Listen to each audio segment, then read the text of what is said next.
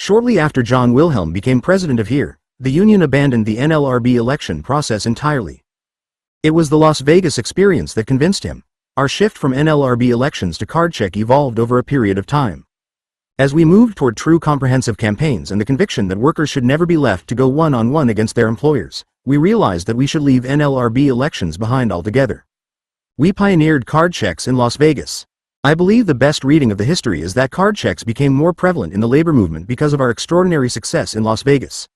Card check campaigns have since become widely used by unions.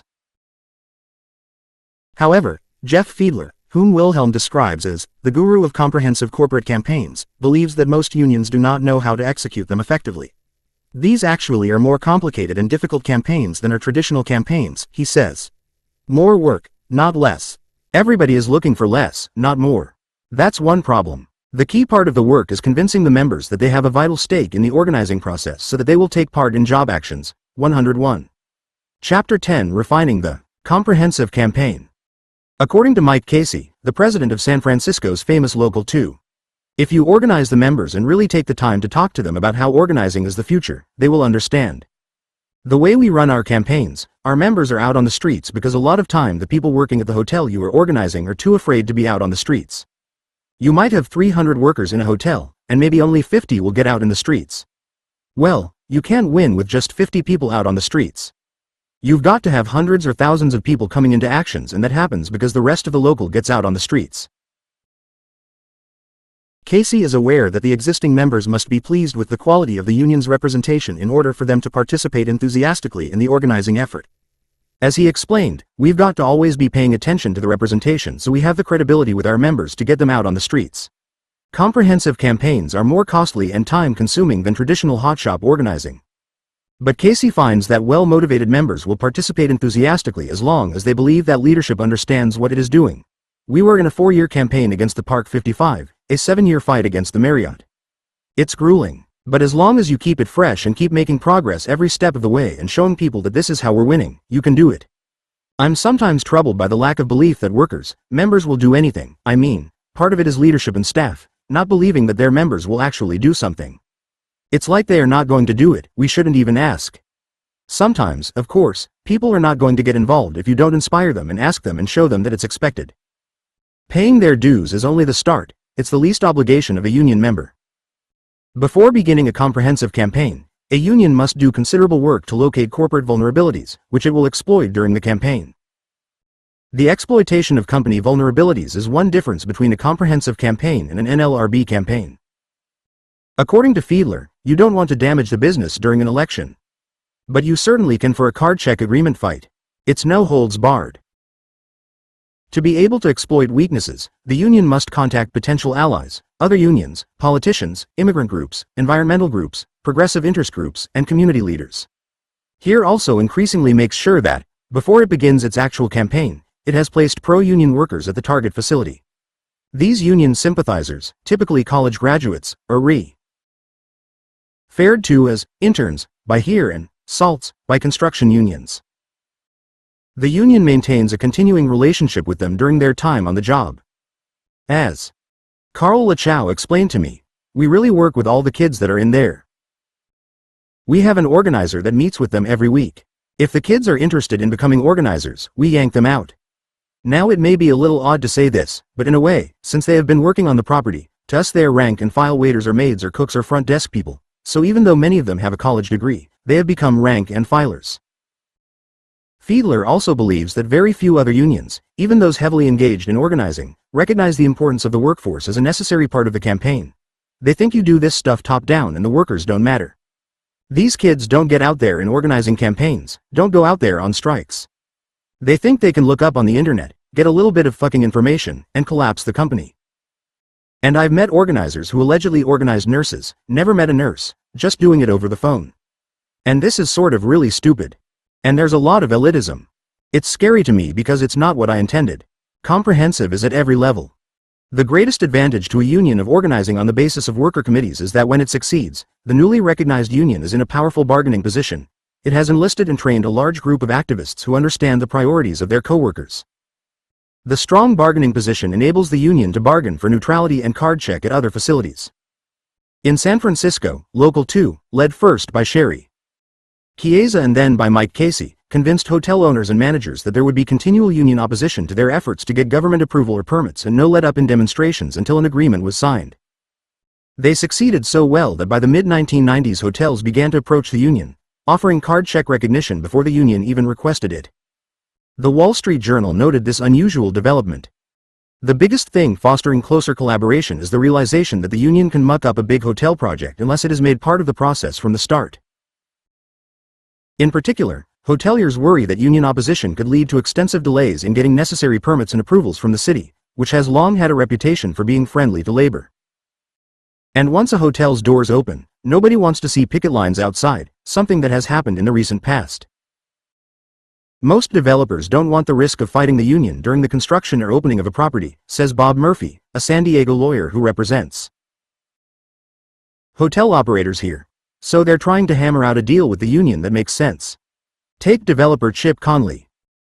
Even before he won a bid to exclusively negotiate with the city of San Francisco to build a 170-room hotel on property owned by the Public Transportation Commission, he asked Local 2 of the hotel employees and Restaurant Employees Union for its support. The union, in turn, agreed to write a letter backing the project. The open dialogue marks a big change for Local 2, which has prevailed in 6 bruising organizing and contract campaigns since 1990 and now represents about 80% of the workers at San Francisco's full-service hotels. Operators and developers are beginning to recognize that if they work with the union, they can avoid punishment and may actually get some competitive advantages, says Mike Casey, president of Local 2, which represents about 7,000 workers. Stuart Korshak, a Los Angeles labor lawyer, notes that he represents a group of 12 hotel managers in San Francisco who have partnered with Local 2 during the past few years. The effort is designed to make the hotels more competitive by implementing flexible work rules and joint worker training programs. The new generation of union leaders are better able to work with businesses that want to work with them, Mr. Korshak says. At the same time, they're more effective in fighting businesses that don't. 1. A similar situation occurred when the Staples Center was built, when Maria Elena Durazo was the head of Local 11 in Los Angeles. As Rich McCracken later told me, the Staples Center group came to us and said, "Let's not fight. Let's work together and get this done without any labor disputes," and sure enough, we did. And it's an all-union facility in LA with no NLRB charges, no NLRB representation litigation, no strikes, no boycotts, no picketing. Just everybody making money. How about that for an idea? After a 7-year struggle, Local 2 succeeded in organizing the Marriott Hotel in San Francisco, which Vinny Cirabella had targeted in his organizing campaign. The Marriott had opened in 1989, and the union's initial efforts to organize it on the basis of a weak card check agreement failed. The union had depended on a weak neutrality agreement obtained by Cirabella. The union made no further efforts until 1995, when Mike Casey had been Local 2 president for 3 years. He later described how the goal was fully reached. "We won a great contract in '94. Had a strike at the Mark Hopkins Hotel, and then in 1995 finished up the rest of the contracts." John said, "So, what are you going to do about the Marriott? Now that you guys have had this great contract fight, you've got to turn your attention to organizing. We were at 73% unionization at that time in the city, which is pretty high. We didn't really have the money." And he suggested, "Well, you have a strike fund. So why don't you see if you can use that money from the strike fund? The strike fund is pretty restricted, so we had to go to our membership for a vote to take a couple of $100,000 out of the strike fund. There was some opposition, keep your hands off our strike fund, but we passed it pretty overwhelmingly, and we started the organizing again, and this was '95. After a lawsuit, Marriott renegotiated the card check agreement with us. And it took us several months. They were very arrogant. They thought that even with the card check we wouldn't organize the place, and we set about in early '96 to begin the work of organizing and built a very strong committee. We did that for about 8 months, from January to August of 1996. And, in August of '96, over a period of about 2 weeks, thanks to the committee that the organizers had built, we drove to a majority and we did the card check, and the arbitrator counted the cards, and we won recognition. And so that was pretty remarkable because that was the first time that any union, had ever organized a Marriott. We won that, but when we started bargaining, the company said, "You can't have the citywide deal." We ended up in a 6-year war with them, which included a boycott and a couple of 2-day strikes and a number of weekly actions at the place, and just finally wore them out. We ran a very comprehensive campaign. We did a 2-day strike. And by this time, the boycott was really pretty effective. There were several developments that we prevented Marriott from building, new hotels in Boston, in Houston, in Denver, in Sacramento, in Monterey. There were a number of different hotel developments that they were trying to get the development rights to. We roll in and get the local there, or, if they didn't have a local, send our own folks. Jeff Fiedler was involved in all that. We got a sense that we could screw them up at the entitlement level, planning department, or whenever. They saw this fight going on, and they said, these guys never let up. They just keep on going. If we work something out, maybe they'll give us some breaks to start the thing up. So we had a carrot and a stick. We said, look, if you want to work with us, we'll give you some startup breaks, so you don't have to go up to the full standard right off the bat. By 2008, only a handful of non-union hotels remained in the San Francisco area. This achievement would be remarkable for any local. It is astounding for a union that seemed on the verge of collapse in 1984. Comprehensive campaigns were equally successful in New York, where Local 6, once put under a trusteeship because of its radical leadership, spearheaded the successful organizing effort of the Hotel Trades Council. 2 Local 6 is one of the few locals that do not trace their rank-and-file orientation to Vinnie Cirabella or one of his disciples, as its president Peter Ward insistently made clear. To me, the stuff that you were talking about, rank-and-file mobilization, has been going on here when Vinnie was in diapers. The way that Vinnie ran his union has absolutely no influence on the way this organization became organized or was run. And a lot of the things that we are talking about have been institutional parts of this union since the 30s. John Wilhelm seems to relish the independent, somewhat cantankerous, approach of Local 6. He agrees with Ward that its contracts are outstanding, and he attributes its current success in part to its radical past. The story of Local 6 is fascinating. It was organized industrially, rather than on craft lines, by communists led by J. Rubin during the 30s. The communists prevailed over the socialists and the gangsters, according to legend, because they were, unlike the socialists, tough enough to fight the gangsters. Local 6 inherited from that pre-war period of organization and struggle a legacy of militant unionism, great contracts, and progressive civil rights and political positions. Peter Ward, only the third leader in the history of Local 6 and the Hotel Trades Council, has modernized and improved the union, but that legacy shines brightly. The Local 6 contract is the best hotel contract on the planet, and in 1985, under the leadership of Vito Pitta. Local 6 became the first local in our union to negotiate card check for all future hotels owned or managed by any union hotel. Density is 90% or greater for full-service hotels in New York City. Although neither Local 2 nor Local 6 is committed to a single organizing technique, both share the worker-centered approach so powerfully advocated by Vinnie Cirabella. It is the constant use of the rank and file as part of the organizing process that is the hallmark of a HERE campaign. HERE is not the only union using comprehensive campaign tactics for organizational purposes. The United Food and Commercial Workers International Union, UFCW, the Service Employees International Union, SEIU, and the Communications Workers of America, CWA, do so as well, in a significant way. Each union has its own non-traditional campaign style, but the Unite HERE model is the most comprehensive because it involves continued rank and file mobilization. The SEIU, which is larger than HERE, relies more on its bargaining power to facilitate organizing. For example, in 2006 it obtained a great deal of publicity for organizing janitors in Houston, one of the first successful major organizing campaigns in the South in many years. At the heart of its campaign was pressure on national companies doing business in Houston.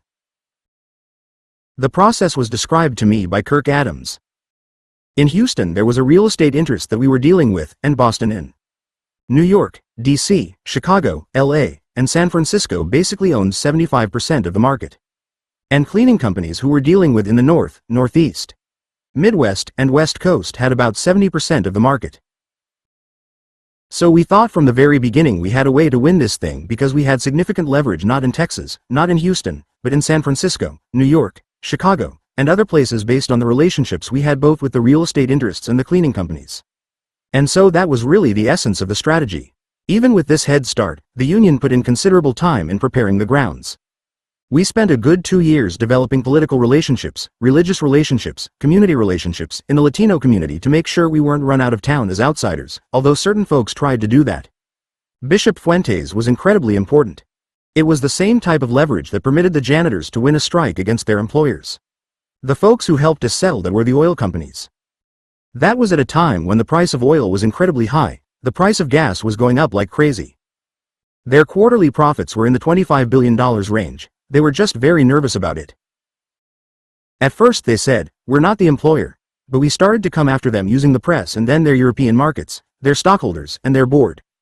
They have a fairly diverse board with some people on it that are central to left politically. So it was just a way of saying, you are really running a risk here of beating up on these poor janitors when you've got this gazillion dollars coming back. There's no reason for you to get into that fight. The Chevron guy in particular, he was very helpful. He went to the partnership down there, he went to the chamber, he said, "Listen, I'm settling." The SEIU assures the employers from whom it is seeking a neutrality agreement that they will not suffer economically as a result. As explained to me by Adams, I think our one additional thing in both property service and healthcare is we don't want to put you at a competitive disadvantage. I think most employers say, well, you are going to put me in a bad place amongst my peers personally, but also economically. And we say, no, we are going to organize the market. You will not be disadvantaged. We will not just organize one hospital in Vegas, we will organize all hospitals in Vegas. This approach is somewhat controversial.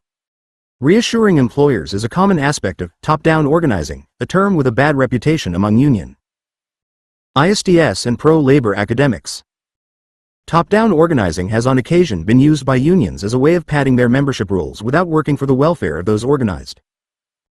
Management lawyer Catherine Lev told me of a negotiation in which she represented a janitorial services employer whose employees were organized by the SEIU as a result of pressure on the president of an institution that had contracted with the employer for services. I met with the local in order to negotiate a contract, and I put together my list of proposals in the form of the first contract, so I had every section, every article laid off.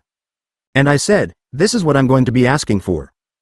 And they flipped through it and they said, you know, this looks good.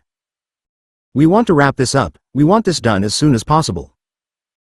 Just do me a favor, give this to me and let me present it across the table to use as our proposals. I sat across the table from them, and they presented my proposals to me as their own. Every one of his proposals were mine, and they just presented them across the table in front of their committee as if they had worked them out. It was everything I ever wanted in a contract. And they handed it right back over to me. They didn't have one proposal throughout. They just wanted to get the contract done so they could start collecting dues. They wanted it signed and done. Lev said that this performance was not typical of the SEIU, which is often accused of creating company unions because of its willingness to enter into initially soft agreements. SEIU President Andy Stern is willing to organize without rank-and-file commitment because he believes that the key to strength is numbers and that units organized top-down can develop into militant unions. The CWA also effectively adopted the comprehensive campaign model in their struggle to survive the breakup of AT&T. For many years before the breakup, the CWA did not have to do much organizing. The union had a stable base of 650,000 members. But the 1983 court-ordered divestiture, which broke up the Bell system, undermined the union's power, in terms of both membership levels and bargaining leverage. The losses were severe. Non-union companies entered the field, and Bell companies downsized the traditional core union workforce and set up non-union subsidiaries for their growth businesses. 3. The union lost more than half its membership. The situation was grim. The CWA also lost bargaining leverage, because the breakup of the Bell system destroyed the centralized system of collective bargaining and stable union management relationships that existed at the national level. Also, deregulation led to ongoing corporate restructuring and downsizing, so that the union faced a parade of new managers at the bargaining table and in line positions. With a history of predictable and paternalistic labor relations in the old Bell system, the CWA needed to learn how to mobilize a membership accustomed to relatively easy contract victories. Suddenly, the union was faced with massive adversaries as the Bell spin-offs merged and new companies grew into global behemoths. The union coped by adopting strategies very similar to those used by HERE to stave off its destruction in Las Vegas, San Francisco, and Los Angeles. The first thing the union did was mobilize its membership. Mobilization tactics include petitions, one-on-one postcard messages, work-to-rule campaigns wearing common colors, expressing solidarity through coordinated workplace stand-ups, picket lines, electronic picket lines and strikes. Mobilization also includes linkages with community and consumer organizations to support union demands, as well as external political action in the form of public rallies and campaigns of writing to state and local political officials. The CWA developed a new strategy and capability, the linking of collective bargaining, organizing, and political activities. Point 4. The CWA did not achieve organizing success until the telecommunications companies needed the union's support for legislative and regulatory action. In exchange for its support, CWA was able to obtain neutrality agreements and expedited or card-check elections. Through these agreements and mergers, the union grew so that today it represents over 700,000 workers, of whom over 550,000 are members. Point 5. Rejecting the NLRB. Here is unique among the unions that use comprehensive campaigns because of its total rejection of NLRB elections. The other comprehensive campaign unions recognize the advantages that come with selective use of the NLRB. The board's processes can be speedier than a comprehensive campaign. And board certification requires the employer to bargain and provides protection against decertification, which card check recognition does not. Point 6. Since the HERE model requires winning the allegiance of the workers and their public declarations of support, a local union capable of carrying out an effective comprehensive campaign should be in a position to win NLRB elections conducted by secret ballot. Bill Granfield, the president of Local 100 in New York, explained to me the reasoning behind foregoing NLRB election victories in terms of follow-up. This approach of building a strong majority of workers to fight for a fair process or card check wasn't developed in HERE by organizers who couldn't win elections. It was developed by organizers who had won too many elections and had to sit around afterwards for years attempting to negotiate contracts. So it's like, we know we're going to have the battle sooner or later, so why not get right into it? Let's change the rules and remove the comfort of the NLRB timeline from the opponent. D. Taylor too sees the major advantage of the comprehensive campaign in the fact that when successful, it leads almost inevitably to contracts, while board elections do not. Other apparent drawbacks also turn into advantages in a well-run campaign. For example, the fact that comprehensive campaigns are often quite lengthy will prove to be more troublesome for the employer than for the union. Very few employers are willing to live with long periods of workplace turmoil and public attack. That turmoil is likely to hurt the employer's image and reduce productivity. There are considerable costs for the union, too, but these are costs that arise from the union's primary function. Organizing. In an NLRB election campaign, the employer can generally anticipate an end to major agitation after it wins an election, but in a comprehensive campaign the union can continue to agitate until the company agrees to card check recognition. Catherine Lev represented a company that provided janitorial services to the University of Miami. When the SEIU began a comprehensive campaign aimed at persuading the president of the university to pressure Unico into agreeing to neutrality and card check, the company petitioned for an election, which it thought it might win. But the union filed a series of what are called blocking charges to postpone the election for as long as possible. The university administration, eager to end the turmoil and personal attacks that were part of the campaign, finally put pressure on Unico to sign up. As Taylor points out, the Culinary Workers Union in Las Vegas was able to organize successfully after the Frontier strike because it was very clear that once the union dug in we weren't going anywhere, and most employers think you can outlast the union, and I think the Frontier strike proved that completely contrary. And when the comprehensive campaign shifts the time pressure or the power balance so that the company is the party seeking to end the turmoil, the company will not be motivated or able to manipulate the unit to remove workers who have a common interest with those in the unit. Indeed, where the union has demonstrated power and the employer is eager for peace, the union may well be in a position to dictate the unit. Lev described dealing with the SEIU in Boston after a corporate campaign and having the union demand a unit cover. Ing 3 states, the SEIU said as part of this contract, we'd like to recognize all of Providence and all of southern New Hampshire and have them brought in under this contract. I mean, there's no shared working conditions between those employees in Providence and those employees in Boston. To demand that as part of a Boston contract, and then agree ahead of time to put those employees under the Boston contract, that violates the act. When I pointed that out to them they said, oh, well, the companies have already agreed to it. No one seemed to really care that this violated the rights of the employees that weren't at the table that they were trying to bring into this contract. Lev had to battle her own client to get them to refuse. They did, however, agree to a broad neutrality and card check agreement covering much of New England. Once the union has won a major battle seeking neutrality and card check, other employers will begin to anticipate unionization and often decide not to engage in battle. As Bill Granfield, of Local 100, explained to me, here in New York, where we got big public battles for a year or so with the company at one place, and then when we appeared at the next one, it was a lot quicker and sometimes there was practically no battle at all.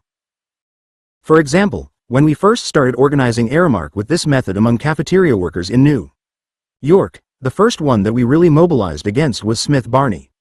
And that took a protracted fight, and we had our allies sitting in at the doors by Smith Barney, and finally Smith Barney paid attention and directed Aramark to do a card check.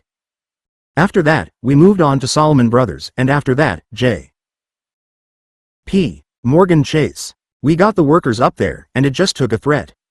We posted up notices that we were going to have a rally and stuff. They called us up before the first rally, even. Employee attitudes. The fact that comprehensive campaigns require employee activism means that the workers in a newly unionized facility will be committed and active in its affairs. They are more likely to try to resolve problems on their own than to call in union officials. When Sarah Julian joined the staff of Local 19, her first task was to organize the already represented workers. She noticed differences in employee attitudes depending on whether they were organized during the NLRB period or during the comprehensive campaign period. She told me, "The people in the newly organized places are the places that were recently built. They are much more open to being leaders in their workplace and resolving problems themselves and learning to stand up for themselves." Comprehensive campaigns also make employers less prone to retaliate against union members. In a comprehensive campaign by the time the union goes public, it has enlisted clergy, politicians, and interest groups to work with it. A discriminatory discharge will not get buried in the legal process but will likely be met with marches and protests and political and often non-traditional pressure. An example from an incident in Las Vegas in the mid-1990s is described by Vanessa Tate. When the anti-union Arc Restaurants Corporation fired 8 activists for organizing their co-workers, held a sit-in at the restaurant, in which hundreds of union members clogged business by ordering only water and staying to drink it for hours. Some 10,000 unionists and their supporters then marched on the hotel to demand union recognition. 7. The ability of the comprehensive campaign to counteract discharges was also demonstrated during the first Beverly Enterprise campaign. Jeff Fiedler recalls, UFCW had organized or had campaigns at a number of Jackson, Mississippi area Beverly homes, and the company had fired 26 people. It reinstated them in return for us backing off an Ohio Industrial Revenue Bond. So in that case we were not relying on the board to get those people back, and reinstatement goose as a campaign. Secondary targets. The comprehensive campaign also frequently succeeds by targeting companies that do business with the company being organized. That is often effective because the new target company is likely to prefer peace and to urge the company being organized to settle. That technique was a key part of the SEIU's success in organizing the janitors at the University of Miami. The process was described to me by Catherine Lev. CalPERS is a California pension group. A lot of CalPERS's money was invested in real estate trusts. REACH, the Real Estate Investment Trust Group, was dependent on money from CalPERS. At the bidding of the SEIU, CalPERS said to REACH, "We're going to pull our money from you if you don't sign responsible contractor agreements saying that you are only going to hire what we deem to be responsible contractors." So companies like REACH sign these agreements because they don't want to lose their CalPERS money. The real estate companies turn to the people providing their maintenance and facility services and say, "Look, you got to get on this responsible contractors list." So the company says, "How do you get on that list?" You sign a national agreement agreeing to recognize the union at whatever site the union gets cards signed for, and you have to be neutral. Use of the comprehensive campaign model does not guarantee victory, as demonstrated by the failure thus far of the United Mine Workers of America, UMWA, campaign to obtain card check recognition from Peabody Energy. The UMWA is a union with a great organizing history and admirable leadership. 8. It was involved in a major comprehensive campaign against Peabody, the largest coal company in the world, for over 3 years. Peabody was once 70% organized, but in recent years it has closed unionized mines and opened new mines in which it has successfully fought off the union. The union sought to fight through NLRB elections. They were unsuccessful. When mine Workers President Cecil Roberts, who had used comprehensive campaign tactics in the famous strike against Pittston Coal Company in 1989, concluded that the NLRB process was fatally flawed from the union perspective, the union decided to engage in a major campaign seeking neutrality and card check recognition. The UMWA's campaign has been carefully planned and broadly comprehensive, and costly, costing the union over $4 million during the first 3 years. According to Roberts, the campaign received significant help from the National AFL-CIO, which provided experienced organizers. The UMWA also used a large number of rank-and-file organizers who didn't do anything but this specific campaign. It also made use of voice-at-work organizers as well as young folks from the Organizing Institute. I interviewed Roberts concerning this effort in 2007. We decided 3 years ago that we are going to start this campaign. So we have started this campaign of trying to convince not only the workers to support the union that work non-union for Peabody, but also trying to convince Peabody through a variety of means in the communities where they operate, through the religious community, through whatever means possible to convince them to recognize the card check majority.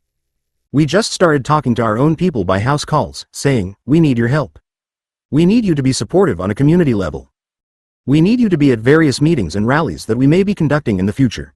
That was literally thousands of people we visited, old members in the community, not people working currently. Then we went to the various county commissions, people who had the power to make decisions about whether to give tax breaks to these companies. And many of these county commissions have been very supportive, passing resolutions in support of the employees. Just a huge number of those kinds of resolutions passed on a local level urging that Peabody workers have a right to a real voice at work. Then we started enlisting the churches of various denominations, whether it be Catholic, Methodist, Baptist, trying to get them on board, convincing them that this is a religious issue here, that people should have the freedom to make these kinds of decisions about their lives, and getting many of the religious leaders within the coalfield communities where these mines operate on our side. We pretty much followed the CEO and the other corporate officers of Peabody wherever they've gone to, whether it's New York City to make presentations to the investment communities, or whether it's somewhere else in the United States or the world to speak. The campaign produced only limited success. Roberts conceded in late 2007, "We haven't organized one single non-union worker." Since then, there have been some small signs of success. Peabody has spun off its West Virginia operations that are unionized into a new corporation called Patriot Coal Corporation. The union has successfully organized Patriot's new facilities. Nevertheless, the entire campaign has not come close to achieving its original goals. The failure to date of the Peabody campaign, given the careful planning devoted to it, as well as the dedicated and well-trained personnel and the considerable financial resources, suggests limitations on the effectiveness of the comprehensive campaign. If we contrast mining with hotels, what is immediately obvious is that hotels are dependent for success on public patronage, but mining companies are not. The key customers of Peabody are unlikely to withdraw patronage because of union leaflets or local resolutions. And Peabody was not looking for new permits. The campaign is undoubtedly a nuisance, but it is doubtful that it has had a major financial impact on Peabody. Absent the union's ability to affect business in a substantial way, a determined corporate entity can withstand a comprehensive campaign. Even in Las Vegas this is true. Witness the culinary union's failure to organize the rabidly anti-union Venetian Hotel and the neighborhood casinos. It is thus understandable that many unions in the manufacturing sector, where employers are less vulnerable to the public and where customers are not easily reached, have hesitated to employ a version of the corporate campaign. These unions may continue to use the NLRB procedures in organizing simply because they are less expensive than a comprehensive campaign. When the issue of illegal immigration became politically charged in the early 1980s, HERE's leadership was overwhelmingly white male. The attitudes of its leaders were mixed. Some thought of immigrants as a threat to union standards. Others, including Vinnie Cirabella and John Wilhelm, considered them to be the future of the labor movement. The struggle was particularly heated during the early 1980s in Los Angeles, an area of constant immigration from Latin America. Los Angeles Local 11 was one of the largest in the union. For many years, its leadership had resisted any serious effort to incorporate immigrants into its ranks. Local 11's longtime president Scotty Allen refused to translate proceedings or key documents into Spanish even though a large percentage of its membership could not otherwise understand union policies or activities. He used a variety of other techniques, such as closing the office at 4:30 each day, to keep the largely female Hispanic membership separated from the union's leadership. In 1985, Local 11 hired Maria Elena Durazo to be an organizer. An immigrant rights activist, Durazo had been an organizer for the IN-115. Chapter 11, The Immigration Issue. International Ladies Garment Workers Union, ILGWU. As she explained to me, the ILGWU, were pretty much the only union that was not blaming immigrants for all the failures. They had a very aggressive legal strategy, which was to challenge the general search warrants that INS was using. I was in heaven because it merged the rights of immigrants with the rights of workers. The ILGWU offered to make her a business agent, but she declined and went to the People's College of Law. She was working as a clerk at a union-side law firm when Allen hired her. No one quite knows why he did. One theory is that he was under pressure to hire a Hispanic staff member and mistakenly thought that the law clerk that he dealt with would be easy to control. Once on the job, Durazo was appalled by what she discovered: everything I could see at the local level was very, very undemocratic. They had no negotiating committees. Their monthly meetings were deliberately set up in such a way that members couldn't participate. The executive board repeatedly voted to not translate the materials into Spanish. Shortly after her arrival, a group of Hispanic activists, led by Durazo, brought a lawsuit against the local charging discrimination. The leadership was ordered by the trial judge to translate documents and provide for translation at meetings. Allen and his supporters fought the decree on appeal, spending a great deal of the members' money in the process. This led to the formation of an internal opposition movement. As Durazo recalled, we ran a slate against Scotty and we shook things up and we challenged and we did actions around the union. Durazo was fired during the resulting turmoil. Shortly thereafter, an election was held and was apparently won by the dissidents, but the local leadership once again went to court, and the ballots were impounded. The locals' leadership appealed to the international president, urging him to establish a trusteeship. Ed Hanley, whose views on the topic were not widely known, agreed, and for a brief time Allen and his followers thought that they had won the battle. But to their dismay, Hanley appointed Herman Levitt, the secretary-treasurer of the International Union and a longtime immigrant supporter, as trustee. To make his position clearer, Hanley assigned Bill Granfield and Miguel Contreras to work with Levitt. This was a clear sign of Hanley's support for the dissidents. Durazo knew that. As she explained to me, both Bill and Miguel came out of the farmworker movement. All their roots, their organizing experience, came out of the Farmworkers Union, the United Farm Workers of America. Granfield told me that he took his appointment to signify that it was time for a big change there. It was the start of a new immigrant-friendly policy by Local 11. According to Durazo, they were assistant trustees who actually ran the program to rebuild the local. Scotty had fired me many months before, and Miguel asked me to come back, and then we started the whole rebuilding process, and then we got married. Although the battle within the labor movement concerning immigration was sometimes heated, a compromise of sorts was reached in 1986 to support the Immigration Reform and Control Act (IRCA). Pro-immigration forces were pleased that the act provided a path for amnesty for immigrants in the country before 1982. Anti-immigration forces were pleased that it provided for stricter enforcement and that it included harsh penalties for employers who hired illegals. Both sides hoped that it would end the problem of illegal immigration by providing amnesty for some, inducing others to return, and stopping the flow of new illegals. 1 Hanley provided funds to Local 11 to aid its members in obtaining amnesty. In 1987, Durazo became president of Local 11 and then international vice president, with a significant voice in the union. Like so many of the progressive leaders of the union, she remains steadfast in her support of Hanley. I credit him. He had a choice when this trusteeship was established. He had a choice of who he was going to put as a trustee, and without a doubt, he wanted this local to be rebuilt. If he had put somebody that was friendly to Scotty Allen, it would have gone on the same that it had always been. And he knew that. And instead he put in a team of people that was going to truly rebuild the local and involve the members. That was a very deliberate political decision on his part. And from then on, he supplied us with the organizers, the team, everything that we needed. We would have never been able to do it without that political and financial support. John Wilhelm was then the Western Regional Director. He made a special effort to aid Local 11. According to Durazo, he came in to help to negotiate the citywide hotel contract, and that was the first time we put a committee together. President Wilhelm taught us to work hard to establish partnerships with employers, and we succeeded. We also learned that we must fight back if that partnership is rejected and if our members' livelihood is threatened. Wilhelm brought in his longtime ally Carl Lachow, who helped establish an organizing program for Local 11. According to Durazo, Carl was one of my mentors. He kept me and the local on a real organizing program. He also helped to identify and train staff, to rebuild the local and train rank and file, to be in a position to take on the bosses. When Wilhelm became president of HERE, he moved the issue of grant workers' rights to the top of the union's agenda. I think the twin problems of immigrant rights and the economic plight of African Americans, which I see as indivisible, meaning to deal successfully with either one we need to deal with both, are the most important human rights, political, and organizing issue we face. Early in his presidency, he declared that the AFL-CIO policy backing the IRCA was misguided. He argued that illegal immigration would continue despite the enhanced border security, deportation, and harsher penalties, and that the new immigrants, regardless of status, whether legal or illegal, were the rightful heirs of the immigrant workers of the 1920s and 1930s who first built the labor movement. To me, it's the same as all the earlier generations. They come here because it's the dream. They get here and they find out that reality is much more harsh than the dream.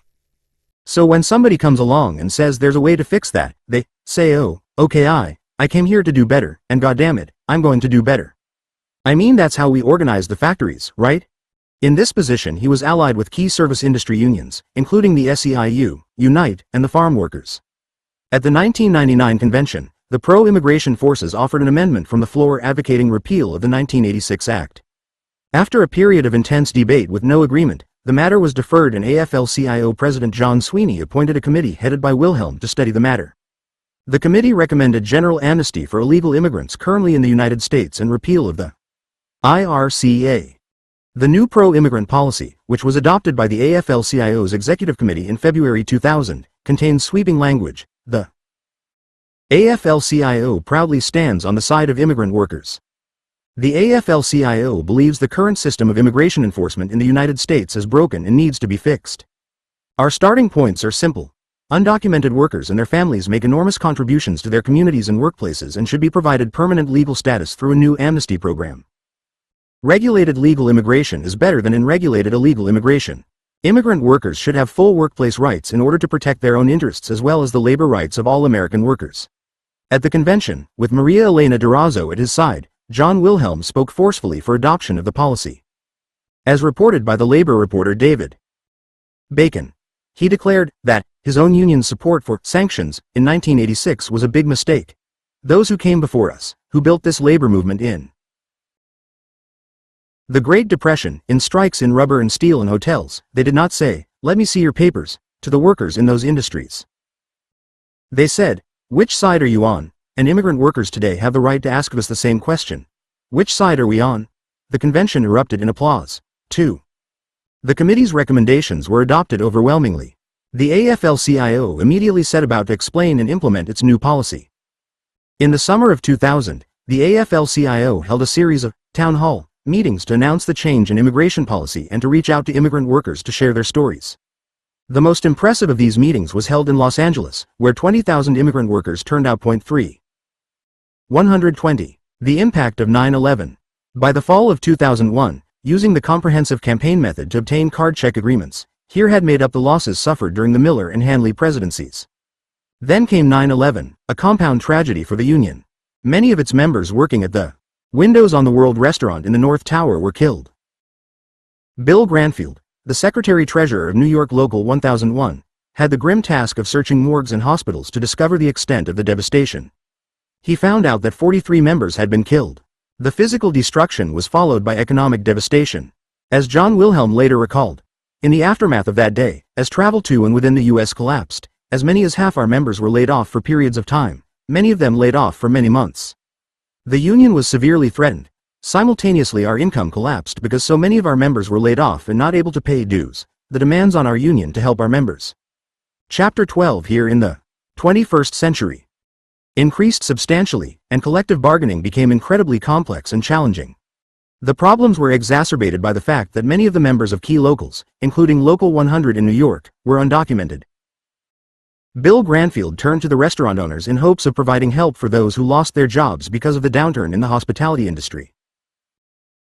As he explained to me, we had a plan to go to employers and ask them, "Hey, could you put on an extra guy over the holidays?" Or something like that. We had a meeting with a bunch of our employers in late September.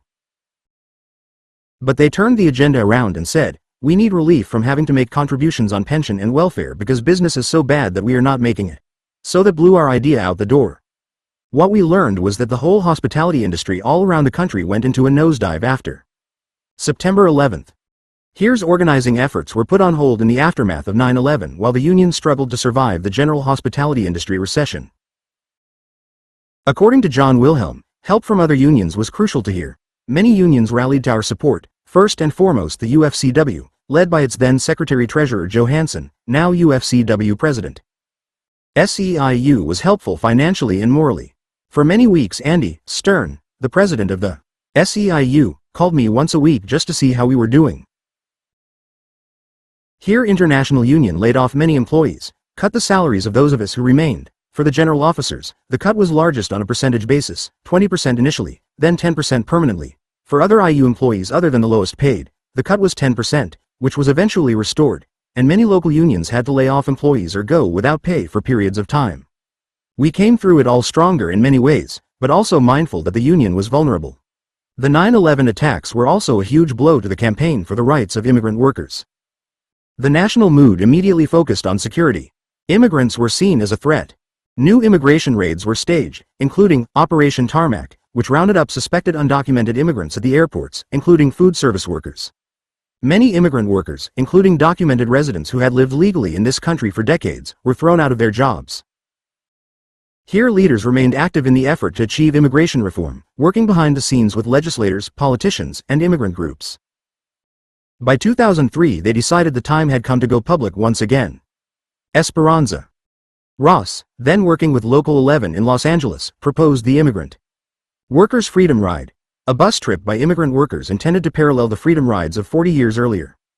Wilhelm quickly agreed. As he later explained, the Immigrant Workers' Freedom Ride was intended to revive the movement for immigrant rights too in the wake of the terrible regression on the issue caused by 9/11 and its aftermath. Wilhelm enlisted the support of other unions and the leadership of the AFL-CIO. The plan went into effect in September 2003 when a group of 900 immigrant workers and supporters boarded buses in 10 cities. Here officials, led by Maria Elena Durazo, who was the general chair of the project, enlisted the support of civil rights activists. As Wilhelm later noted, "We worked hard to make sure that there was significant African American leadership, and that the linkage to the earlier civil rights freedom rides was a positive one, not perceived as being an inappropriate rip-off." Rep. John Lewis was very active and helpful in that regard, along with others including the Rev. James Lawson, an original leader and philosopher of the civil rights freedom rides, and Rev. James Orange. According to HERE's political director, Tom Snyder, Lewis' role was critical. He was essential because there were some in the traditional civil rights community who balked at what they viewed as our improper appropriation of the Freedom Ride icon. And Lewis was huge in establishing our street credibility, if you will. The immigrant workers came from 10 cities. In Los Angeles, Durazo set up a broad-based coalition that included community, student, and civil rights organizations.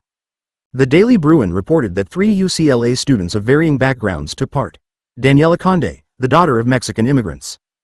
Emily Kane, co-president of UCLA Hillel, and Angela Jameson, a doctoral student in sociology. 3.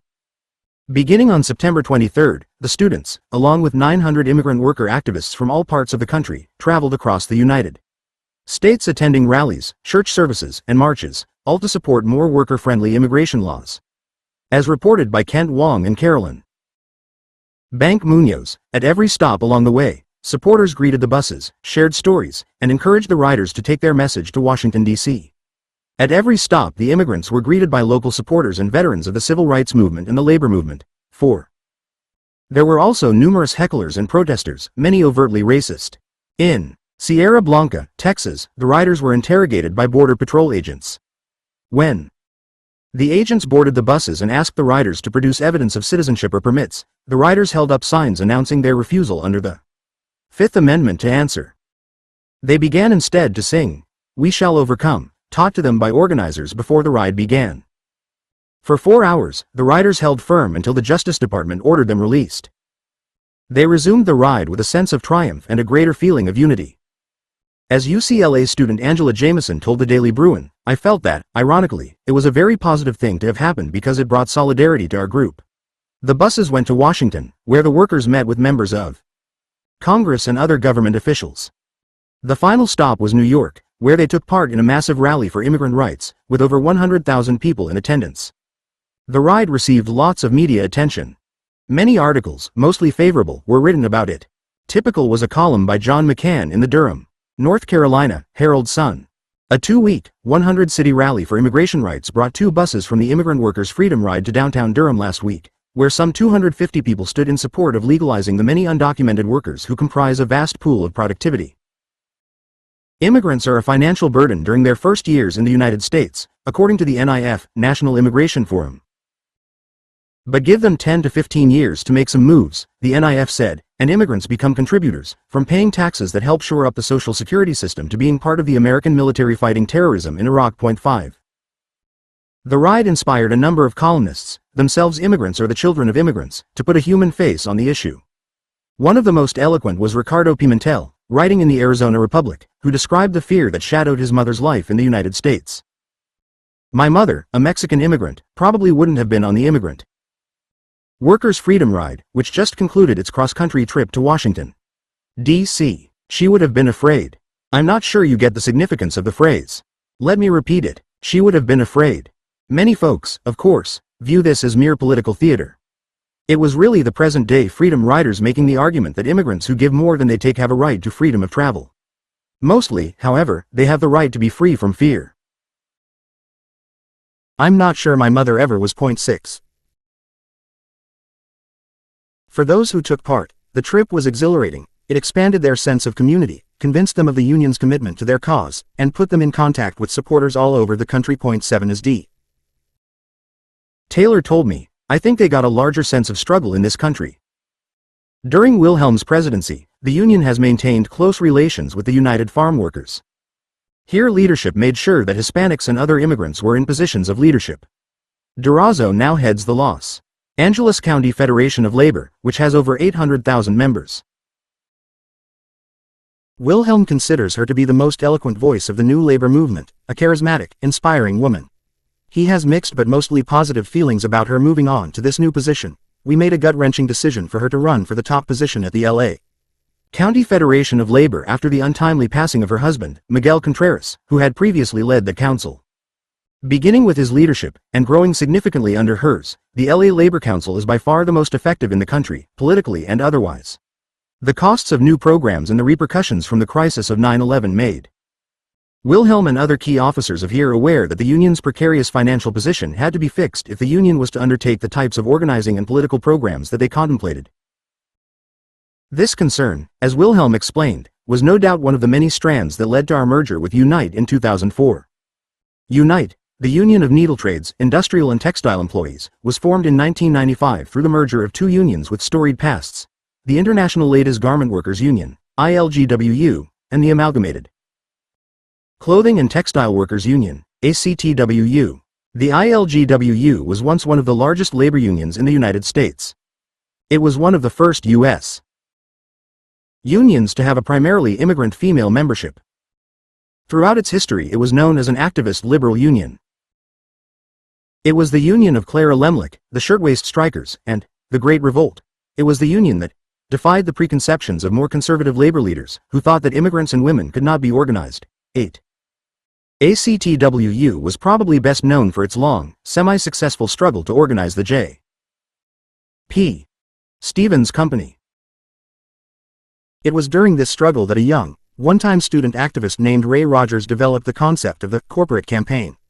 The Stevens battle was the setting for one of the great acts of defiance in labor union history when Crystal Lee Jordan, a 33-year-old mother of three who earned $2.65 per hour folding towels at the J.P. Stevens textile plant, was fired in 1973 for her pro-union activity. Before the police hauled her off the factory floor, the 16-year veteran of the job wrote "Union" on a piece of cardboard, climbed onto a table and slowly rotated so her fellow workers could see her protest. This action was later made a part of America's cultural history when Sally Field reenacted it in the movie Norma Ray. Both the ILGWU and ACTWU were wealthy unions with few members when they merged. They continued to lose members during the late 1990s and early part of the 21st century as the garment industry continued its relentless movement overseas. For Wilhelm, the decision to merge with Unite seemed obvious. We have similar philosophies. We represent similar kinds of workers. We had an industry that can't move overseas, and no money, and they had an industry that was rapidly disappearing, and piles of money. 10. When Unite here was formed, Bruce Rayner, the president of Unite, was made general president of the new union. Wilhelm became co-president of the union and president of the hospitality division. Unite here had the funds to undertake organizing drives that here alone would have been incapable of. In early 2007, Wilhelm declared the merger a success. We have bottom-up hotel organizing going on now in somewhere close to 40 hotels, which is far more than we ever had at any one time in the former here. Of course, there are the kind of predictable bumps in the road that you would expect, but a far greater volume of organizing going on. The way in which the hospitality division of Unite here used its new resources is demonstrated in the experiences of Sarah Julian, a young West Coast hotel worker organizer recruited into the union shortly after the merger, in 2004. Julian graduated from Smith College in 2003. She wasn't sure that unions were for her. But a here recruiter convinced her that it was worth a try.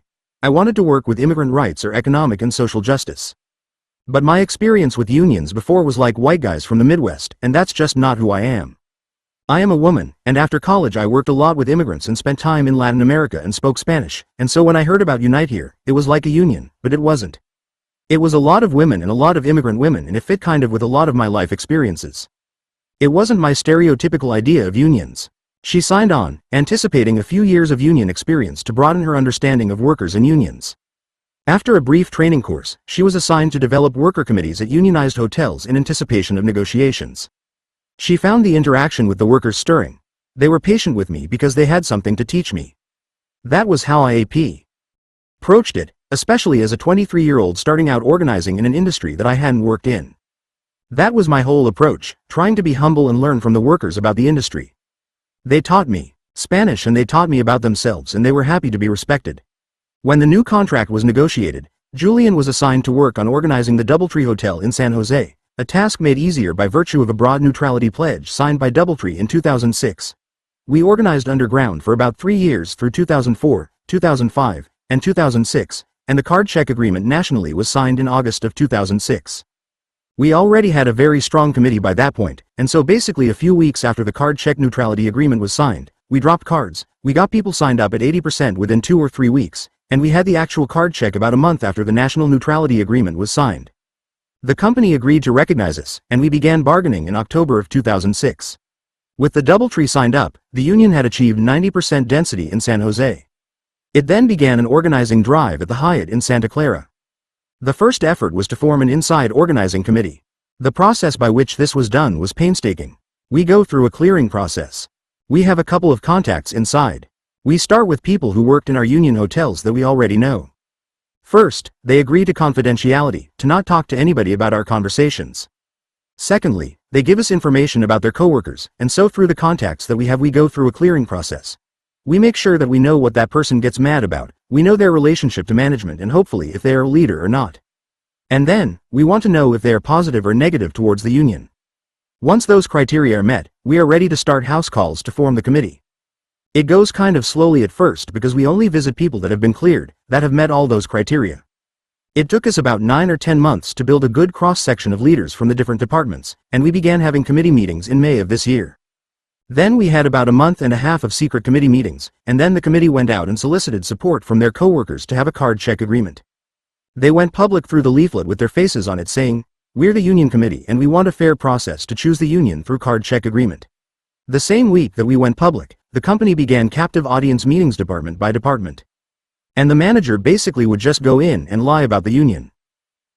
The management campaign brought employee fear of reprisals to the surface. The organizers pointed out that retaliation was against the law, but they focused primarily on worker solidarity and community support. Julian described the union's approach. If they try to discipline you or fire you, yes, we will utilize the law to protect you, but more importantly that's why we have a committee. That's why the union workers are organized to support you. That's why the community and religious leaders are there to support you, as part of the comprehensive campaign. At the same time they are organizing the workers, we have a community organizing program through the South Bay. There is a religious organizer that organizes the religious community. We do this thing called labor in the pulpit. On Labor Day we are going to have about 30 workers from the hotel speak to congregations. The church alliances were developed by a community organizer sent by the union. There was also a research component going on simultaneously and a political organizer involved trying to enlist city and state officials to support the campaign to achieve a card check agreement. When a group of anti-union employees was formed, organizers encouraged workers from the newly organized DoubleTree to describe their experiences. Banquet has been a difficult department. That's where some of the most outspoken anti-union workers have been coming from. There's a banquet server that came out and worked with us for 2 weeks to do house visits to all the banquet workers. She told about their negotiations and how they were able to improve conditions. That's the most effective thing that we find in terms of being able to show that the union is not a third party, by having workers come out and talk about their experiences being leaders in the union. The HERE process described by Sarah Julian is far more deliberate and costly than the hotshot approach. But it demonstrates how a movement, as opposed to an organization of dues payers, is created. Julian described the impact of the organizing approach on the membership. There's the workplaces where they have been union for over 20 years and the members there are not used to being involved. They are used to the leadership coming in and solving their problems for them. Then there is the other kind of workplace where they are recently organized and know about committees and depend on their own leadership. So in the houses where they have been union for a long time, or the workplaces where they have been union for a long time, the workers are used to other people doing the work. They are proud of the leadership and they are proud of the heads of the locals, but they don't necessarily see themselves as the union. The union is very much the people in the office. Whereas the newly organized places or the places that were recently built are much more open to being leaders in their workplace and resolving problems themselves and learning to stand up for themselves. For Julian, the experience of working closely with the hotel workers was so gratifying that she stopped thinking of organizing as a temporary experience on her way to something more rewarding. Asked, "What is the greatest source of satisfaction?" She responded quickly, connecting with workers, especially at Local 19. We basically doubled the membership since I started here. Being part of a small local that's growing and being connected with the community of workers is very satisfying, as is being able to see that community change and get stronger and being part of a growing local. The type of organizing Julian described was far different from that used by Unite and was from the beginning a cause of disagreement between the two unions. Some of the Unite staff argued that HERE's approach to organizing is too costly and that more money should be spent organizing laundries and food service establishments. High-level staff from HERE concluded that Unite leaders did not involve the members enough in key decisions and actions. As Joe Doherty told me, those of us who have kind of come up through HERE have been taught to put a greater emphasis on organizing committees. At the time of the merger, although both had supported John Sweeney when he ran for president of the AFL-CIO in 1995, neither Wilhelm nor Rayner was happy with the federation. They were joined in their disappointment by Andy Stern, the president of the SEIU. All believed that Sweeney had not lived up to his pledge to make organizing the AFL-CIO's top priority. 11. By 2003, disappointment with the AFL-CIO had grown stronger. Wilhelm's dissatisfaction was based on the federation's failure to provide an atmosphere of consultation and joint decision-making. The AFL-CIO Executive Council is a show. It's not a forum for discussion or debate. It's a show. It's dominated by innumerable staff reports. The group is too big to have any debate and discussion even if anybody wanted any. Everything is scripted. President Sweeney's comments are scripted literally from the moment the meeting opens, starting with, "Good morning." So they are both sterile and frustrating. There isn't any other organized leadership forum in the AFL-CIO, and the consequence of that is that the whole thing is very much staff-driven. It's very much Washington, D.C. driven. The dissidents included, in addition to Wilhelm, Stern, and Bruce Rayner, Terence O'Sullivan, the president of the Laborers International Union of North America, Doug McCarran, the president of the United Brotherhood of Carpenters, and James P. Hoffa, the general president of the International Brotherhood of Teamsters. They called themselves the New Unity Partnership and met regularly to formulate plans to significantly change the AFL-CIO. In 2005, they proposed a plan by which unions would reduce their contribution to the AFL-CIO by half and use the money retained to organize. Since the proposal would mean the elimination of many important departments and services, it was certain to be controversial, and in March 2005 the proposal was rejected by John Sweeney and the AFL-CIO's Executive Committee. In July 2005, the dissident unions left the AFL-CIO and formed their own competing organization, Change to Win, and were soon joined by Arturo Rodriguez of the Farm Workers. The new group represented over 6 million members. For reasons discussed in the next chapter, the future of Change to Win is bleak. Unite HERE has returned to the AFL-CIO. After it left the AFL-CIO, the hospitality division of Unite HERE reshaped its organizing efforts. An innovative part of the new approach involves setting up ongoing community union alliances. Andrea Van Den Heever, once a Yale clerical worker, Andrea Ross at the time, and a HERE employee ever since, is the president of one such group, called the Connecticut Center for a New Economy. It was created to develop a permanent alliance between the union and progressive community groups. As she explained to me, we went into negotiations in 1995. I did what I normally do and went out and met with African American clergy and white clergy and talked about the fact that we were going into negotiations and needed support, and met with resistance. The response, particularly from the African American clergy, was, "Where have you been? We have been out here. Our children have been dying on the streets, and now when you come to us we've got to just get up and jump, right?" And it was during those contract negotiations that the university proposed subcontracting all of the dining hall jobs as well as getting rid of retiree health, or severely restricting retiree health benefits. So we decided to frame the issues in basic economic terms for the community, which was there are 300 dining hall workers who live in the community, and if those jobs get turned into contingency jobs or part-time subcontracted jobs, it's going to have a serious economic impact, especially on the black neighborhoods immediately surrounding Yale. And so all through that summer we had neighborhood meetings. We got people, neighbors, together. We got shop owners together. We did all kinds of community organizing that we had not done before. And people rose to the occasion. There was a general consensus in the wake of that particular contract fight that it was the community that had saved the day. It was that particular contract that then led us with Wilhelm's leadership to decide that we could no longer practice the same thing that we had been doing before. We needed to have an ongoing presence in the community, so the result of that was that I moved from out of my elected position in the union to become the first community organizer for the Yale locals. The Connecticut Center for a New Economy was the result, and it quickly proved valuable to both the community and the union. That first year, we passed the state's first living wage ordinance in New Haven. We ran a campaign against the Omni Hotel not only for card check neutrality for the workers but also for a very aggressive training and hiring component for local residents. Hotel workers rising. Historically, organizing has been handled primarily by local unions.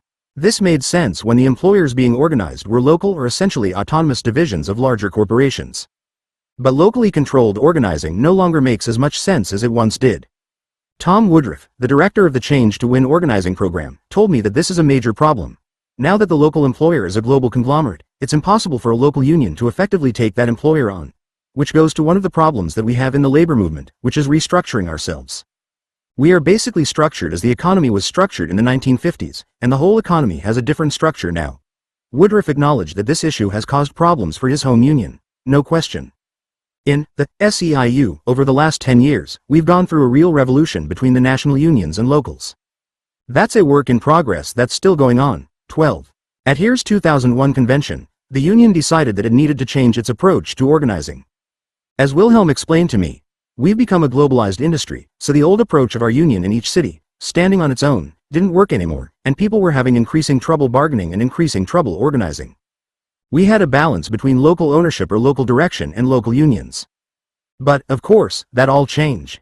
We, as usual, lagged in the union in changing our structure. So, at the convention we decided that we had to figure how to join together and address these companies in a more unified fashion.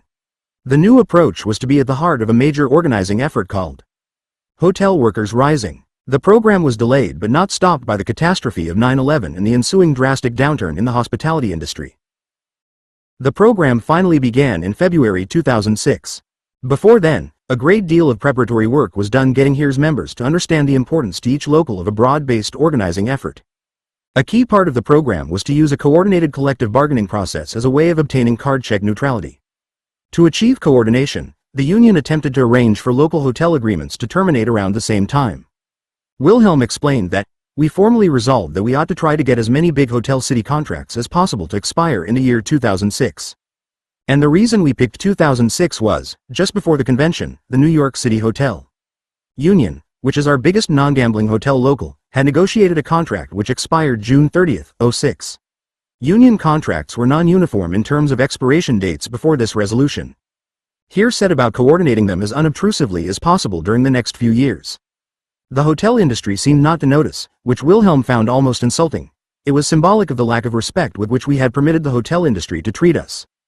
For quite some time, they didn't understand what we were doing even though we announced it in our convention. It wasn't until Chicago Local 1, Ed Hanley's old local, now led by Henry Tamarin, another former student activist, and Vincent Cirabella Hire, whose contract expired in 2002, insisted on a 4-year contract, something unusual in the industry, that the Hilton negotiators even suspected that the union was seeking coordination. Wilhelm recalled that, Henry called me up just laughing one night, shortly before they settled. He said that the labor relations guy from Hilton had blown up that very day and suddenly expostulated, "Wait a minute. Are you trying to get a 2006 expiration because of New York?" Henry said, "Certainly not. That's ridiculous." The mobilization campaign directed at the membership worked well enough for several major unions to make the expiration date a critical part of their bargaining. The San Francisco local led by Mike Casey worked without a contract and braved a lockout 13 for over 2 years to achieve this result. This was a remarkable achievement that awed Jeff Fiedler. Let me tell you, you don't leave contracts open for long periods of time without having a deep relationship with the members. Other local unions were similarly determined, and as a result the union was able to achieve its goal of having a large share of its contracts expire in 2006. Local 11, then led by Maria Elena Durazo, played a key role. In 2004 in LA we fought in our negotiations to have a 2-year agreement, so that in 2006 we would align our expiration with the major cities across the country. And Canada. 'Cause that put us into the picture as far as all our different cities working together. The negotiations that followed provided the foundation for the Hotel Workers Rising campaign. As explained by Wilhelm, in those varying ways, we arrived at 2006 with the largest concentration of collective bargaining in the history of the hotel industry in the U.S. We had expiration sometime in 2006 in Toronto, Boston, New York, Chicago, Honolulu, San Francisco, Los Angeles, Monterey, San Jose, Seattle. And then we had some individual hotel contracts, so that we had 60,000 hotel workers with contracts expiring in all of those major cities. At the negotiations we said we want new contracts with good wages and benefits and working conditions, but we also want card check neutrality going forward. We said to the union companies, anything you build, buy, or develop in this city, in the future, we want card check. We had it in only 2 places, Boston and New York, but as a result of this whole campaign, we added card check neutrality going forward with the union companies in Washington, Chicago, San Francisco, Los Angeles, Honolulu, Monterey. Durazo was delighted with the result. I know that the coordination led to our best contracts, including what we called growth clauses, our card check neutrality agreements, with owners and operators in LA. I know on the national level there was success on that as well. At the local level we adopted the same approach, which is we wanted local owners and operators functioning here doing business in LA to also give us card check neutrality for future hotels, and we won it in the overwhelming majority of hotels. She believes that the victory of the 2006 negotiations was the result of the comprehensive nature of the union's strategy. It wasn't any one thing. We had a very comprehensive campaign. We had everything from a boycott that was gradually instituted targeting certain hotels. We just didn't do it to everybody willy-nilly, we had very focused actions. Our political allies came into the picture to publicly support and denounce. We had a legal strategy, we had a negotiating strategy. I think it was a lot of things plus the fact that we were able to coordinate actions across the country. So workers saw themselves not only in LA, but we did a lot of actions to connect us. Workers from LA went to Toronto, Chicago workers came here, our workers, our rank and file, were all mixed up. Another theme of the Hotel Workers Rising initiative was the community's stake in its organizing success. When the program formally began in February 2006 at a union rally, John Edwards declared that the success of the program would shape the nature of America's future. The kickoff was followed by a tour of large cities in which mass meetings were held. At every meeting, the speakers were a mix of politicians, John Edwards, the mayors of Boston, San Francisco, and Los Angeles, celebrities, and workers. As part of Hotel Workers Rising, the union has underwritten a series of documentary films, which have been transferred to DVDs for use by organizers. One of the documentaries, Sharing the Banquet, tells of a series of meals involving over 400 clergy in August 2006 in Chicago, under the auspices of Local 1. Ministers, rabbis, priests, and imams were involved and all signed a statement of hospitality and human dignity calling for decent treatment of hotel workers. The night before the banquet, they met with hotel workers, who described the pains and strains of their work. Baptist minister Stephen Greer responded, I feel challenged to go back to the West Side and tell the African American congregation that this is a serious issue that we need to embrace. After the banquet, the clergy were sent out to various hotels to speak with workers. Many, like Father Dowling, declared it a moving experience that would encourage them to give further support to the union. And, not surprisingly, contact with clergy was exciting for the hotel workers. Rosa Patina declared in Spanish how good it felt to realize that the workers were not struggling alone. 14. The organizers of Unite Here have relearned some of the lessons of the civil rights movement and the labor movement of the 1920s and 1930s. The events that they sponsor are filled with ceremony and emotion. People laugh, cry, cheer, and raise their voices in song. There is dancing and laughter along with the terrible stories of oppression. This was true throughout the immigrant workers' freedom ride. It was this sharing of emotion that made many of the riders sad when their long trip ended. The Hotel Workers Rising campaign represents a remarkable blending of people not only by race and ethnicity but also by class and status. There are very few times in our society when undocumented workers, movie stars, and presidential candidates meet and hug. Although Wilhelm leads the Hotel Workers Rising campaign, it is difficult to find him in the videos that are used to sell the program, videos that are filled with workers, male and female, Hispanic, Anglo, Black, and Asian. The policy of stressing the role of workers and not that of union officials applies with equal force to the union's other key leaders, like D. Taylor and Carl Lachow. This is a matter of basic organizational philosophy for Wilhelm. Unfailingly, workers are better faces and voices for the labor movement than union leaders, myself included. Decisions about targets and methods are made collaboratively. Mike Casey explained to me how it works. Shortly after the 2006 campaign, when we managed to take Hotel Workers Rising to the next step, John, Wilhelm, kind of divided up the country. The Midwest and East under Henry Tamarin. He asked me to work with the locals in the West. And Courtney went around, examined, researched, and looked at what the different targeting was and came up with what amounted to basically 3 corporate targets. This is all new. We're just making this up as we go along.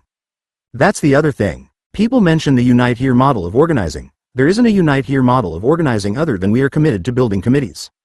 I think what connects people most is involving the members in all aspects of the campaign, whether it happens to be your existing union members as well as the non-union workers that you are organizing. The so-called model is emerging and evolving week in and week out. There isn't one size fits all. In September 2007, Unite Here organized 44 new hotels outside the gaming industry and had active campaigns underway in 40 more. Its success was described to me by Wilhelm in late 2007 as follows. It would be fair to say, going back 15 years, that the only local unions in major cities that were focused on hotels and that really had the capacity were New York City and San Francisco. Because President Hanley supported rebuilding efforts in major locals when the situation made it possible, and because those efforts continued and expanded after I became president, and have continued since the Unite Here merger, I now include several more significant locals focused on hotels.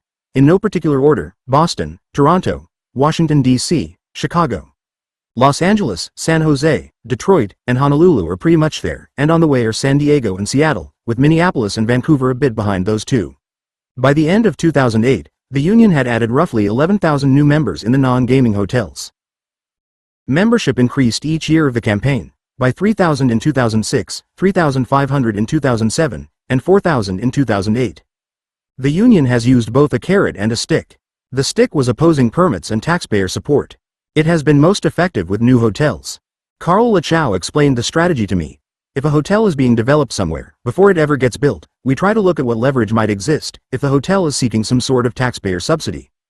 That's one possibility. If it's seeking an indirect taxpayer subsidy, like infrastructure improvements, that's another possibility.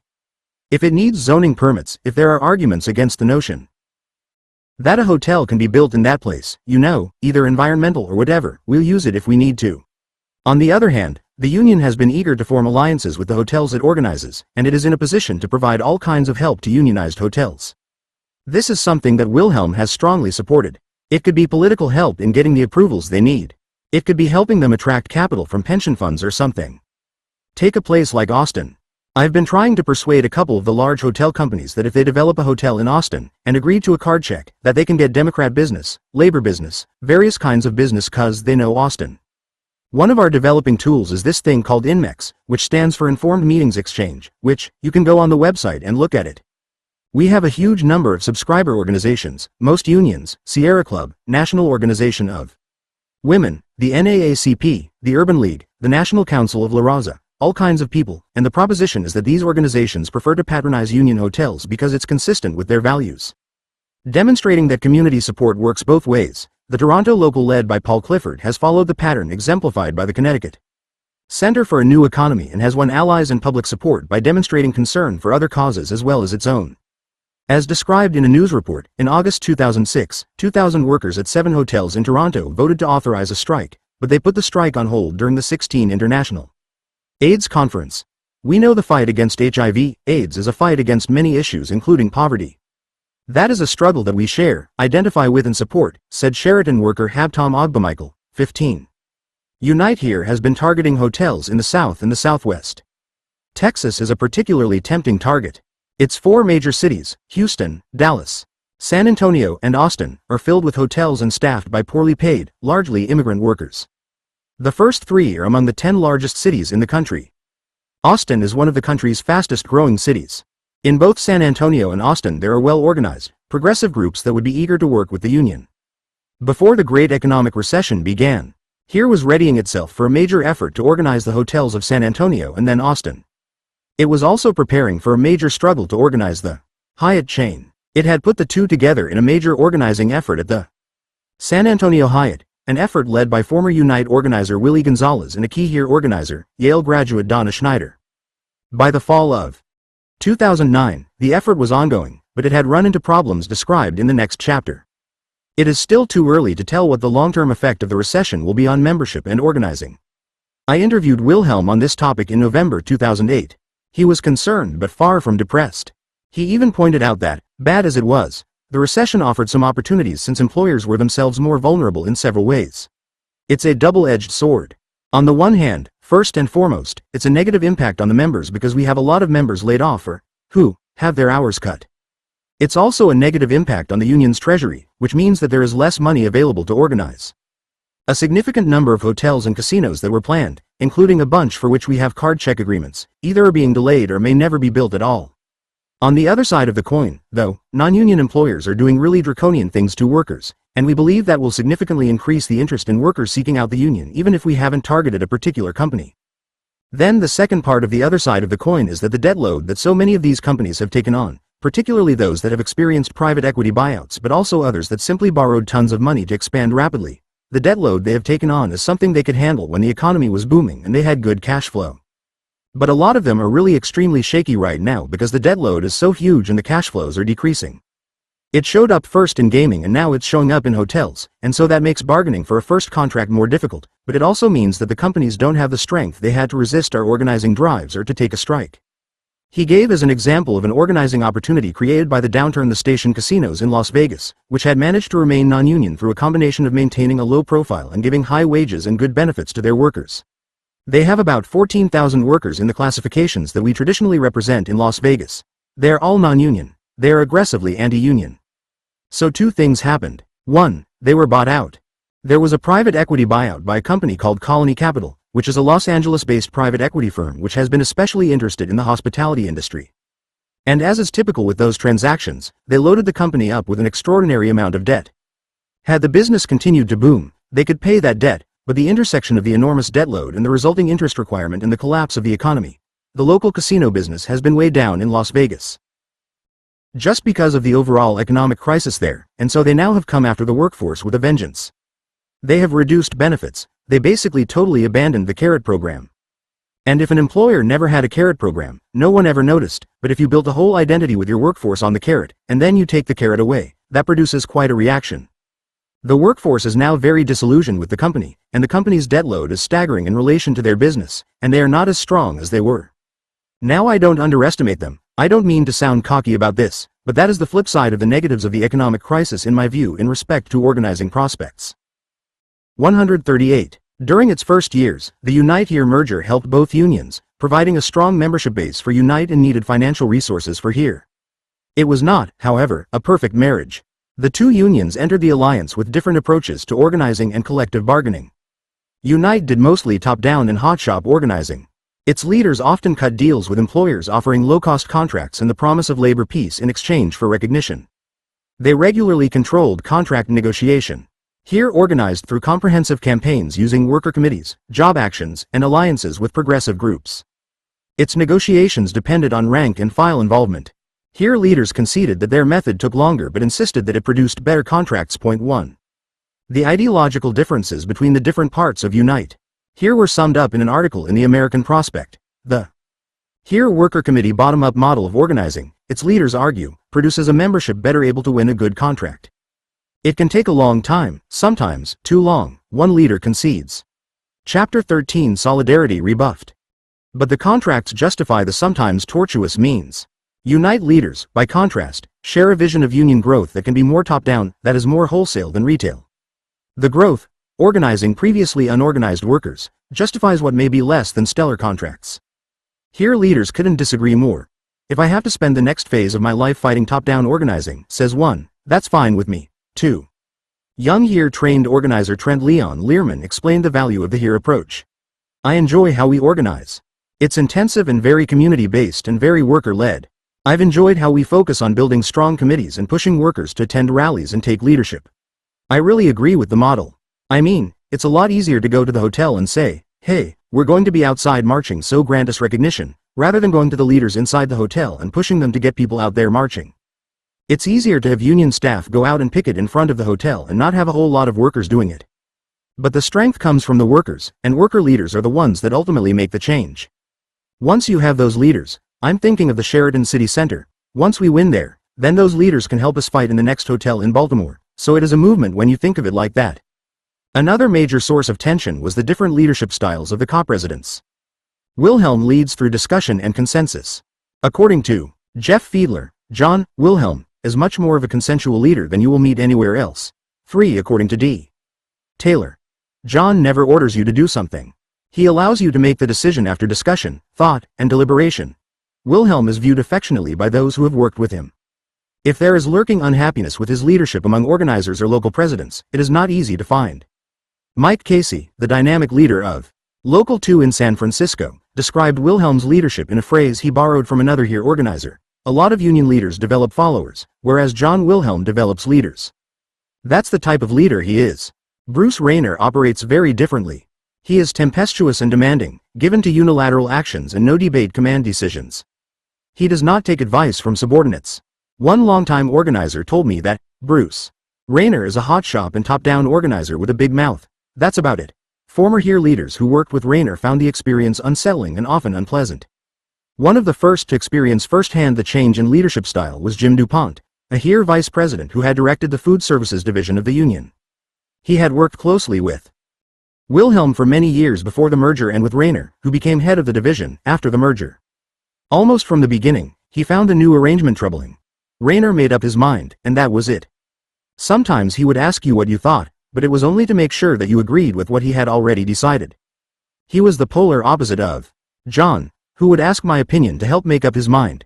DuPont was dismayed by the relationship between Rayner and his staff. He's despicable, he would talk about staff like they were dogs. 4 top leaders from the Unite side instructed DuPont to pretend to agree with Rayner and then ignore his instructions. The people I worked with closely from the Unite side would tell me we got to Bruce-proof our operations. There was just an incredible culture of dishonesty that I got uneasy with very quickly. My head was spinning because I come from a culture where people say what they're going to do and they do it, and if they can't they let you know. DuPont concluded that Rayner was a horrible trade unionist. As an example, he cites Rayner's unilateral deal with Aramark Management, in which he gave up a unit of 20 workers at Citibank, a group that had fought tirelessly for the union, signed cards, demonstrated, and picketed for card check recognition. Both DuPont and Bill Granfield, whose Local 100 would have been the group's home, bitterly opposed Rayner's decision, but Rayner ignored their protests. In his frustration, DuPont on several occasions complained about Rayner's actions to Wilhelm, who refused to intervene, insisting that under the terms of the merger Food Services was Rayner's jurisdiction. DuPont was not the only HERE leader who complained about Rayner's actions. Some in the hotel division, officially led by Wilhelm, reported that Rayner was attempting to negotiate private deals with hotel management. By 2008, unhappiness with Rayner was widespread among former HERE leaders. As Wilhelm told me, Bruce is an enormously smart, talented guy, but he's used to making decisions and telling the other leaders of the union later what those decisions were. Not only are the former HERE leaders not used to that approach, they won't accept it. The next generation of HERE leaders behind me, Mike Casey and Tom Walsh and Peter Ward and Maria Elena Durazo and D. Taylor and Paul Clifford, simply won't accept that style. I don't think it's an appropriate way to run a far-flung, dispersed organization, because I think it fails to take advantage of the wealth of leadership that we have in the union at various levels. By the fall of 2008, HERE leaders asked Wilhelm to forego any plans for retirement and oppose Rayner for the presidency at the upcoming June 2009 convention. Jeff Fiedler believes that Wilhelm agreed, as an act of loyalty. Since former HERE leaders would be in the majority at the convention, Wilhelm's election was guaranteed. Rayner reacted furiously to Wilhelm's decision, demanding that the merger be undone. But neither Rayner nor his followers had the power to insist on such a result. Article 1, Section 7 of Unite.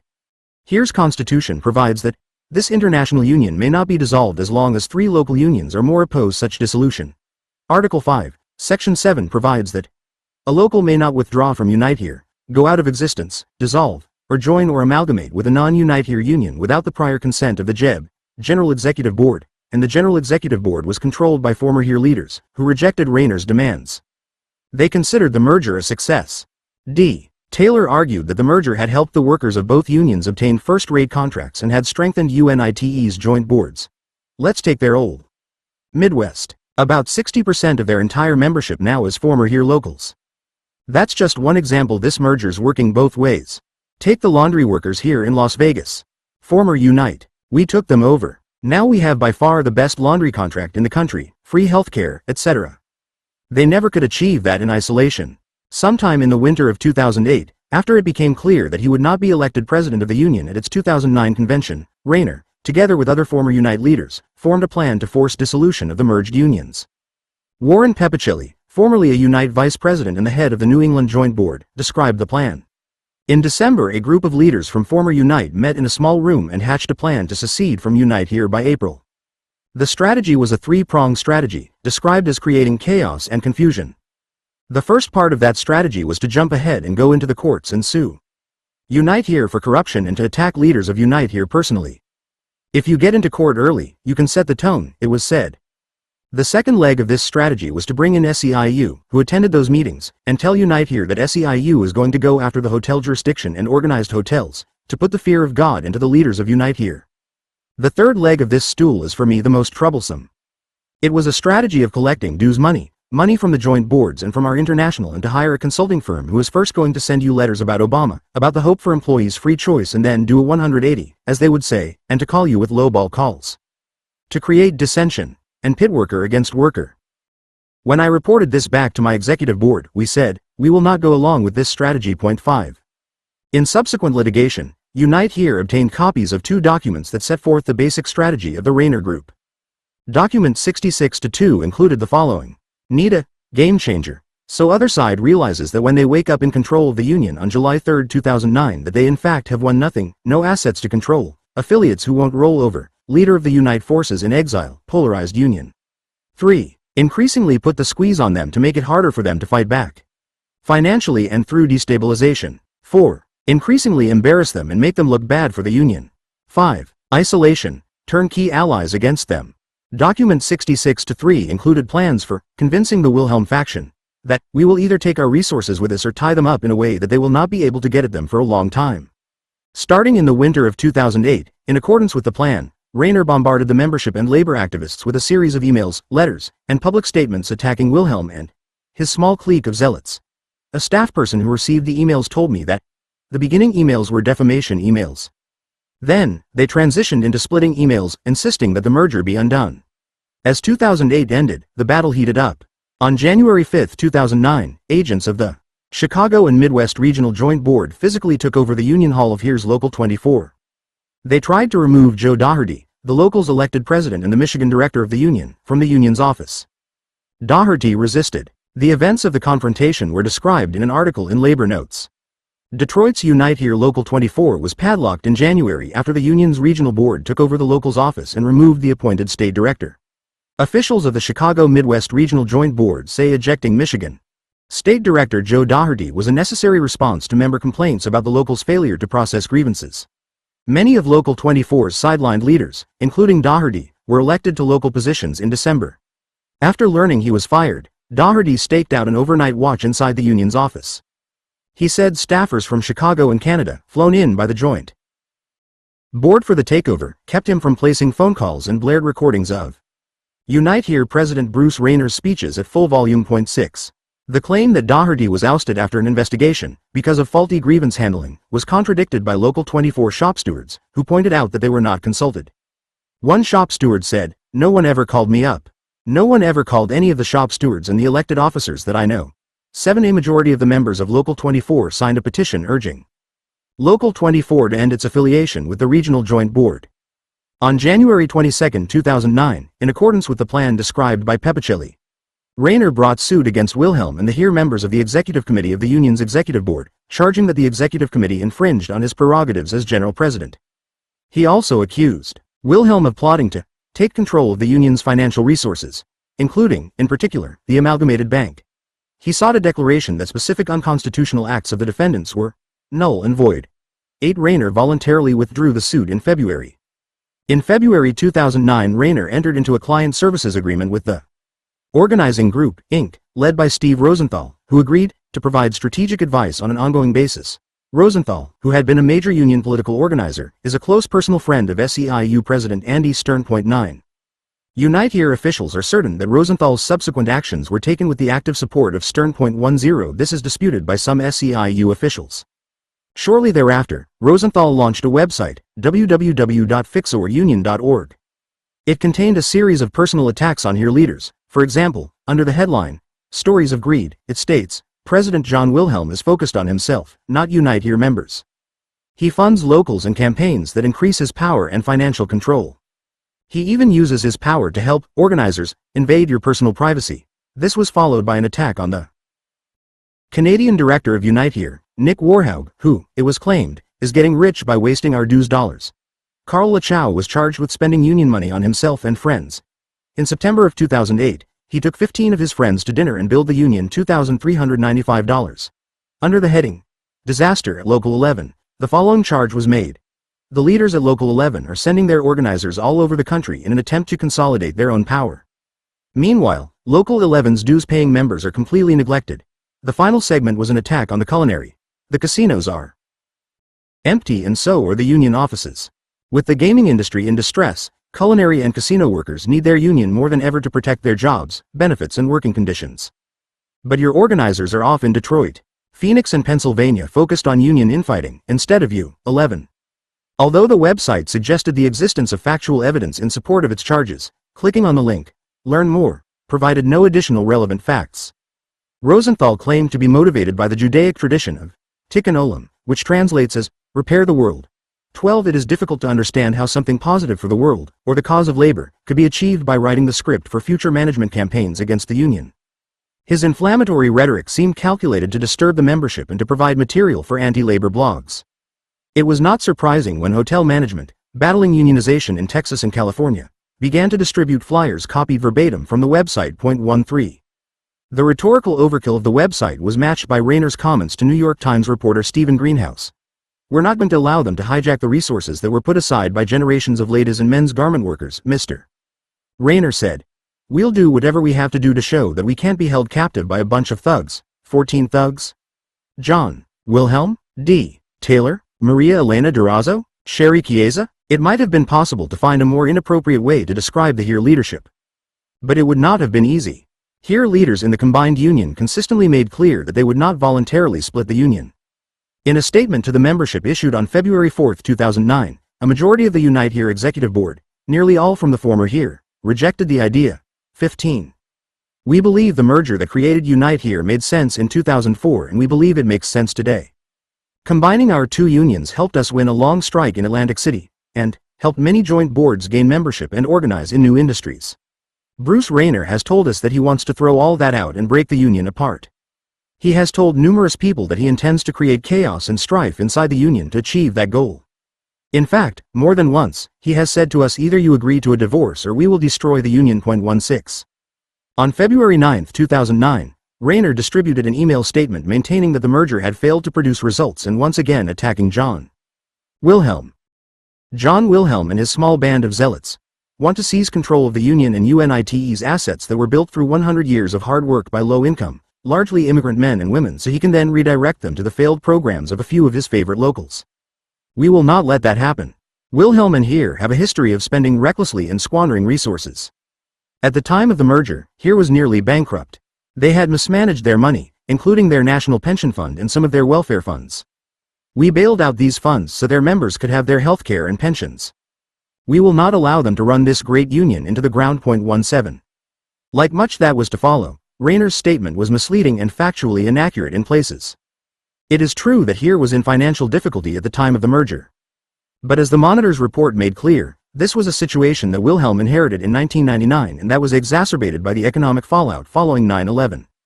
Wilhelm, who sold the union's plane, regularly used by his predecessor, on his first day in office, has no record of spending recklessly or squandering resources.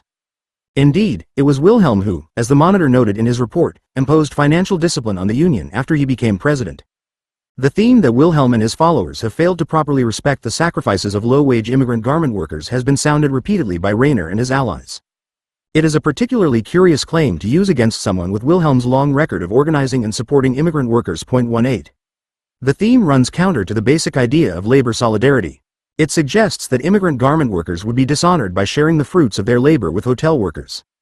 This position implicit in Rayner's statement and similar statements by his followers was rejected by a group of retired officers of the International Ladies Garment Workers Union, ILGWU. Our focus, historically, has always been to benefit the workers, without regard to craft or industry.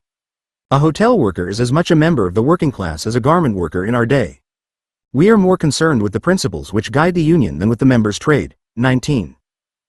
On February 10, 2009, a group of Unite officials made up of 14 joint board managers and one local president filed a lawsuit against Wilhelm and other HERE leaders seeking dissolution of the combined union. 20. They alleged that the defendants have engaged in conduct that destroys the basis for the merger of these unions. The plaintiffs sought a declaration that they are free to disaffiliate from Unite HERE with their property and assets intact, and a declaration that the Constitution of Unite HERE is invalid and unenforceable. This suit, discussed more fully below, had not been settled at the time this book was written. While the increasingly bitter struggle between Unite and HERE forces continued unabated, Andy Stern of the SEIU became an open participant in the battle. In a letter dated January 30, 2009, and addressed, Dear Bruce and John, Stern said that, it is apparent to us that the merger of Unite and HERE has failed. He suggested that it was time for both unions to reconsider their future. He argued that either separately or together, their future could be best assured by becoming part of the SEIU. Although Stern's letter was addressed to both Wilhelm and Rainer and was carefully neutral in tone, it was in fact supportive of Rainer because it took the position that the merger has failed. 21. Stern initially attempted to portray himself as a neutral outsider seeking only to help. In a memorandum dated March 10, Stern announced that the SEIU would abide by the decision of Unite Here on the merger. Whatever force this understanding might have, it was undercut by Stern's refusal to recognize that the decision had to be made in accordance with Unite Here's constitution. Indeed, throughout his memo, as in other statements, Stern seemed to assume the legal right of former Unite affiliates to end the merger. He acknowledged that, upon the request of joint board leadership, SEIU has provided staff assistance to defend against an attempt by some HERE officials to interfere with the established representation rights of the joint boards. 22. But the idea that joint boards have established representative rights separate from Unite Here was directly contrary to the position taken by the majority of the Unite Here executive board. This statement, far from testifying to Stern's impartiality, demonstrated that he was supporting those trying to break away from Unite Here. Stern's message also assumed that the former Unite was an independent entity that could choose to affiliate with the SEIU and bring the amalgamated bank with it. This assumption, directly contrary to Unite Here's constitution, negates any claim of neutrality on Stern's part. A smattering of neutral prose aside, there was no doubt which side the SEIU supported. A New York Daily News article provided a knowledgeable summary of the battle as of the end of February 2009 and Stern's role in it. Andy Stern is forever on the prowl for new workers to absorb into his empire, and he doesn't much care how he does it. We are not shy in saying that their members would be better off if they were all in SEIU, Stern said yesterday. It is not an idle offer. Stern acknowledged he has assigned teams of lawyers and staff members to study legal documents and prepare proposals for such a merger. Meanwhile, labor strategist Steve Rosenthal, Stern's best friend and the husband of an SEIU vice president, is coordinating a campaign on behalf of Rainer to force the breakup of Unite Here and keep the bank away from Wilhelm. In late December, Rainer, who controls a majority of the bank's directors, amended the rules to ensure he stays in control of the bank when Wilhelm becomes union president in July. 23. On March 19, 2009, Wilhelm and the executive board majority filed a counterclaim against Rainer and the joint board presidents, charging them with breaching their obligations as officers of Unite Here by using union money for their own benefit rather than that of the members. 24. The charges were serious. Both federal law and Unite Here's constitution prohibit using union funds or property for reasons other than the advancement of the union. Section 501 of the Labor Management Reporting and Disclosure Act provides that union officers must use union funds or property solely for the benefit of the organization and its members. Article 21, Section 2(b) of the union's constitution provides, the funds and property in the possession of an affiliate shall be exclusively devoted to the fulfillment of the organizational purposes set forth in this constitution. The international union's presidents shall take all necessary steps to protect the union's property. The counterclaim alleged that once it became clear that Rainer would not be elected president at the July 2009 convention, he and other former Unite officials used Unite Here's property in a manner hostile to the union's overall interests. A significant claim concerned the effort to diminish Unite Here's control over the amalgamated bank. Bruce Rainer used his position as general president of Unite Here, which gave him the authority to vote the union-owned shares of the bank, to orchestrate amendments to the bylaws of amalgamated bank which entrench him and other counterclaim defendants as bank directors in perpetuity, regardless of whether they retain their elected Unite Here offices.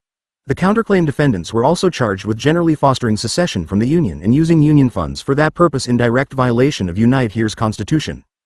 On the weekend of March 21 and 22, 2009, Unite-led dissidents announced the formation of a new union, Workers United, which was immediately incorporated into the SEIU.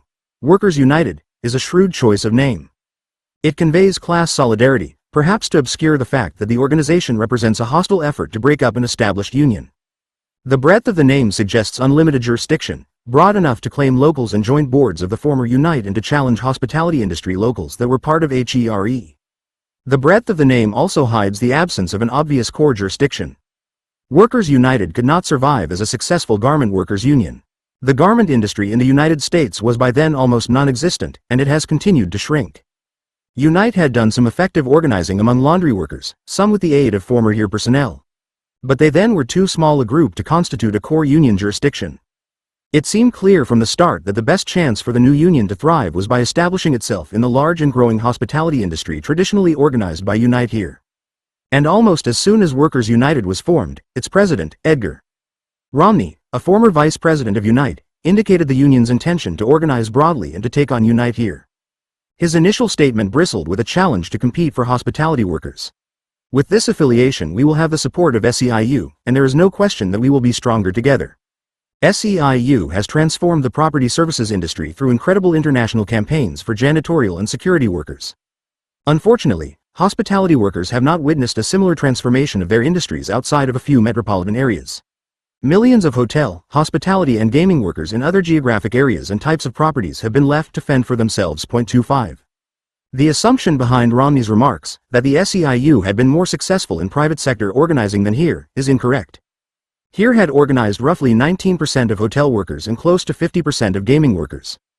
It had repeated its Las Vegas success in Atlantic City and was in the process of organizing gaming workers in the Gulf Coast casinos and in the Midwest. Wilhelm had overseen the original organizing effort in Las Vegas, and D. Taylor, another of the defendants in Rayner's lawsuits, had taken the lead thereafter. By contrast, the SEIU had organized less than 10% of private sector healthcare workers.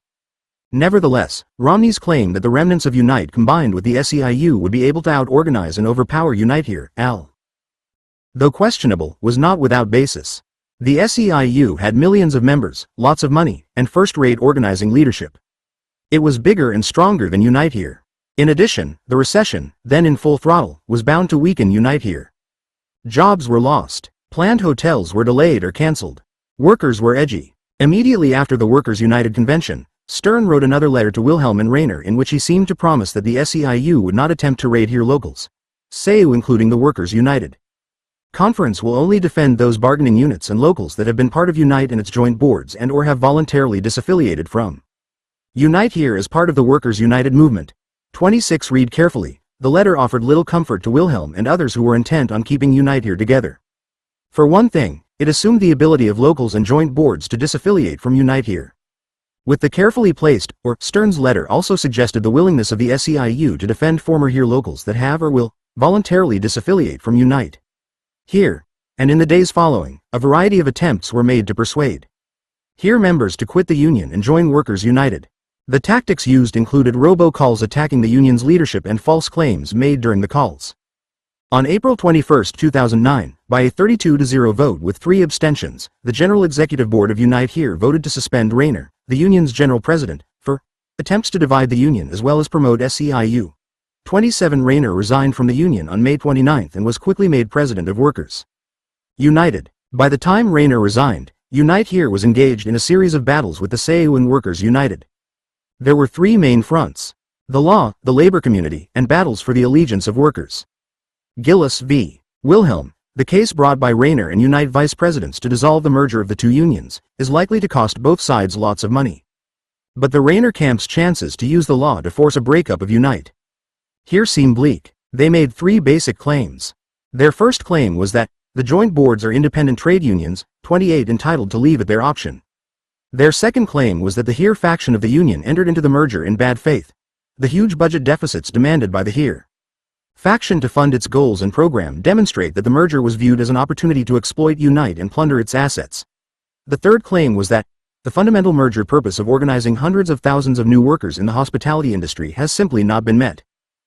It is difficult to imagine the plaintiffs winning on any of these theories. Joint boards are not independent labor organizations.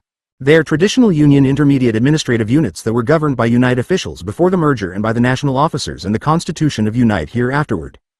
It is noteworthy that the Labor Management Reporting and Disclosure Act specifically refers to intermediate bodies, such as joint boards. There seems equally little to the plaintiff's second argument that HERE leaders were attempting improperly to gain access to UNITE's resources. Absent the word plunder, it would be difficult to claim that there was anything either illegal or hidden in HERE's desire to take advantage of UNITE's assets. Wilhelm never denied that he was interested in the merger in part because the new union would have access to UNITE's assets. Both groups entered into the merger because they hoped to profit from it. Unite leaders, faced with a dying core industry, were seeking to take advantage of the growing membership and potential for growth provided by the former HERE. The claim that the merger failed because the combined union did not organize hundreds of thousands of new members in its first 4 years is absurd. The fundamental goal of the merger, to combine the assets of the 2 groups for the purpose of organizing the unorganized, was fulfilled. There was no promise of immediate success contained in the merger agreement, which the plaintiffs attached to their complaint. 29. Another legal issue that could take some time to resolve involves control of the amalgamated bank. The bank stock belongs to Unite Here under Section 10 of the Affiliation Agreement, which provides that all property, real, personal and mixed, tangible and intangible, of Unite and Here, of whatever kind or nature whatsoever shall be transferred to and vested in Unite Here. The significance of the clause seems plain enough. However, serious questions of bank governance arose because of actions taken by Rayner during his final days as general president of Unite Here to increase his own authority and diminish that of the union. According to the counterclaim in the Gillis case, Bruce Rayner used his position as general president of Unite Here, which gave him the authority to vote the union-owned shares of the bank, to orchestrate amendments to the bylaws of Amalgamated Bank which entrench him and other counterclaim defendants as bank directors in perpetuity, regardless of whether they retain their elected Unite Here offices. This issue, whether Rayner exceeded his authority and, if so, what remedy to impose, is not likely to be resolved for some time. Unite Here's constitution makes clear that local unions cannot disaffiliate IATE, but it is silent as to joint boards. It is difficult, however, to understand why joint boards would be permitted to disaffiliate when their constituent locals cannot. 30 Even if the courts ultimately decide that joint boards are free to disaffiliate, it will still leave open the question of ownership of their property. Article 21, Section 2 of Unite Here's Constitution provides that all initiation fees, dues, and all other funds and property in the possession of any affiliate shall be and remain the property of Unite Here.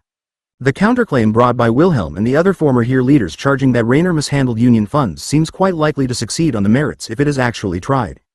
Part of the original plan announced by Rayner's group was ensuring that, when they, Wilhelm and other Here leaders, wake up in control of the union on July 3, 2009 that they in fact have won nothing, no assets to control. It is difficult to understand how this was to be achieved if Rayner, who was still general president of Unite Here, acted in accordance with his fiduciary obligation under the law. There is plenty of evidence to indicate that he did not do so. The most drastic action to deprive Unite Here of resources involved depleting the union's strike fund. At the 2009 Unite Here convention, Wilhelm described the actions taken by Rayner. In the merger convention 5 years ago, we started building up a strike fund. That strike fund has the value of slightly over $20 million American. The nature of a strike fund is that when there is a strike, you need to write checks to the strikers.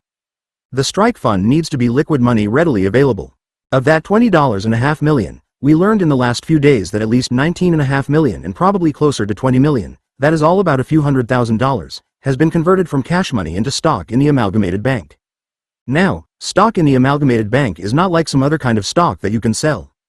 Stock in the Amalgamated Bank cannot be sold except to the bank. There is no way, and the bank, by the way, doesn't have the money to buy it in the current crisis. There is no way to reconvert that strike fund into cash that would be available for members who stand up and fight and go on strike if they need to or get locked out by their employer. Of all of the things that have been done, that one is the most unconscionable. 31. Other charges of mishandling union funds were spelled out in an article by Juan Gonzalez in the New York Daily News. In the weeks before a bitter power struggle at one of the country's biggest unions, Unite Here, erupted into an open split, the union's general president ordered more than $12 million be transferred to local affiliates loyal to him and to outside groups, documents obtained by the Daily News show. Bruce Rayner disbursed the money without the knowledge or required approval of the union's co-president, John Wilhelm, Unite Here leaders said this week. Those funds, they claim, were then used to finance a breakaway group from the union. Internal documents obtained by the news show that in the weeks leading up to the split Rayner ordered several sizable wire transfers without any approval from Wilhelm. On January 31, for example, he directed that $457,981 be paid from Unite Here to the organizing group, a political consulting firm with close ties to SEIU. The head of the organizing group, Steve Rosenthal, then organized mailings and robo-calls to union members that promoted the secession campaign of Workers United. He also organized a website for the group. Rosenthal did not respond to calls for comment. Between January 26 and January 31, Rayner ordered another dozen transfers totaling $11.2 million for various Unite Here locals around the country. On March 6, the day before those locals officially voted to secede, Rayner ordered more than a dozen wire transfers sent to them, totaling another $500,000 for reimbursement of expenditures. 32. Rayner's precarious legal position is undoubtedly one reason why recent public statements from Workers United and the SEIU during the spring and summer of 2009 focused on the need for a settlement of outstanding issues with Wilhelm and Unite Here, always put in terms of the needs of workers and regularly claiming that Wilhelm does not appreciate the harm he is causing them. Despite a barrage of propaganda portraying the Sayuan workers united as helpless victims of Wilhelm's ego, by late summer of 2009, Unite Here was winning the battle for support from the labor community. The SEIU's intervention in particular drew considerable criticism.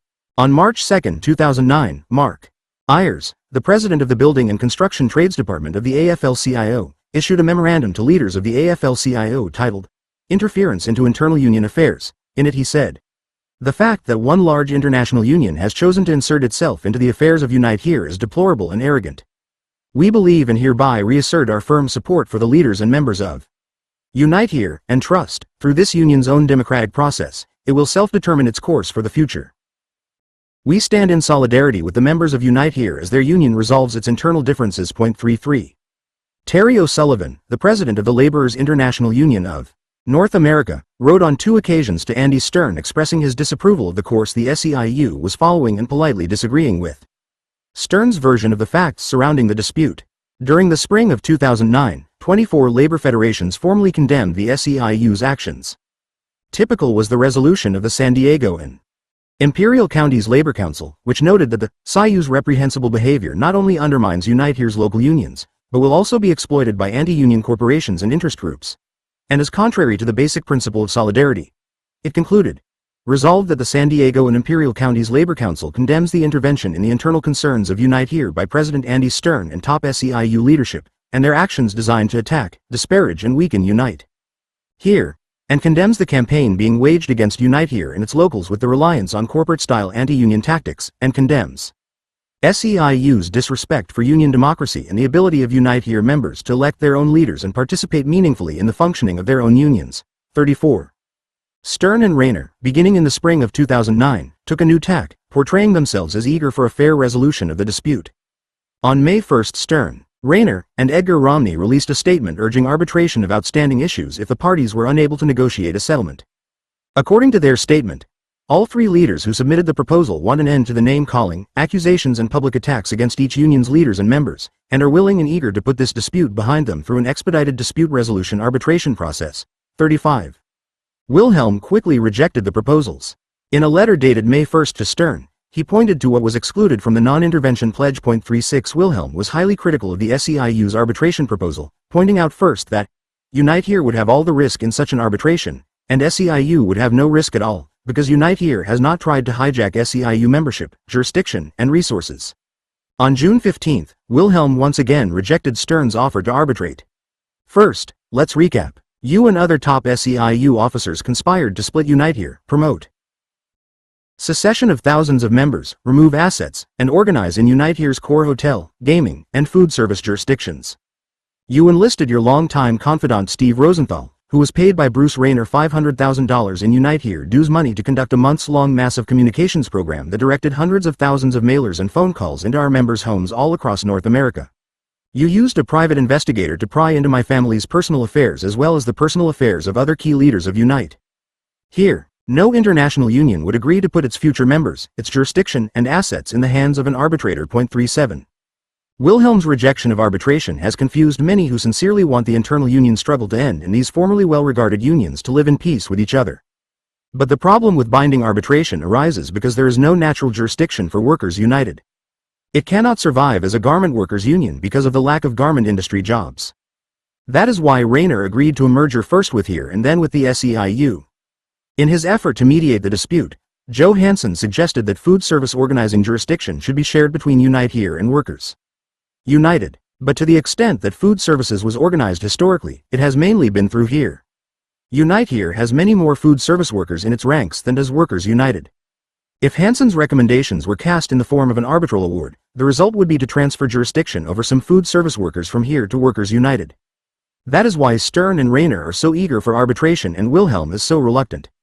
There is no chance of Unite Here benefiting from an arbitration award because Workers United has no core membership outside the disappearing garment industry. Thus, as Wilhelm has pointed out, in an arbitration, Unite Here would bear the risk and would have nothing to gain. This point seems to be missed by the well-meaning commentators who have embraced the arbitration suggestion. The problem of finding an appropriate jurisdiction for Workers United is also a key problem for mediation. Although Wilhelm has praised Hansen's efforts and generally said that his recommendations have suggested a path to resolution, Wilhelm would probably resist suggestions that would give Workers United significant access to a traditional Heer constituency. Wilhelm's rejection of arbitration permitted Stern and Rayner to portray themselves as responsible leaders seeking a reasonable solution and Wilhelm as the person intent on keeping the dispute going. By June 2009, both Rayner and Stern were piously condemning inter-union infighting and name-calling. On June 3, Rayner, Stern, and Edgar Romney sent an open letter to the labor movement emphasizing their desire to resolve the dispute amicably and denying any responsibility for its existence. The conflict between Unite Here and Workers United, SEIU, must end. All of the workers affected by this dispute deserve nothing less. A few weeks ago we put forward a comprehensive proposal that provides a clear path to resolution. We expressed a willingness to submit any outstanding issues to binding arbitration, and, as a show of good faith, we unilaterally stood down. Unfortunately, Unite Here Hospitality President John Wilhelm rejected all aspects of our proposal out of hand. We urge all who care about the labor movement to join us in saying that this fight must end, and in calling on both sides to end this dispute by agreeing to a binding arbitration process. We never sought out this fight. We simply want to end it. We urge all who care about the labor movement to join us in this call for binding arbitration on all outstanding issues so this conflict can cease. 38. There is something perverse in Stern and Rayner claiming the moral high ground and publicly rejecting internal battling and name-calling, something they began and have continued to engage in regularly. Their constant claim to be motivated by the interests of workers would be far more believable had they not embarked on a plan to financially weaken Unite Here, including the unconscionable stripping of the union's strike fund. The hypocrisy that underlies the campaign is revealed in the marked disparity between the public voice of the statements and the private voice evident in their planning documents. The public voice stresses unity. It is worker-centered, historically oriented, and emotional. The private voice seeks discord. It is bureaucratic, strategic, and cynical. Thus, in the strategic outline prepared by the organizing group under the major goal of solidifying the bases, the following tactic is suggested. Have Unite affiliates kick out Here staff in key places: Phoenix, San Antonio, Mid-Atlantic, Philly, Indy. And it takes a special appreciation for the malleability of language for them to claim. We never sought out this fight. 39. Most union leaders recognized that the only way Workers United could become an independent force in the labor movement was through raiding areas traditionally organized by Here. Workers United was thus seen within the movement as an instrument of SEIU jurisdictional imperialism. By the time of the Unite Here convention held at the end of June 2009, the labor movement seemed solidly behind Unite Here.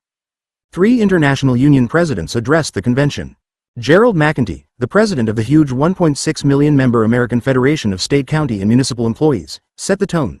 For another union to come onto your turf, to come into a city like Vegas where you've worked 25 years to take advantage of what you've built, that is piracy. Piracy on the seas of organized labor. 40. Terry O'Sullivan of the Laborers International Union drew a standing ovation when he declared, "I believe that what happens in this fight that we have with SEIU will determine what kind of labor movement we have, because when somebody comes after Unite Here, they're coming after the laborers and all of us, and we've got to stick together and fight together to make sure that we win together. If you have a problem anywhere in North America, anywhere in your union, you call the general right here, and I'm going to unleash the LIUNA, Laborers International Union of North America, Army to be there shoulder to shoulder, step by step with members of Unite Here." 41. He got another standing ovation when he declared that, "There is no goddamn way I would ever agree to binding arbitration when it's dependent on the future of my organization and my core jurisdiction, not a chance in the world." Brothers and sisters, at its convention Unite Here posted a statement signed by 24 union presidents pledging to support Unite Here, both materially and morally, against a raid by any union. The statement concluded, "We stand in solidarity with Unite Here." 42. The most fiery speech in support of Unite Here came from Vincent Giblin, the president of the International Union of Operating Engineers. He characterized the battle with the SEIU as a story of how so-called labor leaders transformed themselves into the equivalent of corporate raiders. And these are the people who claim to be on the cutting edge of progress in the labor movement. 43. Giblin paid special tribute to Joe Doherty, recalling his extraordinary, one-of-kind leadership of the frontier strike. He condemned those former leaders who subjected him to torture by shouting directly into his ears with a bullhorn all night. He then witheringly described Rayner as an egotistical wannabe top dog who at his core is both self-absorbed and anti-democrat. Throughout his address, Giblin referred to Rayner as the alleged labor leader. He was even more critical of Stern, whom he referred to as the Raider, who in some circles is known not affectionately as Darth Vader of the labor movement. He described Stern as an elitist hustler and a bully. The Raider thought he would win because his union had lots of money and is big. Most bullies and raiders think this way. It was another big mistake. He concluded on a note of anger and defiance. The International Union of Operating Engineers is prepared to walk shoulder to shoulder with you through this fight. We are not going to rest until we rid this movement from the likes of those two individuals, who are a disgrace to working people of organized labor in this country. Although Rayner and Stern have been hammered by labor leaders, they have been treated with respect, almost deference, by progressive pro-union commentators. Those who have addressed the battle almost invariably have done so from a neutral, this is bad for the cause of labor, unions need solidarity perspective. Typical of the equal praise, equal note of disappointment writing is Harold Meyerson's otherwise knowledgeable and insightful article, Disunite. There, in the American Prospect, some of the savviest and most dedicated union leaders and staffers ever to work in American labor are savaging each other as the Unite side of the union endeavors to break away from the larger Here side, and a custody battle rages over the union's financial assets. For people who believe in the American labor movement, and who've seen the positive changes that these unions have made in the lives of their members, watching this battle unfold is like watching two good friends caught up in a vicious divorce. Sometimes one is right and sometimes the other is, but after a while, the battle takes on a life of its own, and the merits of each side's case become a secondary issue. 44. Similarly, Peter Dreyer's article, Divorce, Union Style, which appeared in The Nation, is even-handed in both praise and condemnation. There is no singling out, no outrage at any of the tactics used by Rayner, and only a limited suggestion that Stern exceeded the bounds of propriety. The only reference to destructive tactics employed by the SEIU is the statement that Stern views the battle as a tug-of-war between different factions of Unite Here for the loyalty of its members, but he admits that some of the attacks on Wilhelm's division went too far. The article also criticizes Wilhelm and Unite Here for their tactics. In retaliation, Unite Here engaged in harassment of Workers United. Wilhelm wrote letters to employers urging them not to negotiate new contracts with Workers United locals and not to forward dues to those locals. 45. The Daily Kos has put its political influence behind the campaign urging binding arbitration of the dispute. 46. It has covered the dispute on a regular basis but with no real criticism of Rayner and with implied criticism of Wilhelm for his unwillingness to compromise. Overall, with a few exceptions, 47 Rayner has been treated gently and has regularly been equated with Wilhelm as a progressive union leader. There is little outrage expressed at his vicious tactics, his abuse of the office of president, or his mishandling of funds. It is not clear why. To some extent, Rayner has probably benefited from the illustrious history of the garment unions that merged to form Unite. He has probably also been treated with special respect because of his own legendary status as an organizing icon as a result of the J. P. Stevens campaign in the movie Norma Ray, which was based on that campaign.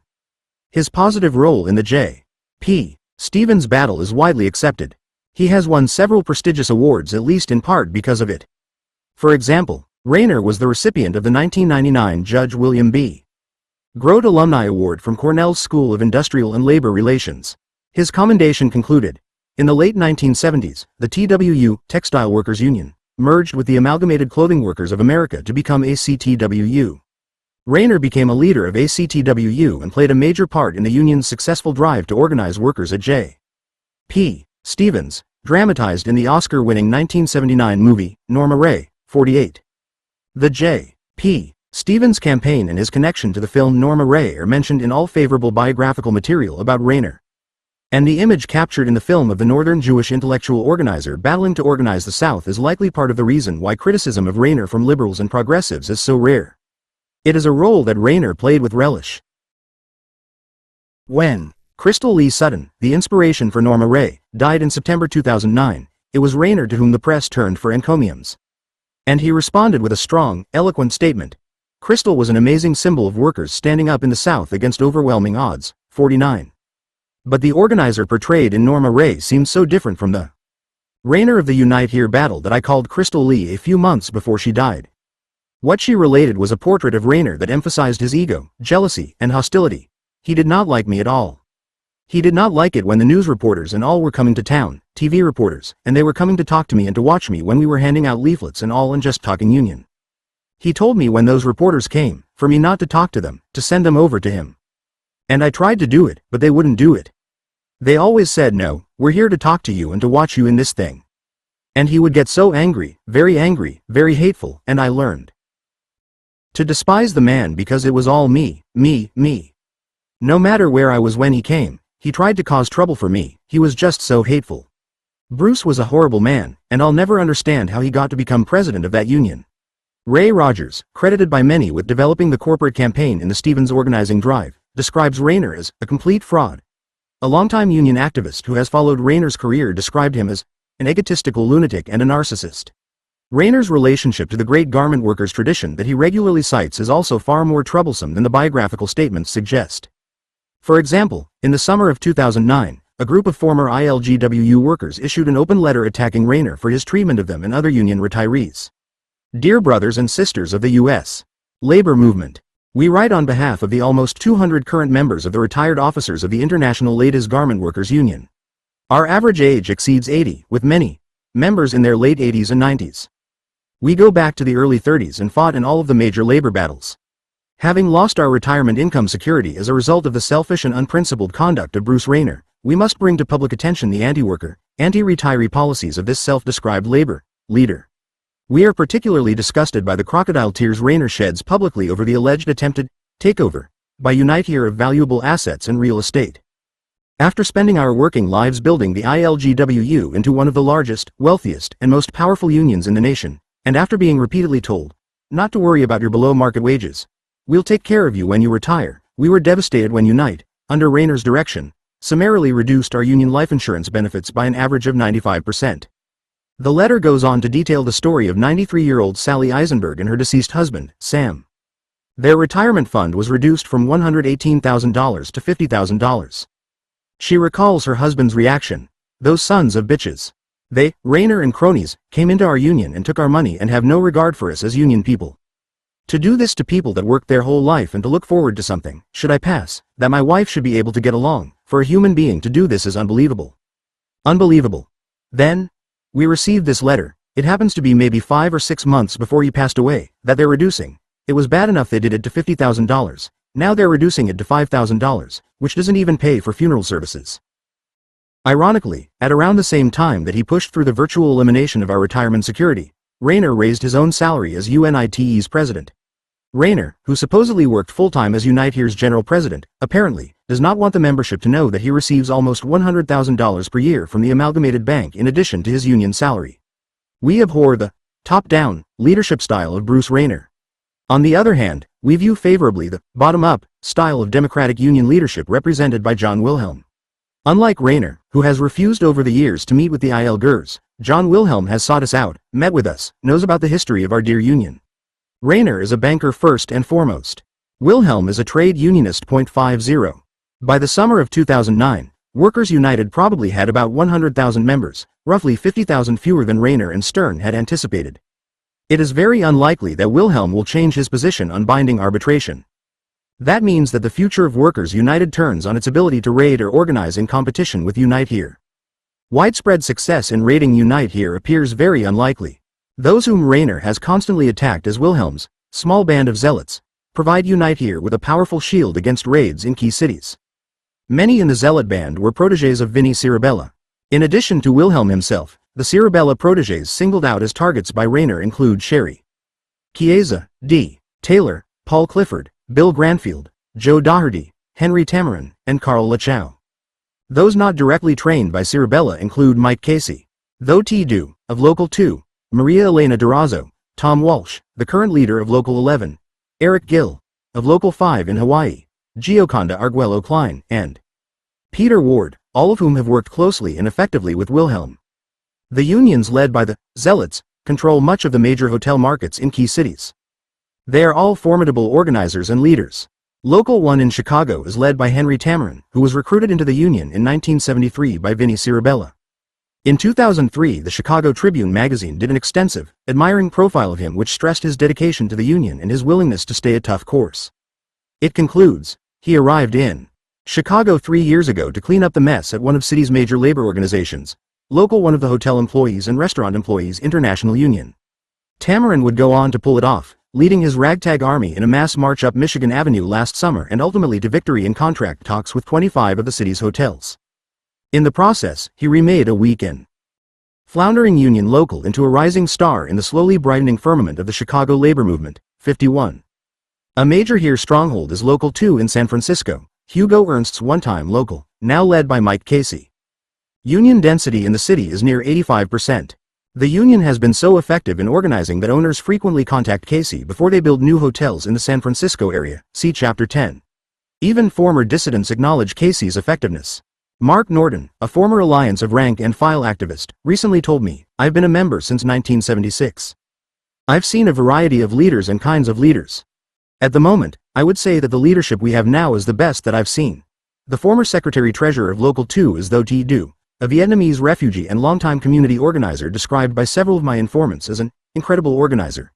Given the quality of the leadership and the excellence of their contracts, it is difficult to imagine that a majority or even a significant minority of the members of Local 2 would choose a new, untried union.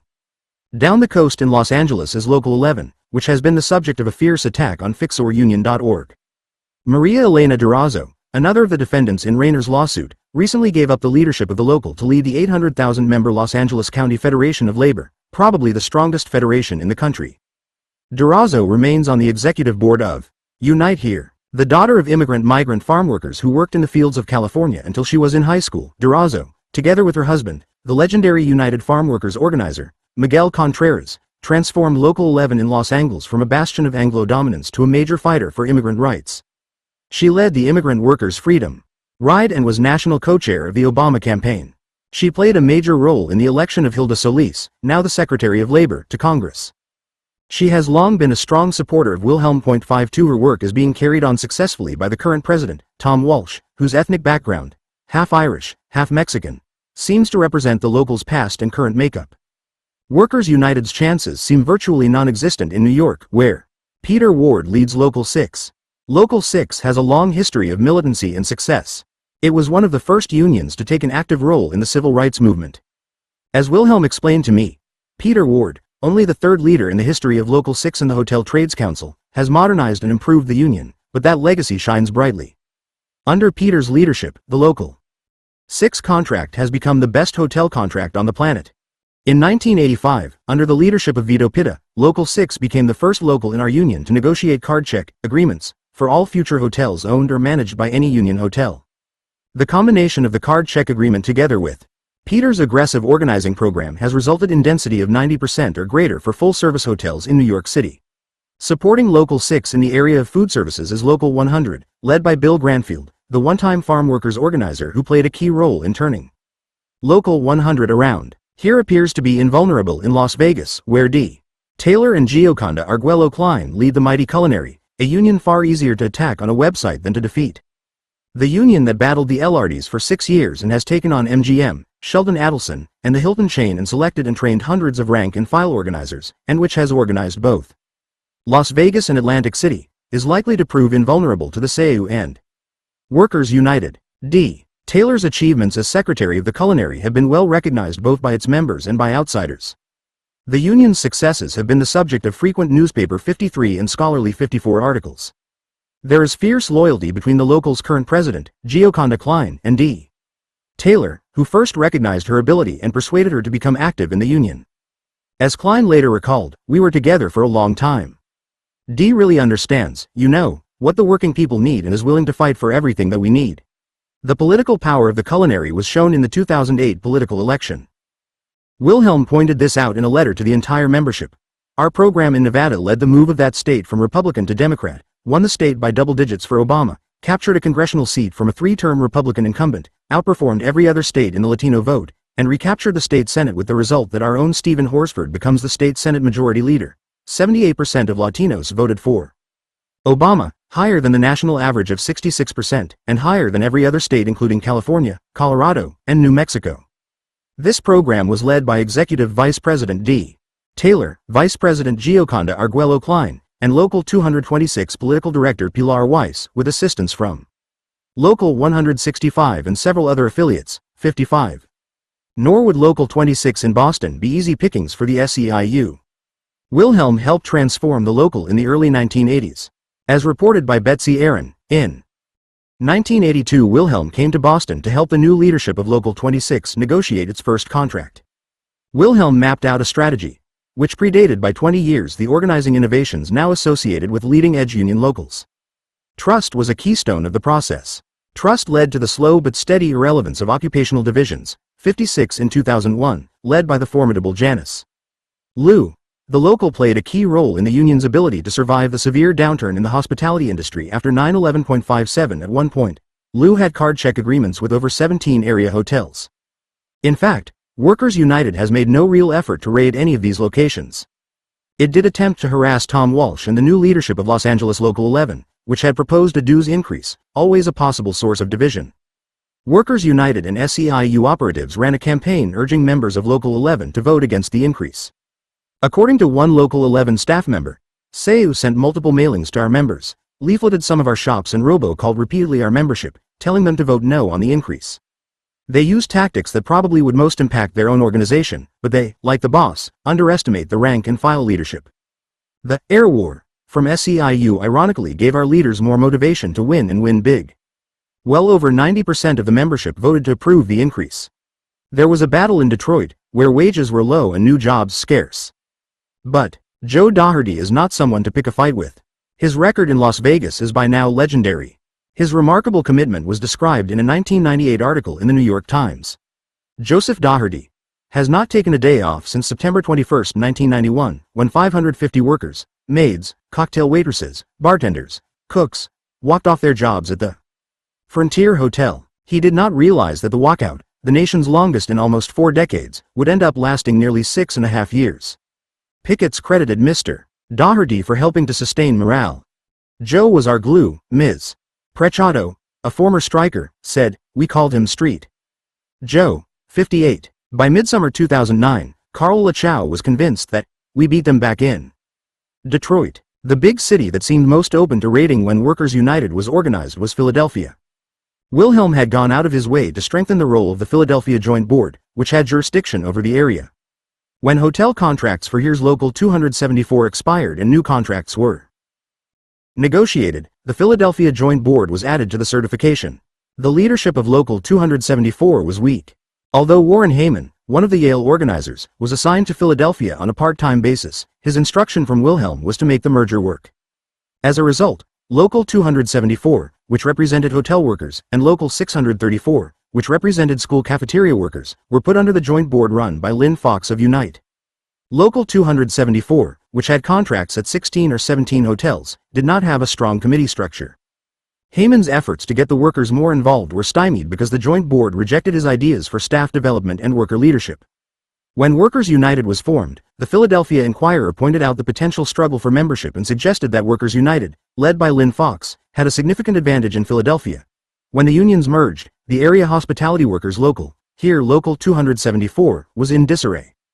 Lynn Fox, the leader of the city's Unite Textile organization, took over and cleaned up the union. 59. Heyman, who was a first-rate organizer, had not established a separate identity for the locals, separate from that of the joint board.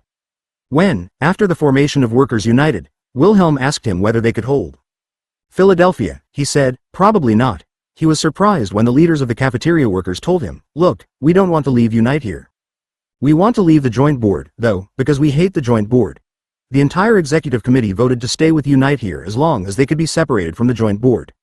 Wilhelm agreed. 60. The cafeteria workers' stories of abuse surprised Heyman, who had just begun to spend a portion of his time in Philadelphia. When we merged, what I knew of Unite was what I read in labor notes in the newspaper and their general reputation that they had of being a decent, progressive union. You know, I didn't really know, because in the places where I had worked I had really never came across them and certainly never had an opportunity to get inside the union and look carefully at what was going on. The Philadelphia Joint Board, after voting to become part of Workers United, immediately scheduled a series of votes, ostensibly to determine whether the workers wished to secede. The announced results were overwhelmingly in favor of secession. The whole process seemed of questionable veracity. Unite Here created a video in which a group of Unite Here loyalists discussed the vote. The material below is taken from the video. Comments in parenthesis were added by Unite Here. Tim O'Toole, Radisson Plaza, Warwick. They were going around telling everybody we're going to lose our contracts, we're going to lose our insurance, the dues were going to go through the roof. Everything they were saying was a lie, everything. Nicole. The vote was that we disaffiliate from the Philadelphia Joint Board and stay with Unite Here. The vote was unanimous. SEIU ignored our vote and held its own. Paul Miniti, Radisson Plaza, Warwick, at 11 a.m. I went up to vote, they said I can't vote now, I have to wait. So, 11:15 a.m. I went up there to vote again, they said no, you have to wait. So at 11:30 again, I tried to vote, they said no, you have to wait one more time. So 11:40 I tried for my last time, I said I'm ready to vote. They said no, you have to wait. Tim O'Toole. They were bringing people in that didn't even work at the hotel. Seu claims we voted 42 to 12 to join them. Tim O'Toole. I ran over to the union hall right after that and we printed up some petitions and I came back and I got as many people as I can who voted no. I asked them if you vote no sign here. We ended up getting about 35 signatures that said they voted number 61. 4 months after the vote, Heyman was certain that the workers at the Hyatt and the Radisson were solidly loyal to Unite Here because they were the two hotels in which Local 274 had successfully organized large worker committees. In other locations he acknowledged a close battle for worker support. Early in 2009 Workers United petitioned for an election with the Pennsylvania Labor Relations Board seeking to displace Unite Here Local 634 as the bargaining representative. An election was scheduled for October 28, 2009. Both sides treated the forthcoming election as an important indicator of their strength. The SEIU, using its wealth and large staff, was able to commit between 100 and 200 organizers to the battle.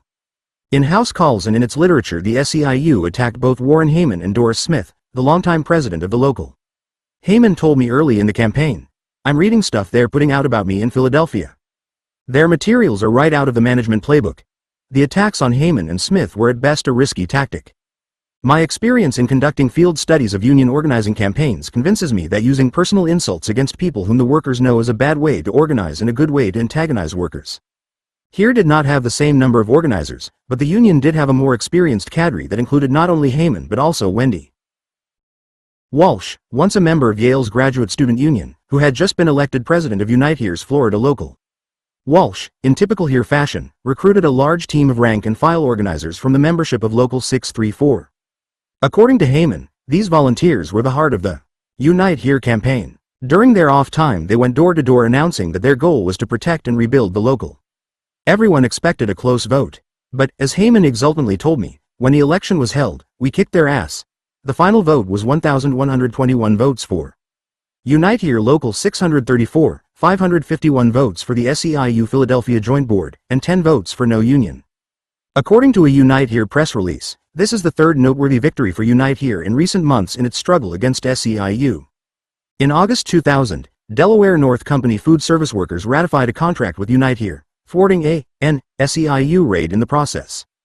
3 weeks ago, 2,300 members of Local 74 in St. Louis voted to reaffirm their affiliation with Unite Here, 62. The tone of the Seu and Workers United campaign caused divisions within the SEIU. In May 2009 Fred Ross, a leading SEIU organizer who had begun his career with the farm workers, resigned his position with the SEIU. He issued a bitter statement explaining his actions. "I have been an organizer since 1970, when I first started organizing with Cesar Chavez and the United Farm Workers, UFW. I know a little bit about struggle and the terrible cost of internal union conflicts. I am deeply disappointed that SEIU President Andy Stern is financing and helping staff a disruptive attack on the leaders and members at Unite Here around the country. The worst instance of a union undermining another union since the Teamsters sought to undermine Cesar Chavez and the United Farm Workers in the late 1960s and 1970s. Last month I decided to leave SEIU, in part because of these attacks. 63. Texas at one time seemed like a likely place for Workers United to establish a beachhead in the hospitality industry. Texas has 3 of the nation's most populated cities, Dallas, San Antonio, and Houston, with fast-growing, hotel-rich, politically liberal Austin located between them. Each of the major cities, and San Antonio in particular, has many hotels. Here had not really organized in Texas. It had targeted San Antonio for an organizing drive in 2006, and one of its major targets was the Riverwalk Hyatt, which agreed to grant recognition on the basis of a card-check majority. Unite Here began serious organizing efforts in 2007. Its drive was conducted in the name of the Southwestern Regional Joint Board. Around the time that a card-check majority was achieved, the Joint Board voted to secede from Unite Here and affiliate with Workers United. Willie Gonzalez, a 10-year Unite organizer and leader who had been the state director of Unite, claimed bargaining rights on behalf of Workers United. The hotel's management immediately accepted his claim. However, before the parties could come to an agreement, Gonzalez left Workers United and rejoined Unite Here. Gonzalez was an experienced, skillful, bilingual organizer. He had begun working for Unite organizing laundries with a dynamic group of young organizers. We all came in around the same time, myself, Scott Cooper, Mario Rodriguez, Rob Murray, Meredith Stewart, and it was an exciting program. His decision to quit Workers United highlights the self-destructive quality of some of Rayner's tactics. Gonzalez's unhappiness with Rayner began when he was instructed to fire the Here trained organizers on his staff. They were a first-rate group of organizers led by Donna Schneider, a 1992 Yale graduate and longtime student activist. Schneider was attracted to the idea of labor organizing because of her admiration for Lucille Dickus, the dynamic first president of Local 34. She was initially recruited and trained by Warren Heyman and at a key point in her career was inspired by Andrea Van Den Heever. She was assigned as field leader of the San Antonio organizing drive because of her proven success as an organizer. She and Gonzalez worked very well together, and he was stunned by the instruction to fire her and the other here trained organizers working on the project. I had been asked twice to throw them out. I asked them, why am I going to throw them out? They're helping organize. Well, they're evil. But they weren't doing anything political. Everybody was focused on organizing the hotel, which they did a great job of and have continued to do a good job of. I've been told a couple of times we need to kick them out. But there was no conflict going on in this city. We were working along fine. We were all focused on the campaign. But when I kept getting asked to throw everybody out, I thought, wait a minute, this isn't about them. I told them no. I said I would not do it. That's what led me being sent up to New York to speak with Bruce Rayner. He turned on the charm. But some of the stuff he was telling me about here, about the people I knew, was way out, way off the mark. I realized it was really about him. It was after this meeting that Gonzalez began to seriously consider splitting with Workers United and rejoining Unite Here. It was not an easy decision. He confessed his confusion to a local union leader, a woman whose judgment he respected, so I had a conversation with her and told her I wasn't sure what to do, and she said, look, whatever you do, make sure it is something you are proud of later. That standard made sense to Gonzalez, who decided that he would not be proud of staying with Workers United. The whole process was wrong. The whole way we had done it. We all knew this was a political deal, about the presidency. And sometimes you have politics in organizations, that happens. You've got to live with it, but you don't rip apart the very organization you have been building. No one person is bigger than the union itself. It had become very distasteful to me, things like the Fixer union stuff. They crossed the line there. I knew for sure I cannot be part of that. Gonzalez has no second thoughts about his decision. He has since learned that the organizers with whom he identified in Unite have all rejected Workers United. All those people I was talking to you about at the laundries. They either stayed with Unite Here or went somewhere else, but none of them went with Workers United. They refused to be part of the Workers United thing. Schneider described the impact of Gonzalez's decision as tremendous, affecting both the staff and rank and file workers. With Gonzalez gone, the possibility of Workers United representing the workers at the Hyatt essentially disappeared. The 40-person organizing committee became increasingly angry with the attempts by Workers United to speak for them. They had been organized by the Hotel Workers Union and now they were being represented by people whom they did not know on behalf of a union that had no history of representing hotel workers. At one point, members of the committee barged in on a private meeting of an SEIU staff person and members of the joint board and demanded that they leave and not continue bargaining. We are not your committee, the committee members insisted. An effort by one former Unite organizer who had worked on the campaign to persuade workers to sign up with Workers United failed totally. The original bargaining between Workers United and the Hyatt was discontinued when a petition calling for an election to decertify the union was filed. 64 The Unite Here local petition to intervene in the election, whereupon Workers United, which had virtually no support, withdrew. The company commenced an intense anti-union campaign. Shortly before the election, the Unite Here local voluntarily withdrew. Donna Schneider believed that the vote would be close. She expected to win by a narrow margin. She was sure, however, that given the closeness of the vote, the company would file objections to the election and would be able to postpone bargaining for as long as 2 years. Instead of following this traditional NLRB-centered approach, the union has commenced a comprehensive campaign to obtain a neutrality agreement and card check recognition. Schneider believes that a win obtained through struggle, though more costly and time-consuming, will ultimately lead to a stronger union and a better contract than a close election victory.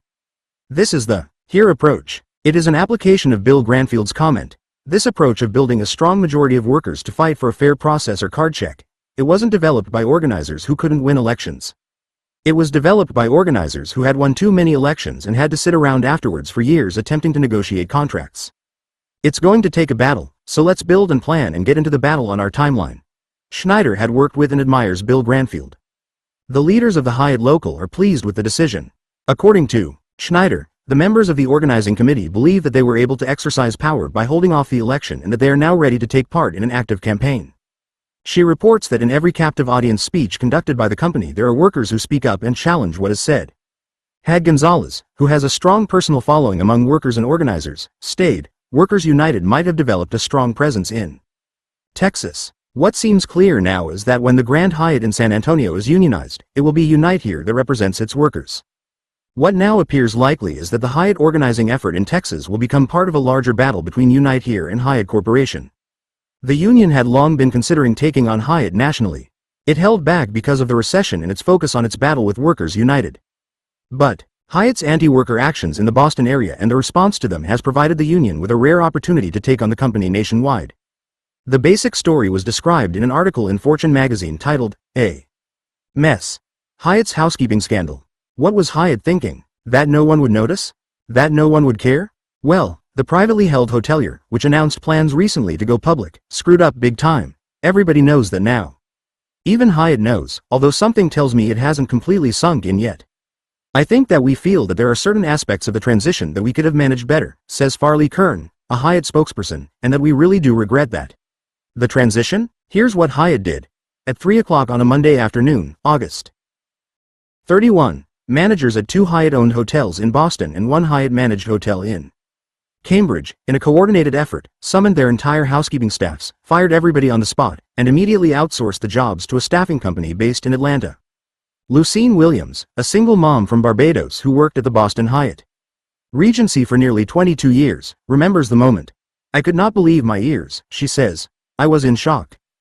People start crying. I start crying. And after we start crying, they say you can go get your package." Williams's package was 2 weeks' pay plus 1 week for the first 5 years of service, never mind the other 17. For a grand total of $4,289.60. "I know you're upset," a supervisor said to her as she was leaving for the locker room to change out of her uniform, "but can I have your name tag?" Here's what we gradually learned, beginning several days later with a front-page story in the Boston Globe. That most of the 98 fired housekeepers were immigrant women. That some of them had been working for Hyatt for more than 20 years. That before they were fired, they were directed to train their replacements under the guise that the newcomers would be available to spell them during vacations.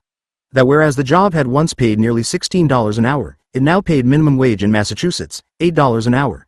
And that henceforth, housekeepers would be expected to clean up to twice as many rooms in a day to meet their quotas.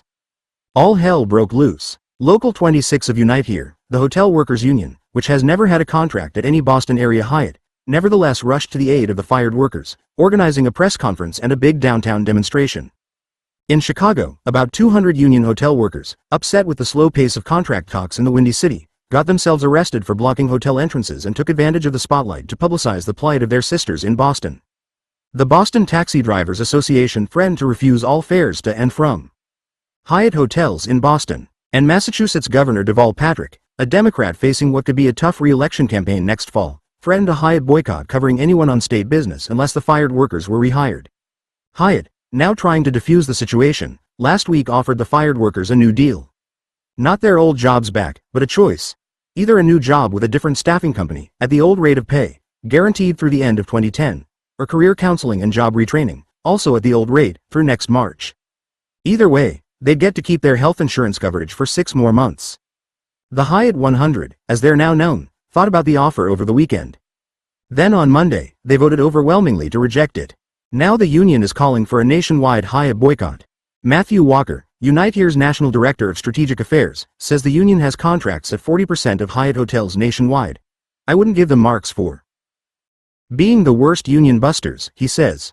That said, he has never seen a wholesale elimination of the housekeeping department like they've done in these 3 hotels. "I'm quite sure the company was interested in watching this as a case study." Hyatt denies that. "This does not represent any kind of corporate-wide initiative," says Farley from headquarters in Chicago, taking pains to distance corporate headquarters from this mess. "It was a decision made by the managers in Boston in response to conditions in Boston. Except that it may be too late to erase quickly the reputational damage. Already, Hyatt's Wikipedia entry contains a reference to the incident. Bloggers from The Atlantic and Harvard Business Review have weighed in, unflatteringly. Now comes new pressure on Hyatt board member Penny Pritzker, whose cousin, Tom Pritzker, is chairman, and whose family controls most of the company's stock. Pritzker was national finance chair for the Obama campaign. Once rumored to be a candidate for Commerce Secretary, she settled for a seat on the president's Economic Recovery Advisory Board. Which strikes union official Walker as ironic. "These are service sector jobs," Walker says. "These are jobs that cannot be exported, and when they pay a living wage and provide benefits, as these jobs did in Boston, they're a critical underpinning of our local economy." Good point. Sounds like something the president's Economic Recovery Advisory Board might want to look into point 65. The Hyatt struggle is now featured on the Hotel Workers Rising website. It is likely that other locations including San Antonio will be the scene of demonstrations protesting Hyatt's behavior. It is part of the movement orientation of Unite Here for the union to shape the battle with Hyatt in Texas as part of a larger struggle that joins them together with workers, immigrants like themselves, in other parts of the country. Moving the struggle to a higher level may delay the finish, but it might also mean a victory that secures the union's status for the foreseeable future. By Labor Day 2009, Carl Lachow, who played a major role in coordinating the Unite Here campaigns, was confident of victory in almost every disputed area. It's clear to me that we're winning this battle in one area after another. It's certainly not over, but in a place like Arizona, where it started, we do not just have the upper hand, we have complete control of our program and our jurisdiction. We have cleared them out of our industry in most places. We still have to engage them in some places down there in Philadelphia and some other cities. He insisted that Workers United was playing the role historically played by company unions, offering management an opportunity to claim to be unionized at a much lower cost. He argued that many employers in the hospitality industry have become concerned with Here's success and as a result have been eager to cut deals with Rayner and Workers United. We represent 50% of food service in airports. We do have 20% density in hotels, in gaming we have close to 50%. You know, in the last round of negotiations in 06 and 07 we had excellent agreements throughout the entire US and Canada. So I said, look, it is not a surprise that the companies are now looking for partners and they found them in Rayner and Stern, because those guys have said, and I'm not putting words in their mouths, we will trade standards for growth. Not only Unite Here officials but labor insiders as well were convinced that Unite Here was winning the battle for the support of workers in the hospitality industry. Unite Here has achieved its victories by continuing to use the tactics of movement. The movement emphasis was notable at Unite Here's 2009 convention. The battle with the SEIU was a constant theme of the proceedings, but so also were the need for immigration reform, the importance of diversity, and the need for union democracy. Wilhelm urged his membership to adopt the cause of equal rights for gay, lesbian, and transgendered workers. It was an issue bound to be controversial among many of the union's traditionally religious members. One could have taken the position that this was not the time to raise an issue that might well create a split in the union. But Wilhelm made it the first order of business on the second day of the convention. He put the blame for the union's late start on the issue on himself and others who were civil rights activists in the 1960s and 1970s. We didn't do the right thing in that generation, most of us, with some notable exceptions. In the Hotel Workers Rising campaign over the past several years, we have sought to make sure that our members of the LGBT community feel like equal partners in our union. We believe so strongly in real equality for African Americans. We believe so strongly in real equality for immigrants. We believe so strongly in equality in many dimensions. I have come to believe full equality has to include our many sisters and brothers in the LGBT community. One element of a movement approach is working closely and cooperatively with other unions. Vince Giblin, the president of the International Union of Operating Engineers, stirred the convention with his acknowledgement of past support and his pledge to repay. Never ever has your international union ever tried to raid our jurisdiction. As a matter of fact, even when the employer had suggested to your leaders that they would look the other way if you wanted to sign up the engineers and maintenance departments, John Wilhelm said. Absolutely not. Every resource this International Union of Operating Engineers has is yours. I know you're a little short on your strike benefit and I tell you, if someone challenges you for the right, I want John Wilhelm to pick up the phone and we will fund whatever it's going to take. Concern with union democracy might well have been ignored or even trimmed in order to make the union combat ready. But at Wilhelm's urging the convention voted to limit the powers of the presidency, for example, no expenditures above $25,000 without approval from the executive board. Regular reports to the executive board and to the members, in order to make him more accountable. The president's interpretation of the union's constitution was made subject to review, upon an exception taken by any member of the executive committee to an interpretation or construction of this constitution by the president. The GEB, General Executive Board, may overrule the president. In general, the president was made subject to the overriding authority of the General Executive Board. The local unions were given more power. 66. Peter Ward, the president of New York's Dynamic Local 6 and the head of the Constitutional Committee, explained what Wilhelm had asked of him and other local leaders. In February, in typical John fashion, he wrote a letter to all of the affiliate leaders in our union, which I thought was amazing appeal to everybody. He talked about an improved system of electing our governing boards. He talked about local autonomy and process and protection from undue trusteeships and seizures of local property. He talked about fairness in the allocation of funds and resources, and I know from discussing this with John that he believes that we should try to unlock resources to organize and empower workers, protection of dissidents and a reliable process to protect their rights and absolute zero tolerance for corruption. Ward, who is nobody's toady, 67, was high in his praise of Wilhelm's role in the amendment process. The changes that we're making to our union, in my opinion, will give us a constitution that is by far the most progressive, the most open, the most democratic, the most transparent. It's one that empowers union officers and union members better than any other constitution that I'm aware of in the labor movement in North America. None of this could have been possible if John Wilhelm was not willing to give up power. It's really that simple. I am so proud to be associated with a leader. The only leader that I'm aware of in the labor movement that would willingly change the structure of his union to disperse power. Unite Here under Wilhelm's leadership has responded to the challenge of the Sayuan Workers United by placing an even greater emphasis on internal organizing, training the rank and file, strengthening its committees, and improving contracts between local unions, all of which are movement tactics. It seems probable that Unite Here will emerge from the battle larger and richer than it was before the merger. Andrea van den Heever believes that the dispute has galvanized the union so that even what she called the non-organizing locals have become more militant. Wilhelm has, not for the first time, proved himself tougher than his enemies expected or his friends feared. He has never lacked backbone.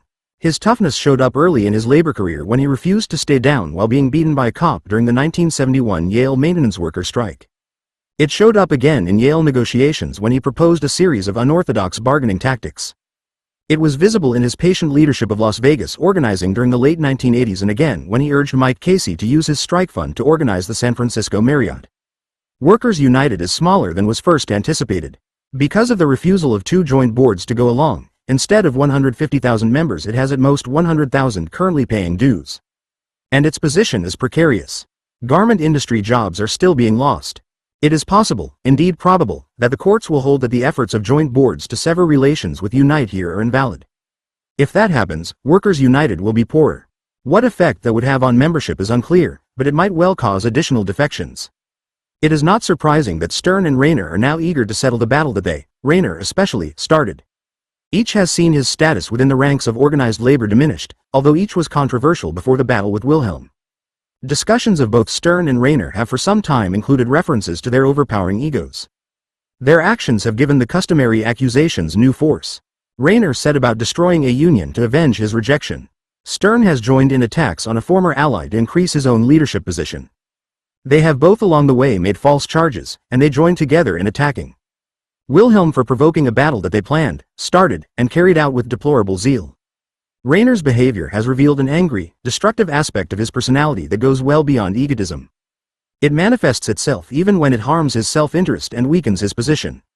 What else can explain his insistence that Willie Gonzalez fire all the Here organizers when it was apparent that Gonzalez was strongly in favor of continuing to work with them? It should have been obvious that Rayner was risking losing Gonzalez and the crucial opportunity for establishing a strong Texas presence, something that would have been of great value to Workers United. Not only did Rayner choose revenge over success, but he chose the type of revenge that caused pain to those whom he perceived to be enemies over the revenge that comes with success and rewards followers. If Rayner's behavior has been shaped by anger and the desire to appear formidable, Stern's behavior seems to be based on calculation and the desire to appear reasonable. There are in his letters and speeches no overt threats to raid.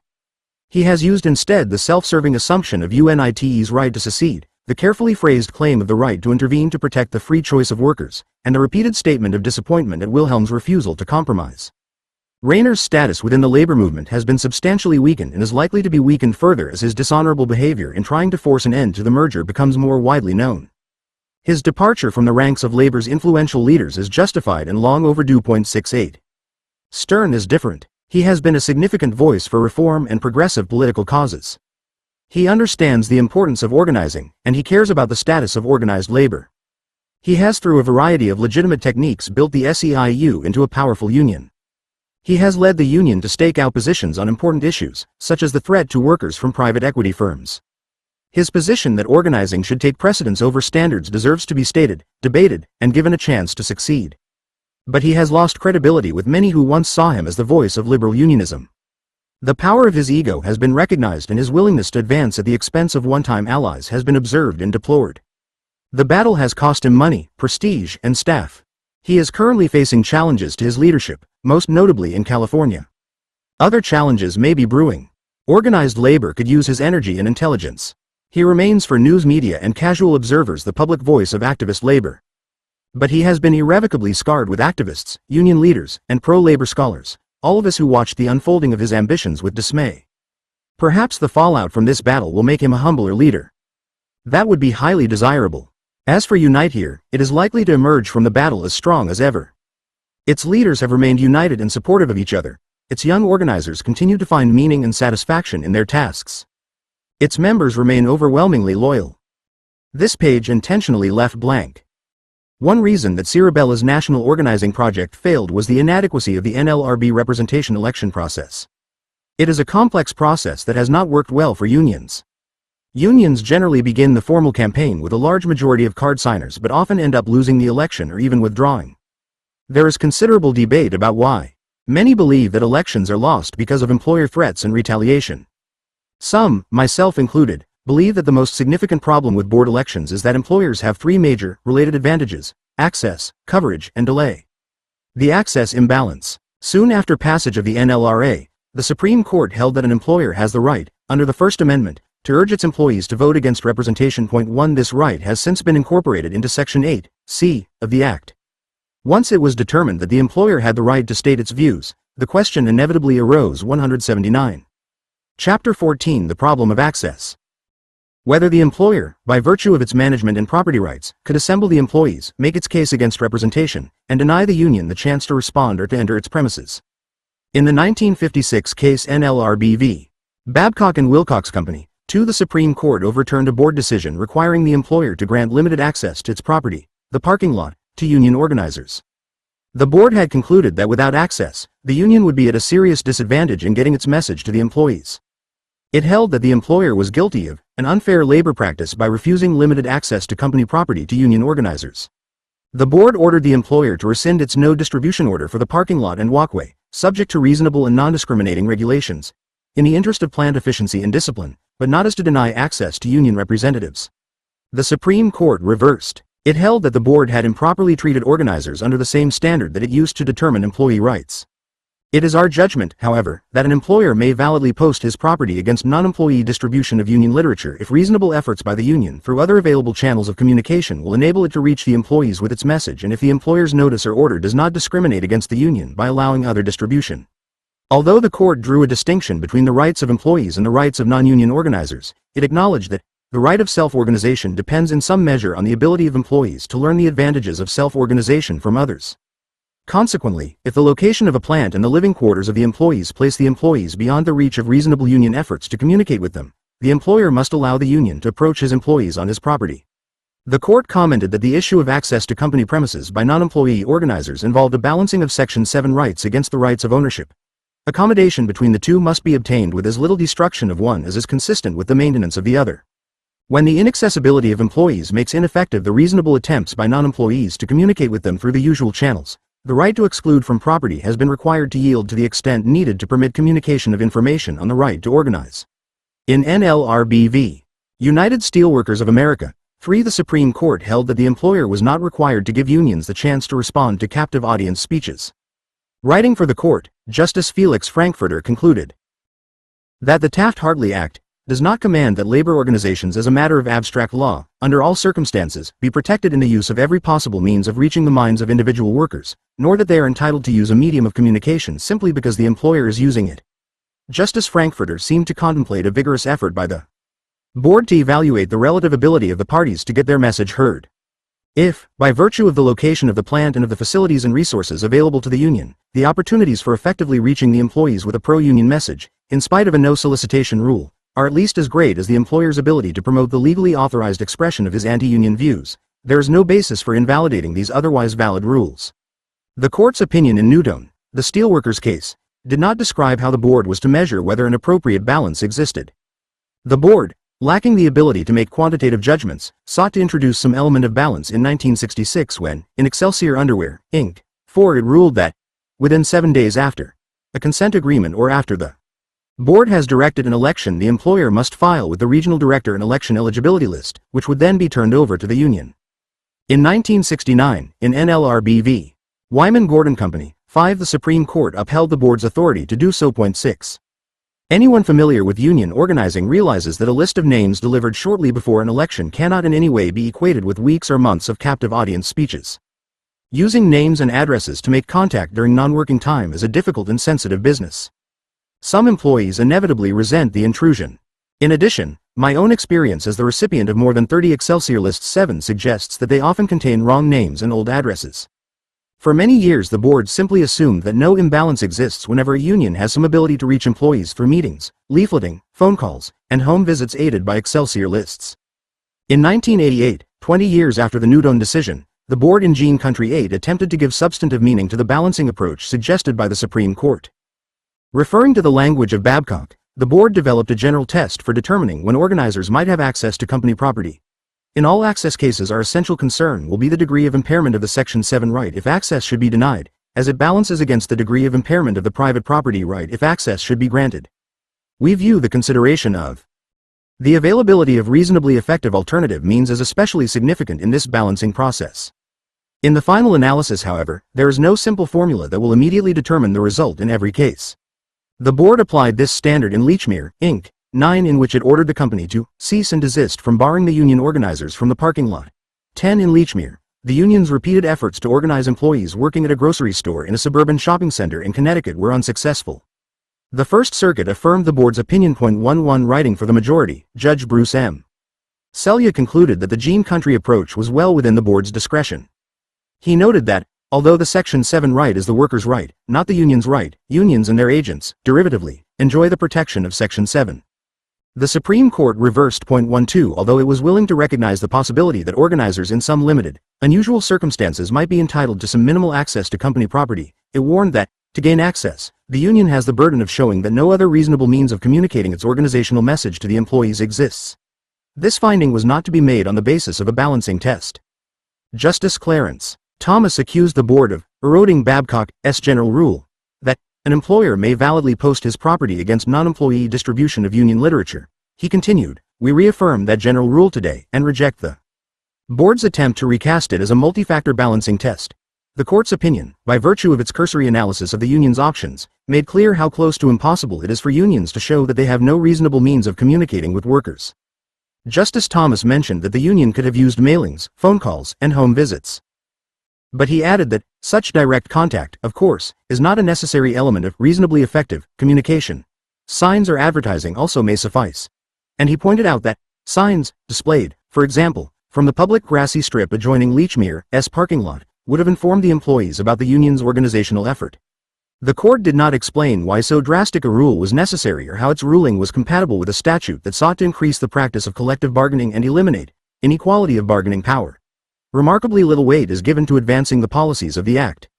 If the Act is to achieve its goal of fostering free and informed choice, unions must be given access to employees. Earlier Supreme Court cases had established that the concept of employee free choice includes the ability to learn about unions.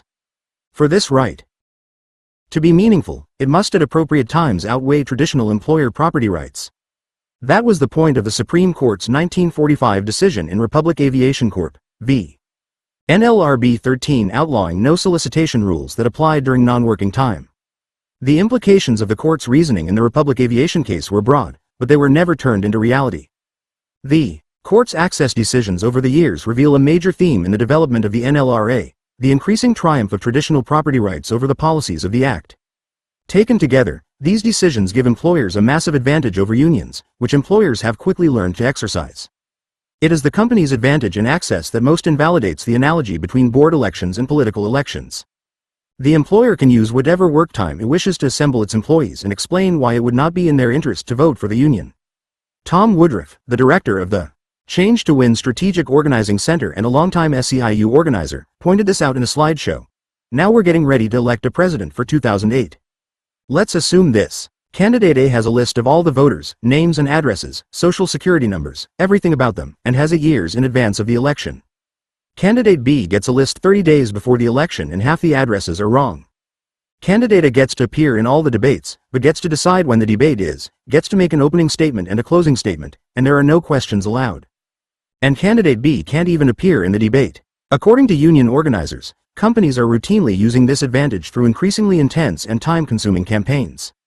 This imbalance was further exacerbated when Congress passed the Driver's Privacy Protection Act, DPPA 14, which makes it unlawful for any person knowingly to obtain or disclose personal information from a motor vehicle record for any use not permitted under Section 2721 B. Union organizing is not one of the 14 legitimate purposes set forth in Section 2721.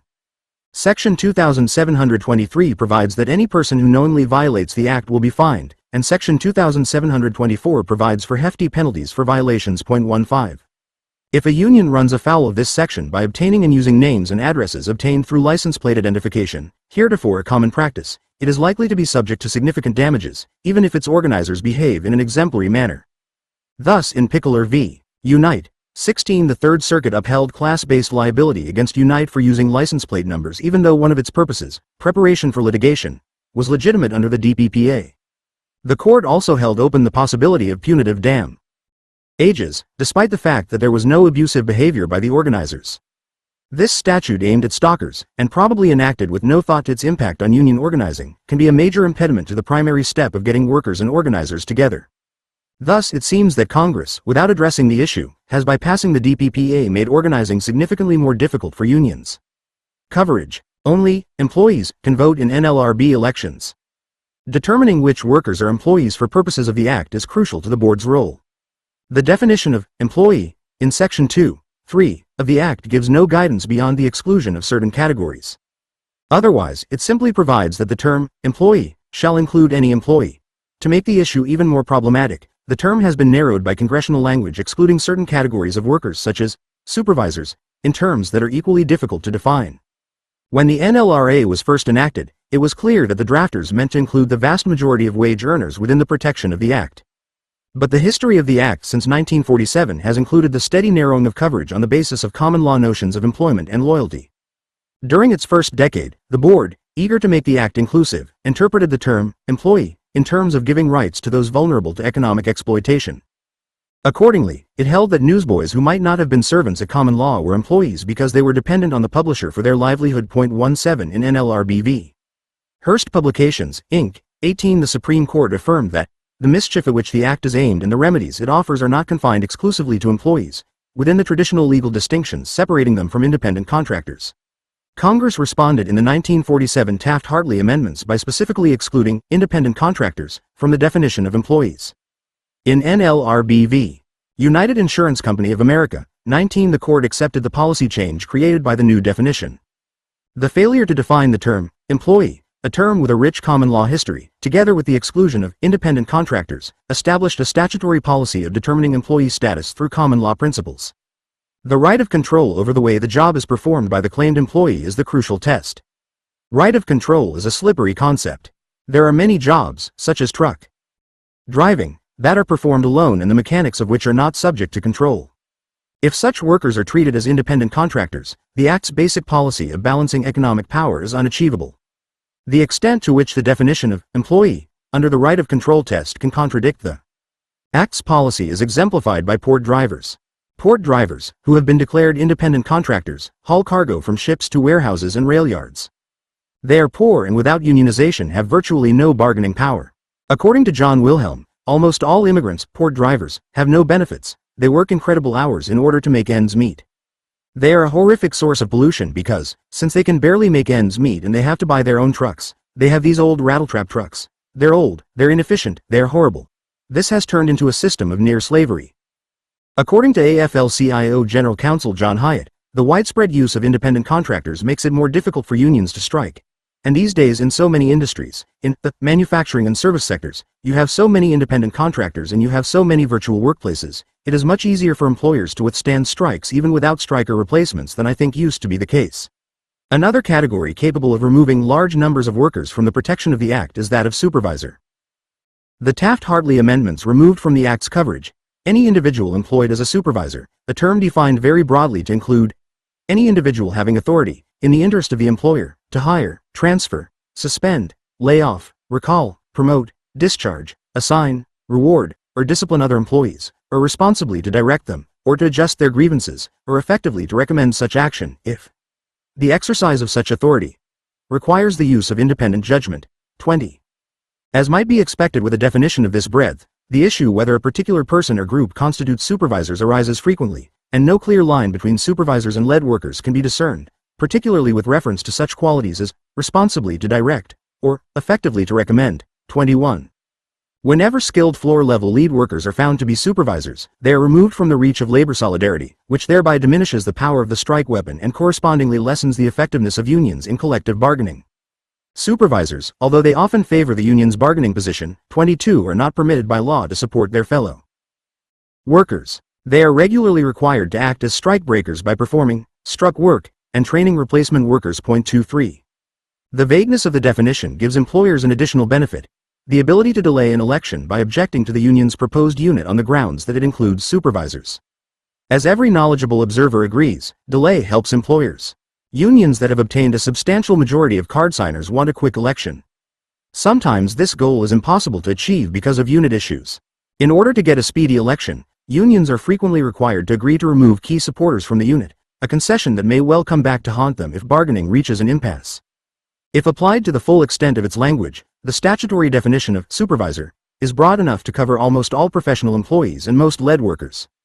Both groups typically direct other workers and almost always use a degree of discretion in so doing. Thus, the definition of supervisor is a potential linguistic Trojan horse, capable of wiping out much of the Act's intended effectiveness. This potential effect is best illustrated by a series of Supreme Court and Board decisions concerning the status of nurses under the Act. In NLRB v. Kentucky River Community Care, Inc., 24, the Supreme Court ruled that nurses exercising professional judgment in dealing with other employees were supervisors. What is at issue is the board's contention that the policy of covering professional employees under the Act justifies the categorical exclusion of professional judgments from a term, independent judgment, that naturally includes them. And further, that it justifies limiting this categorical exclusion to the supervisory function of responsibly directing other employees. These contentions contradict both the text and structure of the statute. Under the Bush administration, the board extended the reach of this decision in Oakwood Healthcare, 25, holding that charge nurses were supervisors. The function of charge nurses was described by the board as follows. Charge nurses assign other RNs, licensed practical nurses, LPNs, nursing assistants, technicians, and paramedics to patients. In all cases, this minor supervisory role was only a fraction of the charge nurse's function. The decision to exclude the charge nurses was by a 3-2 vote. The board majority focused on the language of the statute and ignored the fact that an expansive reading had the capacity to remove most of the nursing profession from the scope of the Act. The majority said that its function was to interpret language, not to consider policy in applying statutory definitions. We begin our analysis with a first principle of statutory interpretation that, in all cases involving statutory construction, our starting point must be the language employed by Congress, and we assume that the legislative purpose is expressed by the ordinary meaning of the words used. We eschew a results-driven approach and we start, as we must, with the words of the statute. We do not, as the dissent contends, ignore potential, real-world consequences of our interpretations. Rather, we simply decline to engage in an analysis that seems to take as its objective a narrowing of the scope of supervisory status and to reason backward from there, relying primarily on selective excerpts from legislative history. The majority found that the charge nurses had responsibility for assignment, as that term is used in the definition of supervisors, the assignment of an employee to a certain department, e.g., housewares, or to a certain shift, e.g., night, or to certain significant overall tasks, e.g., restocking shelves, would generally qualify as assign within our construction. The board went on to define responsibly to direct in broad terms. We agree with the circuit courts that have considered the issue and find that for direction to be responsible, the person directing and performing the oversight of the employee must be accountable for the performance of the task by the other, such that some adverse consequence may befall the one providing the oversight if the tasks performed by the employee are not performed properly. Finally, the board undertook to consider the term independent judgment. In short, professional or technical judgments involving the use of independent judgment are supervisory if they involve one of the 12 supervisory functions of Section 2(11). Thus, for example, a registered nurse who makes the professional judgment that a catheter needs to be changed may be performing a supervisory function when she responsibly directs a nursing assistant in the performance of that work. The board majority, for purposes of this case, declined to include rotating charge nurses, on the grounds that the employer had not provided enough evidence. But the board's analysis made it relatively easy for employers in the future to exclude most nurses who serve as charge nurses. The dissenters focused on the majority's refusal to consider the consequences of its ruling. Today's decision threatens to create a new class of workers under federal labor law. Workers who have neither the genuine prerogatives of management nor the statutory rights of ordinary employees. That category, by 2012, could number almost 34 million, accounting for 23.3% of the workforce. The impact of this decision could be catastrophic for organized labor, as Stephen Colbert pointed out with his usual acuity. Purporting to praise the decision, he opined, "It's time for labor and management to come together as management to exploit labor." 26. Despite the extraordinarily broad language of the supervisory exemption, the board, with the support of the Supreme Court, added another major exclusionary category not found in the statute itself: managerial employees. It is an unnecessary category based solely on careful linguistic parsing. The board concluded that the definition of supervisor, broad as it is, does not theoretically include high-level employees whose role involves planning, articulating, or carrying out high-level policy but who have no supervisory role. It is doubtful that high-level officials exist who could not be dealt with under the supervisory exemption. But in Ford Motor Company, 27, the board announced the creation of yet another new category of exempt employees whom it characterized as managerial. The board defined this group as those executive employees who formulate, determine, and effectuate management policies. The Supreme Court, in NLRB v. Bell Aerospace Company, 28, adopted the board's definition and held further that all such employees are excluded from the definition of employee.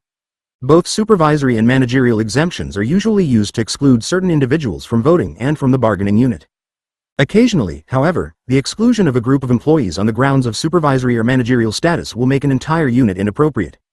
In NLRB v. Yeshiva University, 29, the Supreme Court applied the concept of managerial employees to deny the yeshiva faculty as a group, and by obvious implication almost all other university faculty members, the right to unionize under the NLRA. The court held that all faculty members were managers because of their traditional role in university governance through faculty committees and other votes in academic bodies. It is clear that yeshiva and like universities must rely on their faculties to participate in the making and implementation of their policies.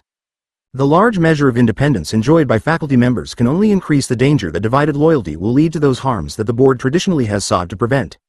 The concern over divided loyalty and harms that the board traditionally has sought to prevent is persuasive until one tries to focus more precisely on the harms that the court is concerned with. Would unionized professors seek to harm a college or university's academic standing? Hardly, since that is crucial to their own professional careers. Would they vote against qualified faculty candidates on the basis of attitudes toward unionization? That worry too reflects a total misunderstanding of professorial self-interest. Indeed, what makes unionization of interest to faculty is two things: the possibility of personal gains and the hope for greater professorial voice. It seems that what the court was worried about is having faculty play a greater role in the operation of universities. In its opinion, the court indicated plainly that its conclusions about the critical policymaking role of the faculty were meant to apply not only to yeshiva but to mature educational institutions, generally.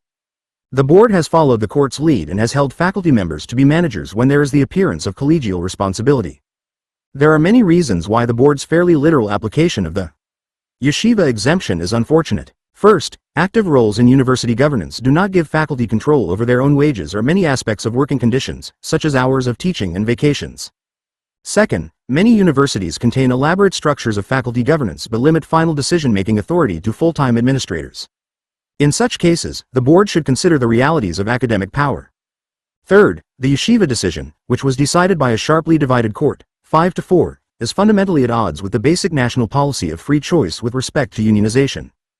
Most commentators have been critical of the opinion, pointing out that the court ignored the extent to which faculty members are vulnerable to arbitrary decisions by university administrators. 30. Moreover, the court in yeshiva treated faculty as a unit, attributing to faculty members generally the institutional authority exercised by some of their colleagues, an approach never previously employed. The special approach undoubtedly reflects the court's conclusion that traditional collective bargaining is particularly inappropriate for academic institutions. This does not mean, however, that the yeshiva approach will be so limited. Although the board has thus far only rarely applied yeshiva outside the academic context, a wide range of professional workers are at risk of being characterized as non-employees, and thus as managers, supervisors, or associates, and could thus be deprived of the protections of the labor law. In FHP, Inc. 31, for example, the board found a group of physicians to be managers because the governance system of the hospital in which they worked included committees of physicians that played a role in determining some aspects of healthcare policy. The concept of employer-established committees replacing unionization was at one time clearly rejected under the NLRA as a technique for thwarting employee choice, but yeshiva offers a dangerous precedent for its re-emergence. In today's climate, the possibility of using committees so that non-professional but skilled workers are deemed to be managers should not be discounted, especially for those workers without a history of collective bargaining. With all the exclusions and hard-to-define terms involved in establishing an appropriate unit of employees, an employer is almost always in a position to delay an election by challenging the unit claimed by the union. In larger units, employers can regularly obtain several additional months by claiming that the unit sought includes job categories and individual workers who do not have a community of interest with the group generally. Employers can also claim that the unit includes supervisors or managerial employees or confidential employees. Threats. It is an unfair labor practice for an employer to threaten retaliation if the employees vote to unionize or to promise them benefits if they turn down the union. But employers otherwise have the right to state their views concerning unionization to their employees. Employers typically take advantage of their right to speak out, in almost every NLRB election campaign. Employers make captive audience speeches to convince employees that it is not in their interest to vote for unionization. In the course of these speeches, employers regularly suggest that employees may not benefit, indeed, may be economically harmed, as a result of unionizing. It is very difficult even for experts to differentiate between a lawful statement of opinion and an illegal threat of reprisal. Employer statements are rarely cast as direct threats. Indeed, employers generally announce that they will obey the law. Employers, actually, their lawyers, typically craft campaign statements that intentionally create ambiguity about the ways in which unionization might prove to be harmful to employees. A good example is the following comment. In the past, the company has given 191.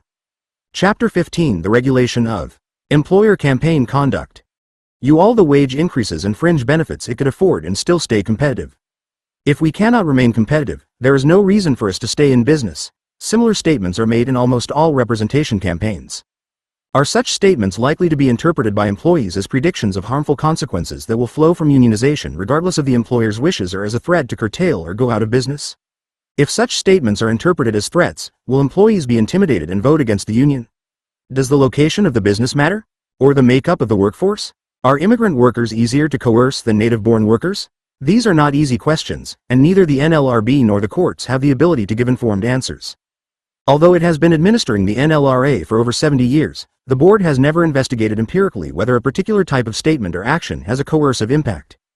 Indeed, the board has not permitted the introduction of evidence as to whether particular conduct had a harmful impact on employees.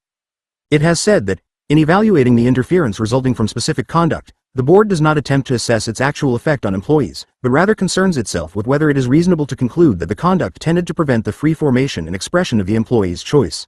1.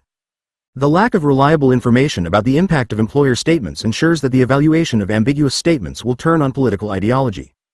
Historically, liberal board members and judges assumed that employees pay careful attention and are sensitive to nuances of coercion. They regularly found ambiguous statements to be unlawful threats, parsing statements with grammatical precision and finding only the most explicit threats to be lawful. Conservative board members have permitted employers greater latitude. The problem of separating unlawful threats from legal expressions of opinion is made even more complicated because the constitutional boundaries of employer anti-union speech are not clear. In 1969, the Supreme Court, which has not weighed in on this topic for many years, gave its approval to strict regulation of employee speech in NLRB v. Gissel Packing Co. 2. The case involved an employer who argued that the union was a strike-happy outfit, and warned that a strike could put the company in economic jeopardy and lead to its closing. The employer warned the employees to look around Holyoke and see a lot of them out of business. The board concluded that the employer's conduct made a fair election impossible because it reasonably tended to convey to the employees the belief or impression that selection of the union could lead the company to close its plant or transfer the weaving operation. The employer argued that its statement amounted to no more than an exercise of its First Amendment right of free speech. The Supreme Court rejected this contention, holding that the employer's speech contained impermissible threats of reprisal. Any assessment of the precise scope of employer expression, of course, must be made in the context of its labor relations setting. Thus, an employer's rights cannot outweigh the equal rights of the employees to associate freely.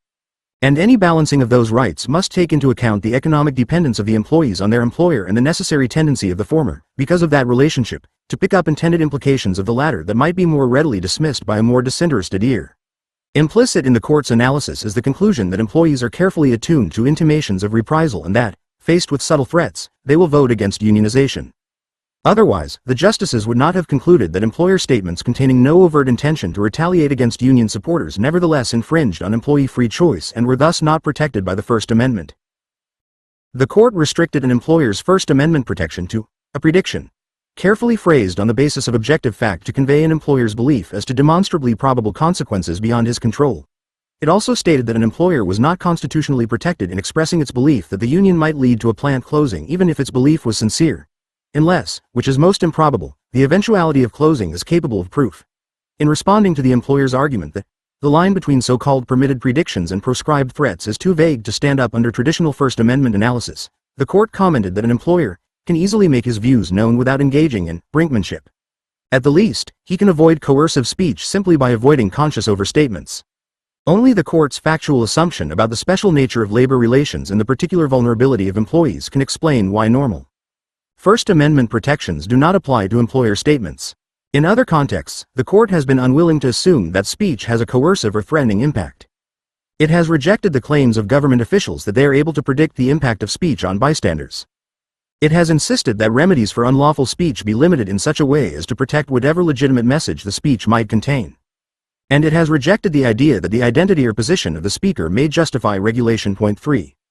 The 1969 Gissel decision did not, however, resolve the issue of employer-free speech. In its aftermath, the courts of appeals have, though citing Gissel, regularly rejected the standards set forth in Justice Earl Warren's opinion. The Seventh Circuit, under the leadership of Judge Richard Posner, took the boldest step in changing the Gissel standard. In NLRB v. Village IX, Inc., the employer guaranteed to the employees that if the union was voted in, the company would be out of business within a year. The cancer will eat us up, and we will fall by the wayside. I only know from my mind, from my heart and from my pocketbook how I stand on this. Judge Posner found that the Gissel standard was satisfied because the employer's vision of the union's economic impact, although hazy and imprecise, was consistent with respectable economic theory. The opinion ignored the fact that the employer in Gissel had more of a factual basis for the statements, found by the Supreme Court to violate Section 8(a)(1), than did the employer in Village IX, whose statement the Seventh Circuit held to be permissible. No clear standard has emerged. The circuits vary one from the other, and often opinions vary within a single circuit. What seems clear, however, is that no circuit applies the Gissel approach strictly and that the general movement is toward greater permissiveness. The board itself has regularly held to be legal speech that does not meet the standard set forth in Gissel. Point 5. The presumed coercive effects of grants and promises of benefits. From very early in its history, the board without explanation treated the unconditional grant or promise of benefits during the course of a union organizing campaign as an unfair labor practice. The Supreme Court in NLRB v. Exchange Parts Co. Point 6 accepted this conclusion. It announced that the danger inherent in well-timed increases in benefits is the suggestion of a fist inside the velvet glove. Employees are not likely to miss the inference that the source of benefits now conferred is also the source from which future benefits must flow and which may dry up if it is not obliged. Thus, the authoritatively announced rationale of the law is that employees, when given or promised benefits, will react as though they were threatened. Probably the most remarkable thing about this explanation is its view of employee thinking. Why should it take a grant or promise of benefits during a representation election to make employees aware that the employer is the source of job benefits and that it will be the source of future benefits? Could not they have deduced this from examining their paycheck? As is often the case with limitations on employer speech and conduct, the exchange parts rationale was soon applied with very little persuasive reasoning to union promises. In NLRB v. Severe Manufacturing Company, 7, the Supreme Court held that a union's offer to waive initiation fees for all employees who signed cards before an election interfered with employee free choice. The court reasoned that employees might be tempted to sign a card to avoid the initiation fee and might then feel compelled to support the union because their having signed a card would become known. The court also viewed the practice as improper because it would permit the union to claim support it did not have. The court assumed that such a misleading claim of support would help the union and that any votes it thereby acquired would not be an expression of free choice. Finally, the court concluded that the failure to sign a recognition slip may well seem ominous to non-unionists who fear that, if they do not sign, they will face a wrathful regime should the union win. The court's explanation reflects the same patronizing view of employees that the court exhibited in its exchange parts decision. Why, for example, would employees who know of the conditional offer assume that other employees who signed cards were not doing so to take advantage of the offer? Why would they be persuaded to vote contrary to their own attitudes toward unionization in any case? The fear of a wrathful union regime, if it is at all a reason why employees sign cards, and existing data suggest it is not, should be the same whether or not the union offered a conditional waiver. Some of the language of Severe suggests that even an unconditional waiver would be improper. That conclusion might have a major impact on union campaigns because most unions currently do not require dues or initiation fees until the union wins the election and a contract is signed. The board, however, held that such general waivers are not covered by Severe. Its holding has been upheld on appeal. Point 8. The laboratory conditions doctrine. For over 60 years, both conservative and liberal boards have claimed the authority to set elections aside and to find unfair labor practices on the basis of a complex set of rules referred to as the laboratory conditions doctrine. The idea that its election process should be treated as comparable to a laboratory experiment was announced by the board in 1948 in General Shoe Corp.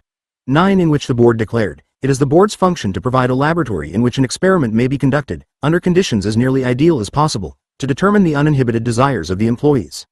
When, in the rare extreme case, the standards drop too low, laboratory conditions are not present and the experiment must be conducted over again. It is difficult to imagine a more inexact or confusing metaphor. It describes neither how the board functions nor what the actual standard is or should be.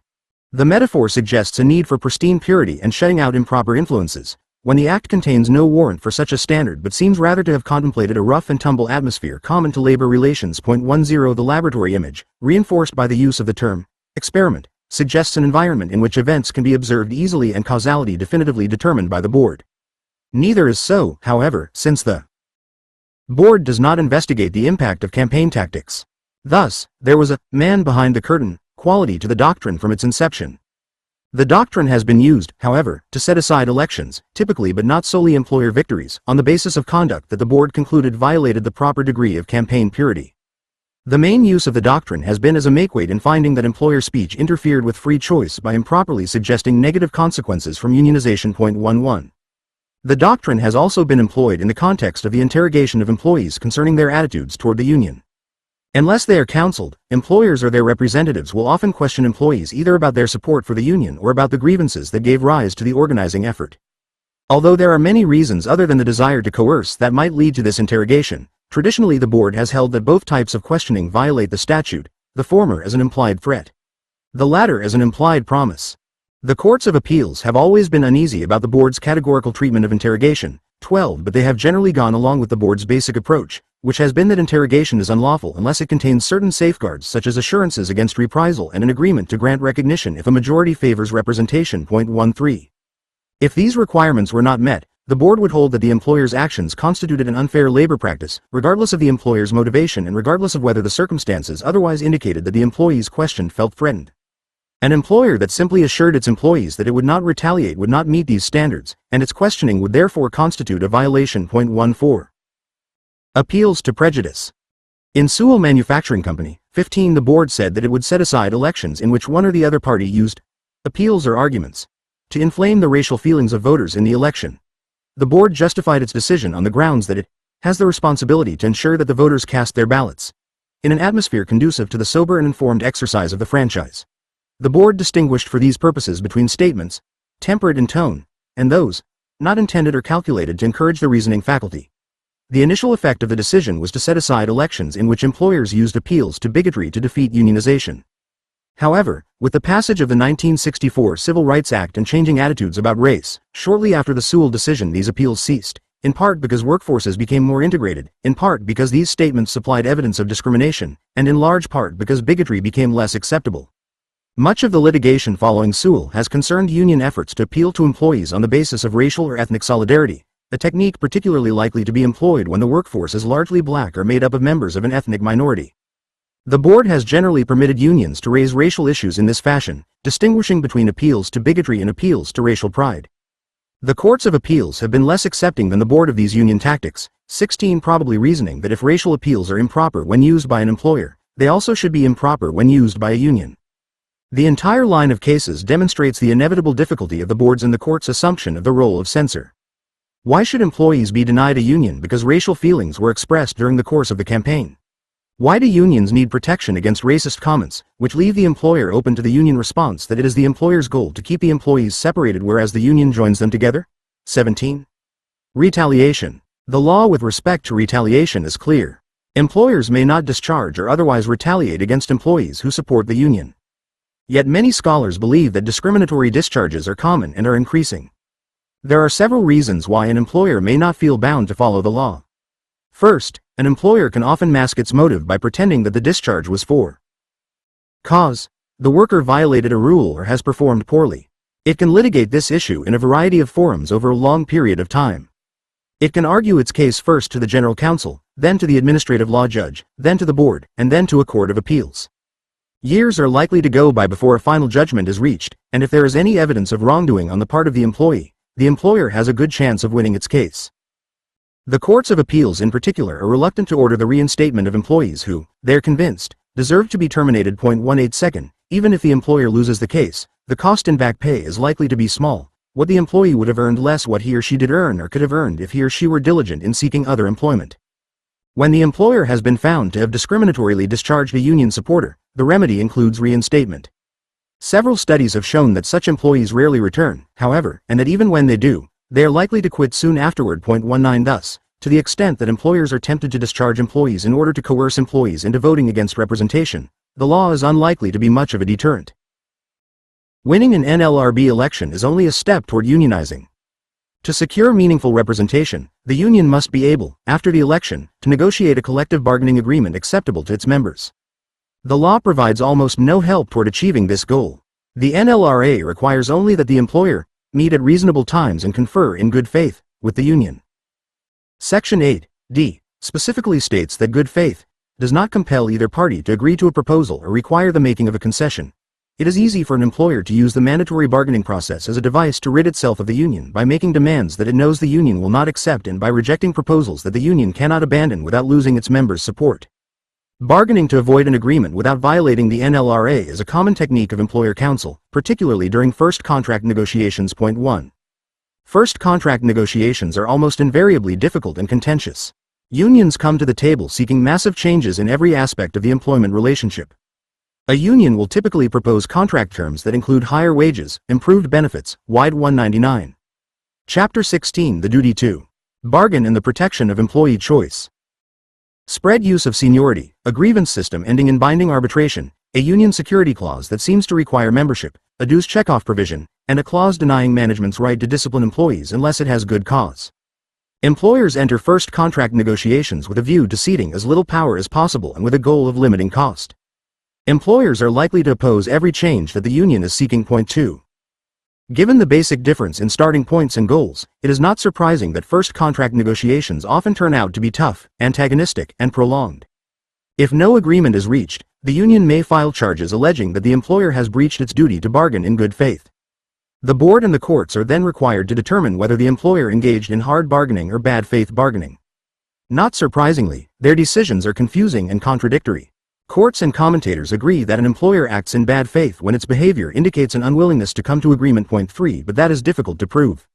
The vast majority of employers, even those seeking to oust the union, make some proposals and would be willing to sign an agreement maintaining their unilaterally set wages and working conditions, especially if the proposed contract also contains a broad no-strike clause. A contract limited to these clauses would put the union in a weaker position and the employer in a stronger position than they would be in if no agreement were reached. 4. The board rarely examines the reasonableness of management's position in evaluating its good faith. Some courts of appeals, the Fifth Circuit in particular, have shown great reluctance to ever consider reasonableness. 5 An employer that alters its proposals and makes minor concessions such as a small wage increase is probably safe in most circuits, particularly if it is willing to meet with the union and explain its resistance to the union's proposals. In those rare cases in which an employer is found to have violated its duty to bargain, by failing to bargain in good faith, the penalty is so weak as to be essentially meaningless. 6 Despite the broad remedial language of Section 10, the Supreme Court held, in H. K. Porter Company v. NLRB, 7 that the board did not have the authority to order an employer to accept a contract clause, even when it was the failure to accept that very clause that constituted the unfair labor practice. The court's opinion in H. K. Porter made clear that under no circumstance was the board permitted to remedy a violation by ordering that the employer add, or remove, a clause that it has not agreed to at the bargaining table. The court held that such a remedy would violate the fundamental premise of the Act, namely, freedom of contract. Why the court chose to describe freedom of contract as more fundamental than the policy favoring good faith collective bargaining is not explained, and it is far from obvious. The board has since taken the position that H. K. Porter denies it the authority to issue a make-whole remedy under which employees would be compensated for what they lost economically by virtue of the employer's bad faith. 8. This conclusion, although harsh, is in keeping with the court's language. And it further eliminates the possibility of obtaining a meaningful remedy for the employer's rejection of its obligations under the Act. In most cases, the only penalty is an order requiring the employer to cease and desist from bargaining in bad faith and to post a notice so stating. H. K. Porter thus enshrines the conclusion that an employer has the power to refuse to make any concession that it prefers not to, 9 as long as it is willing to face a strike. The weakness of the duty to bargain and the absence of meaningful remedies mean that employers can frequently rid themselves of a union by simply refusing to come to an agreement. Roland Sampson, formerly the Northeast Organizing Coordinator of the United Steelworkers, has seen some of his organizing victories vitiated in this way. As he told me, if you are successful, and you do win the election, then they will say anything to drag negotiations out for more than a year. In that year's time, a lot of the folks that wanted the union are going to get dissatisfied because they haven't got a contract yet and quit the union, and then you can't do anything. The law provides no remedy for a union faced with an employer that is unwilling to sign an acceptable agreement. Why don't all employers who want to avoid unionization follow this course? Why are some first contracts negotiated successfully? In the vast majority of cases, it is the threat of a strike or its actual use that motivates an employer to make bargaining concessions. The more the law strengthens the right to strike, the more successful unions will be in collective bargaining. The weaker the right to strike, the easier it is for employers to forestall unionization. As is discussed more fully in Part 4, the strike weapon is both powerful and dangerous. It gets its strength from worker solidarity and effective strategy and not from the law. 202. Union leaders believe that employers win elections by retaliating and instilling fear. Employers claim that they win through persuasion. The issue has provoked scholarly dispute, in which I have been an active participant. During the 1970s I took part in the first major empirical effort to study the dynamics of NLRB campaigns. Along with professors Stephen B. Goldberg and Jean Brett Herman, I conducted a study of employee voting behavior in NLRB elections. We interviewed employee voters in over 31 NLRB campaigns that were chosen because they promised, and turned out, to be hard-fought and to include a significant amount of illegal behavior. We conducted our study in 2 waves. The first wave occurred soon after an NLRB election was scheduled, and the second wave just after the election. During first wave interviews, employees were asked how they felt about their working conditions and about unions. We asked whether they signed an authorization card and how they would vote if the election were held the next day. In second wave interviews, we asked the same employees to recall the content of the campaign and to disclose how they voted and why. A very high percentage of Chapter 17 NLRA Organizing. Law and Reality. Employees agreed to be interviewed and answered our questions fully and honestly. Point 1. We also interviewed company and union representatives in each election and obtained information about the strategy and tactics that they employed. We studied only elections in which both sides agreed to speak with us, describe their tactics, and give us copies of propaganda and drafts of speeches.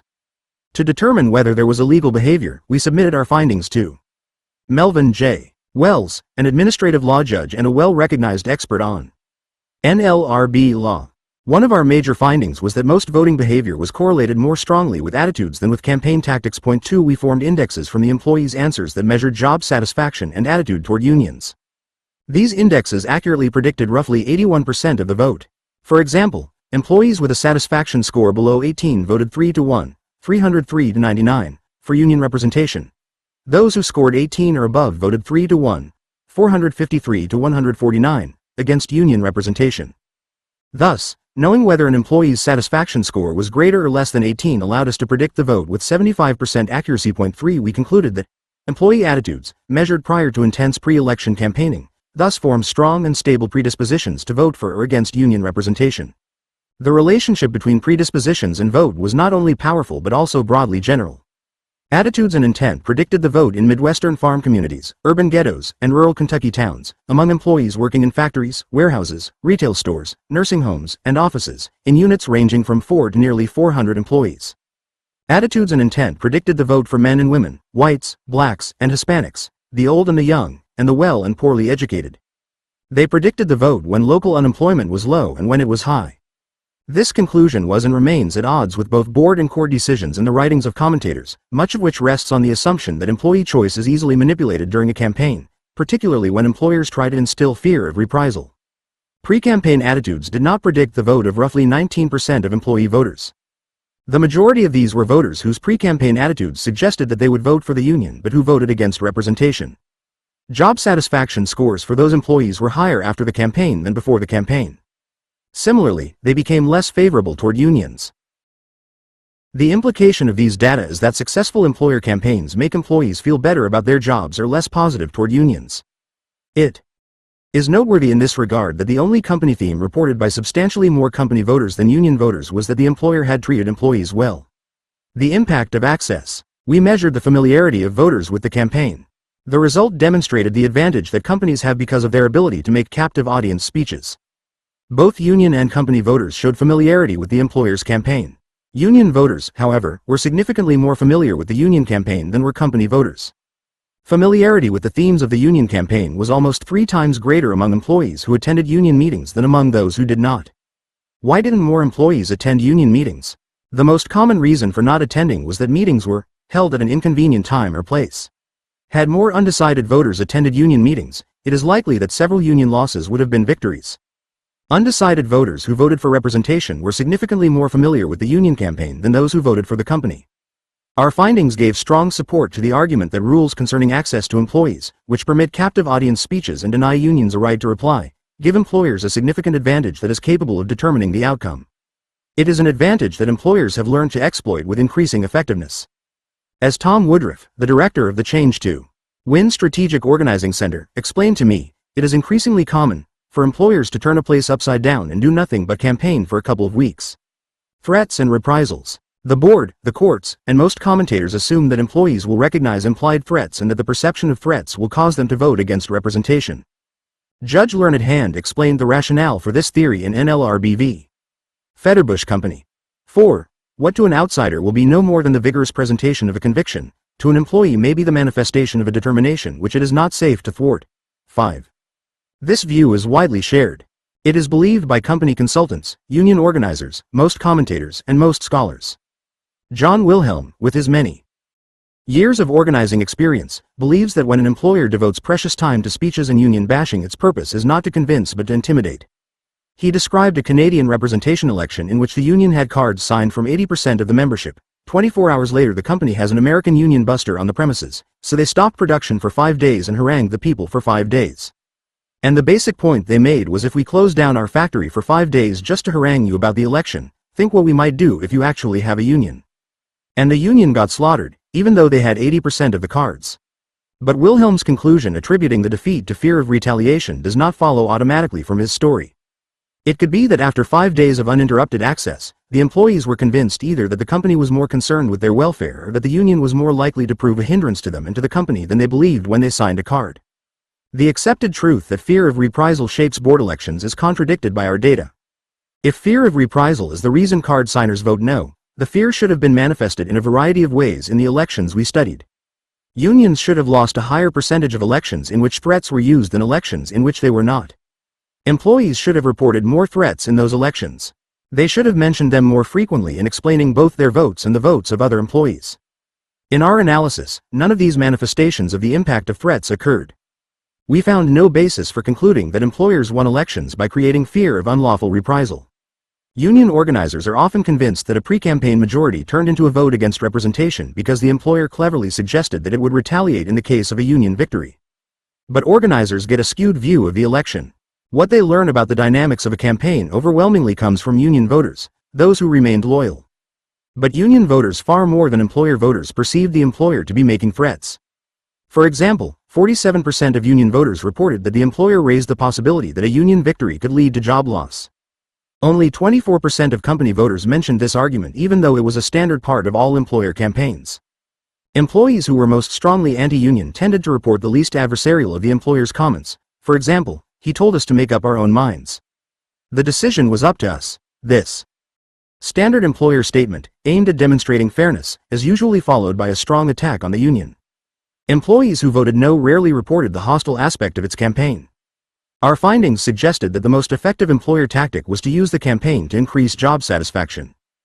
Employers regularly do this in a variety of ways, pointing to past benefits, referring to employees by first name, suggesting without promising that it will improve things, and generally trying to convey the message, "We hear you. Give us another chance." This is not to say that fear of retaliation is irrelevant to unionization. Concerns about the economic consequences of unionization and the possibility of employer retaliation are present before organizing ever begins.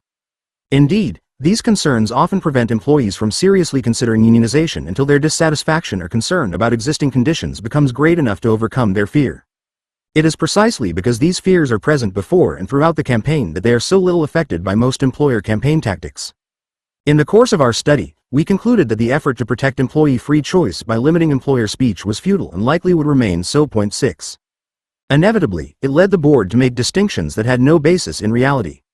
No matter where the line between threats and prediction is drawn, Carefully crafted employer propaganda will be able to convey the dangers of unionism and the promise of benefits as effectively as prohibited speech. Further, restrictions on employer speech inevitably lead to board and court restrictions on union speech. It is true that fewer union victories are set aside than employer victories, but the consequences of setting aside union victories are more serious. Setting aside an employer victory is almost always meaningless because the employer remains in control of wages and working conditions. Setting aside a union victory because of perceived promises, threats, or appeals to racial feelings reverses the expressed will of the employees. They voted for a union but continue to work without one. In addition, restrictions on employer speech in the organizing context invite reciprocal regulation of union speech in strikes and picketing. The Supreme Court has made clear on several occasions that reciprocity is a major factor underlying the court's willingness to uphold restrictions on union actions, such as peaceful picketing, that might otherwise be ruled unconstitutional.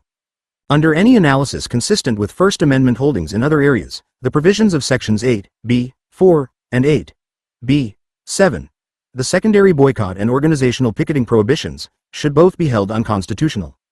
But the Supreme Court continues to apply them and to assume their validity at least partly on the basis that labor law is an area of properly balanced speech regulations.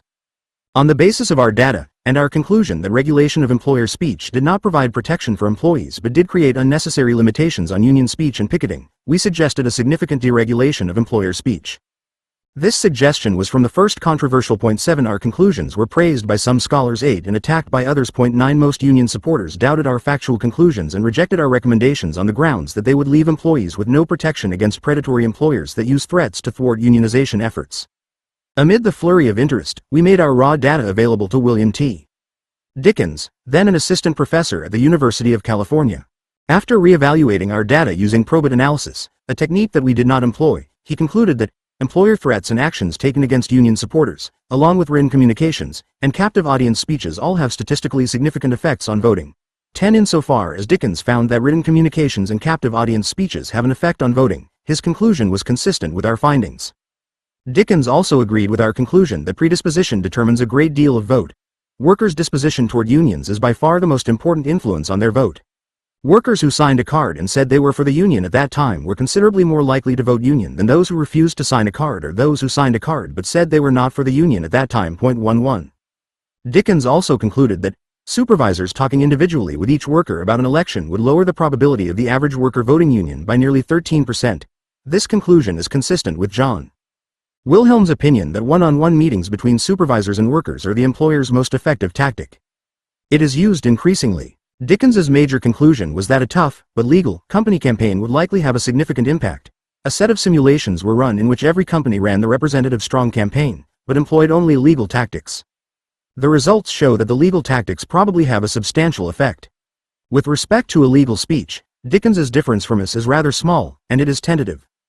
His analysis shows that one form of illegal speech, threats made against union supporters, may have a significant effect in discouraging workers from voting union, although its effect is confounded by the effect of actions taken against union supporters. Dickens's article, in the great tradition of academic reviews, stressed his disagreement with our finding concerning a single aspect of case law and ignores our much greater area of agreement with respect to the great majority of rules under the laboratory conditions doctrine and the fact that the employer's most effective advantage over the union stems from its ability to give speeches, write letters, and enlist its supervisors to help defeat the union. We responded to Dickens with respect to the area of disagreement. 12. But even if one accepts the validity of Dickens's reevaluation, the issue that it most forcibly presents is not the problem of employer intimidation but the problem of unequal access. An intelligent management representative who studied both union representation, elections, law and reality in Dickens's reevaluation would recognize that an employer's best strategy for defeating unions would be to increase the number of captive audience speeches and supervisor meetings. This is, in fact, what has since happened. Among those who rejected our findings were Professors Richard B. Freeman and James L. Medoff in their influential book What Do Unions Do? 13. They attribute to us the view that although company opposition reduced the probability workers would vote union, it did not do so by what they viewed as statistically significant amounts. But our conclusion was not that company opposition did not affect the vote but rather that unfair labor practice campaigns were no more successful than legal campaigns. Thus, their comment that our analysis was faulty because Dickens found that some forms of company opposition do indeed have statistically significant effects is irrelevant to our conclusion. Freeman and Medoff estimated a significant impact for unfair labor practices. First, they noted that, for For every 10% change in unfair labor practices per election, our estimates suggest that unionization of new workers falls from about 3% to 6%, and second, that, from 1950 to 1980, unfair labor practices per election increased by sixfold. They included a table that records this conclusion but offered no direct cites to studies and no discussion of methodology. 14. It all sounds very scientific, but their charts and tables contain no checkable data source supporting this conclusion. The case for the efficacy of threats has also been strongly supported in the influential work of Dr. Kate Bronfenbrenner, the Director of Labor Education Research at Cornell University, who has done path-breaking work on organizing techniques and conducted a study of the impact of plant closings and plant closing threats for a random sample of more than 400 NLRB elections. In her article, Uneasy Terrain: The Impact of Capital Mobility on Workers' Wages and Union Organizing, Bronfenbrenner found that the election win rate associated with campaigns where the employer made plant closing threats is, at 38%, significantly lower than the 51% win rate found in units where no threats occurred. The study found that not only are threats of plant closing an extremely pervasive part of employer campaigns, they are also very effective. 15. She found that such threats were even more pervasive and effective after the passage of the North American Free Trade Agreement, NAFTA. There are, however, two major problems with her report. First, it does not separate illegal threats from those statements protected by the NLRA and the First Amendment. Bronfenbrenner uses the term threat more broadly than the board or the courts. Given that direct unambiguous threats to close the plant in response to union organizing activity are often found in violation of labor law, most of the employers chose to make their threats indirectly and verbally. Still, according to Bronfenbrenner, 11% of the election campaigns with threats included specific unambiguous written threats ranging from newspaper articles, posters, and videos of union plants that had closed, to letters and leaflets which specifically mentioned that the plant would close if the union came in. Another 51% involved specific and unambiguous verbal threats such as the employer stating clearly in captive audience meetings that, if the employees voted in favor of union representation, the plant might shut down, or supervisors asking individual workers whether their families were ready to move to Mexico. Bronfenbrenner gave the following as examples of explicit threats. One advertisement features a picture of a nuclear explosion with the caption, "There's more than one way to destroy a community. Vote no." Another advertisement shows a group of workers standing outside of a plant gate with the sign, "Closed," hanging on the gate. The caption reads, "In the past decade, scores of textile plants have closed in North Carolina. Thousands of workers have lost their jobs. Fieldcrest Cannon lost $41 million last year. Vote no." Neither of these statements contains anything like a direct threat to retaliate against union supporters. And neither is clearly unlawful. Most significantly, Bronfenbrenner's fact-finding technique was questionable. She described her fact-finding process as follows. Lead organizers in these campaigns were mailed surveys asking them a series of questions about bargaining unit demographics, employer characteristics and employer tactics during the organizing campaigns, including questions about plant closings and the threat of plant closings. 16. This is not a methodology likely to lead to accurate results. As discussed above, organizers are unreliable witnesses with respect to the employer's campaign tactics. They tend to exaggerate the harshness and illegality. This should not be surprising. Lead organizers do not hear the speeches. They get reports on them from union supporters, who are most likely to perceive threats whether they are made or not. If the employees from whom the organizer gets information are inaccurate, the organizer is likely to be misled. For example, in one of the campaigns we studied in which the employees voted against representation after the union had obtained a card majority, the organizer told us that he thought the management campaign was effective in large part because the employer pointed out that employees were subject to arbitrary treatment and unreasonable fines under the International Union's constitution. But during post-election interviews, only 4 employees mentioned this issue, and all of them had voted for the union. The organizer obviously thought that this issue was effective because it stirred up some of his most loyal supporters. The net result of the combined work of Professors Freeman, Medoff, and Bronfenbrenner has been to leave most pro-union commentators with the conclusion that NLRB elections are lost because of fear heightened by employer threats and the increasing resort to discriminatory discharges. And these studies are regularly cited for their conclusion on this issue. But nothing in their combined work establishes the truth of the conclusion. If threats do not coerce, why do captive audience speeches work? Repetition from an authoritative source is important. In addition, employers' arguments are likely to be persuasive to employees, particularly those concerned about the consequences of unionization. The employer can regularly reiterate these arguments, and many employees who are undecided or mildly favorable to the union will never get to hear the union's most effective response. Many employers' typical arguments about unions are not easy to refute, and they are likely to be prepared by a professional who has crafted the arguments in ways that have proved effective with other employees in other elections. For example, As noted earlier, employers regularly seek to exploit the fear of strikes.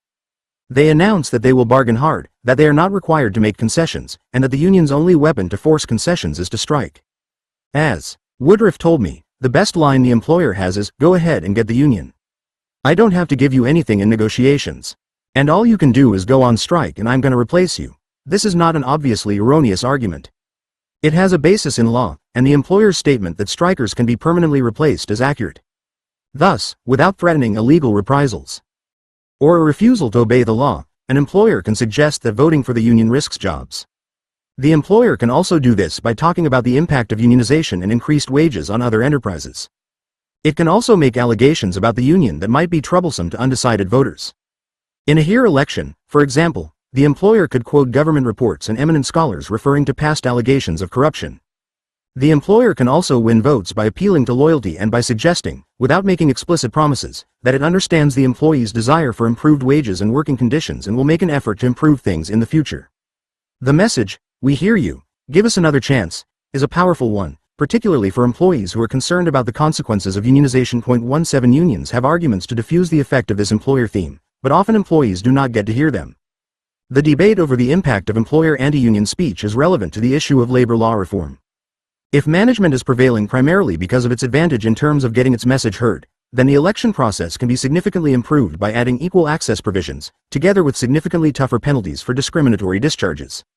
If it is fear of reprisal instigated by management speeches that accounts for union election failures, then there is no available remedy.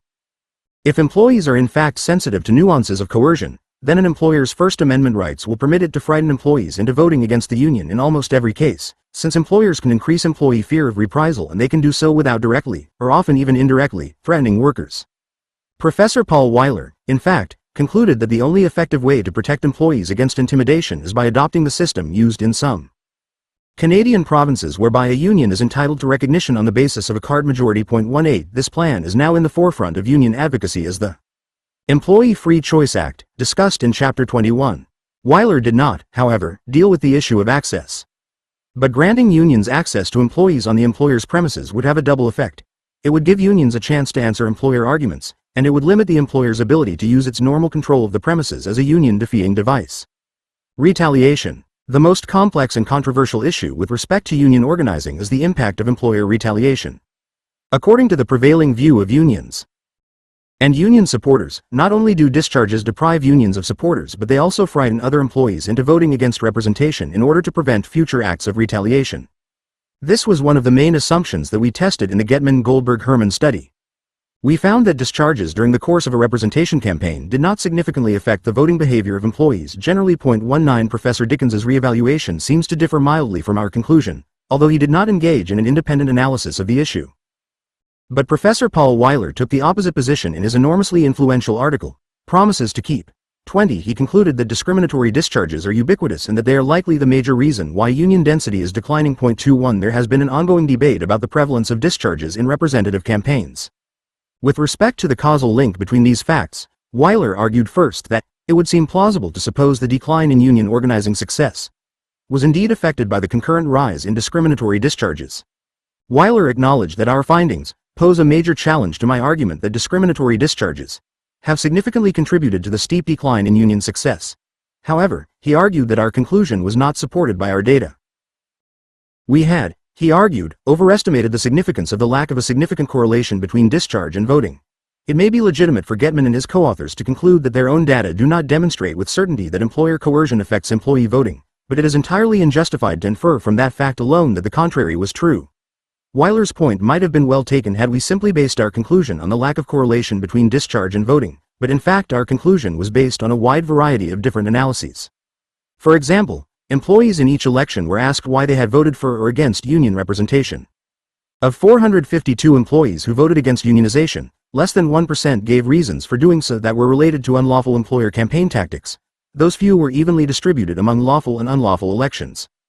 Those who gave reasons other than unlawful campaigning did not attribute the anti-union votes of others to unlawful campaign tactics.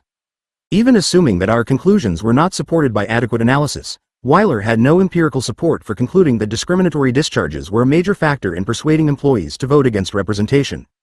He sought to overcome this problem with a deft use of academic jujitsu, arguing that our findings actually supported his conclusion. His argument was based on Dickens's re-evaluation of our data, ironically, then, the raw data that Getman and his co-authors so carefully gathered point to precisely the opposite conclusion from the one they drew. A protracted representation campaign, punctuated by discriminatory discharges and other reprisals against union supporters, can have a pronounced effect on the ultimate election verdict. This statement constitutes a significant misreading both of our findings and of Dickens's reanalysis. Since Dickens agrees with us about the importance of intent, job satisfaction, and attitudes toward unions and about the advantage to employers from access to employees, it is totally misleading to suggest that his analysis points to precisely the opposite conclusion from the one we drew. Further, we did not dispute the conclusion that a protracted campaign can have a pronounced effect on the ultimate election verdict. Indeed, that is why we recommended giving unions a chance to respond in kind to employer meetings. Most significantly at odds with Weiler's argument is the fact that Dickens did not separately analyze the impact of employer retaliation. He actually lumped it together with illegal conduct generally in coming to the conclusion that it might have a small negative impact on organizing.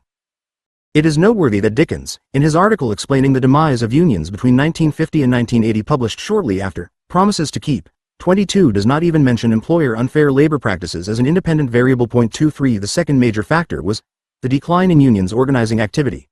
The least significant of the factors mentioned was success rate, which accounts for only about 17% of the decline in unionization. Perhaps the most surprising conclusion reached in this article is that, even if unions had continued to win representation rights for the same percentage of voters in certification elections as they did in 1950 to 54, a period of great growth, their share of employment would still have fallen nearly as much as it actually did. In fact, the percent organized would have fallen even if unions had won every election they were involved in since 1950. This conclusion supports the contention of union commentators like Vinnie Cirabella and John Wilhelm, who stressed the lack of commitment by organized labor to organizing. The issue of how much of labor's money and effort should be devoted to organizing remains a contentious debate within organized labor. 24. There are newer studies that purport to show that unlawful behavior by employers is widespread and that it is effective. For example, Chirag Mehta and Nick Theodore, of the Center for Urban Economic Development of the University of Illinois at Chicago, issued a report prepared for American Rights at Work in December 2005. Their basic conclusion was that employer interference, characterized by the comprehensive use of various legal and illegal anti-union campaigns, is both pervasive and effective.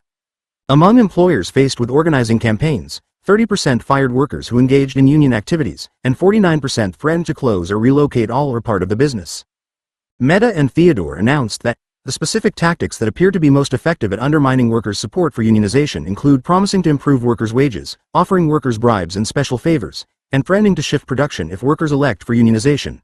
They found that 59% promised to improve wages, 51% offered bribes, and 49% threatened to close down. Unfortunately, however, this study shares the methodological flaws of Bronfenbrenner's work, which the authors cite as a model.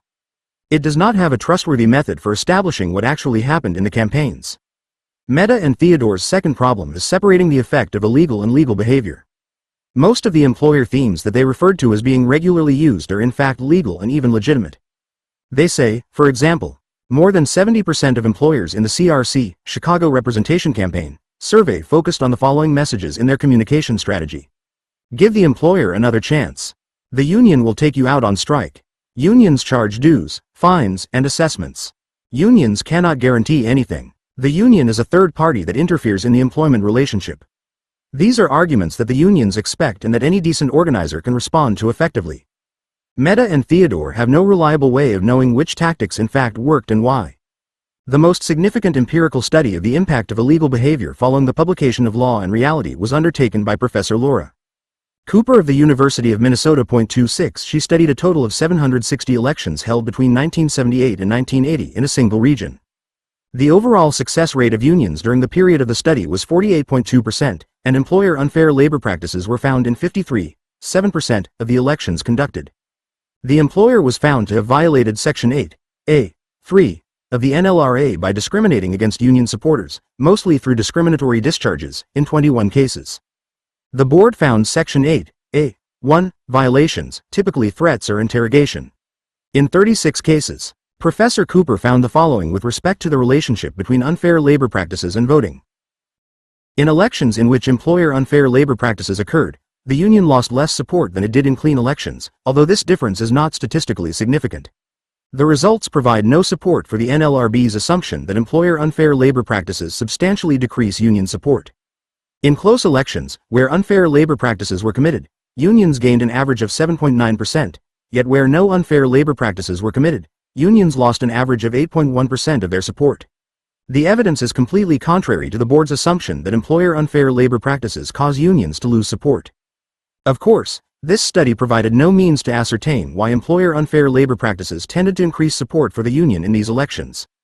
Nevertheless, one can speculate that perhaps employees, rather than being intimidated out of voting for the union by the employer's actions, considered such actions further cause for seeking the protection of a union. 27. She concluded that the results here substantially replicate the conclusions of the Getman, Goldberg, and Herman study of election behavior, which found that unions did not lose significantly more support in unlawful elections than in clean elections, and that employees who intended to vote union were more likely to report unlawful campaign tactics than employees who intended to vote company. Professor Cooper's conclusion about the law's irrelevance was supported by Richard Bensinger, a former director of the AFL-CIO Organizing Institute, who testified before the Commission on the Future of Worker Management Relations, often referred to as the Dunlop Commission, that, under current law, any employer who expends maximum, and even not so maximum, effort to defeat a union campaign can win, anytime, anywhere. 28D.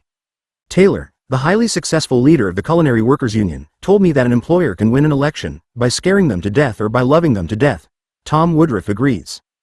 Board remedies. In remedying pre-election misconduct, the board under current law has a variety of ineffective options.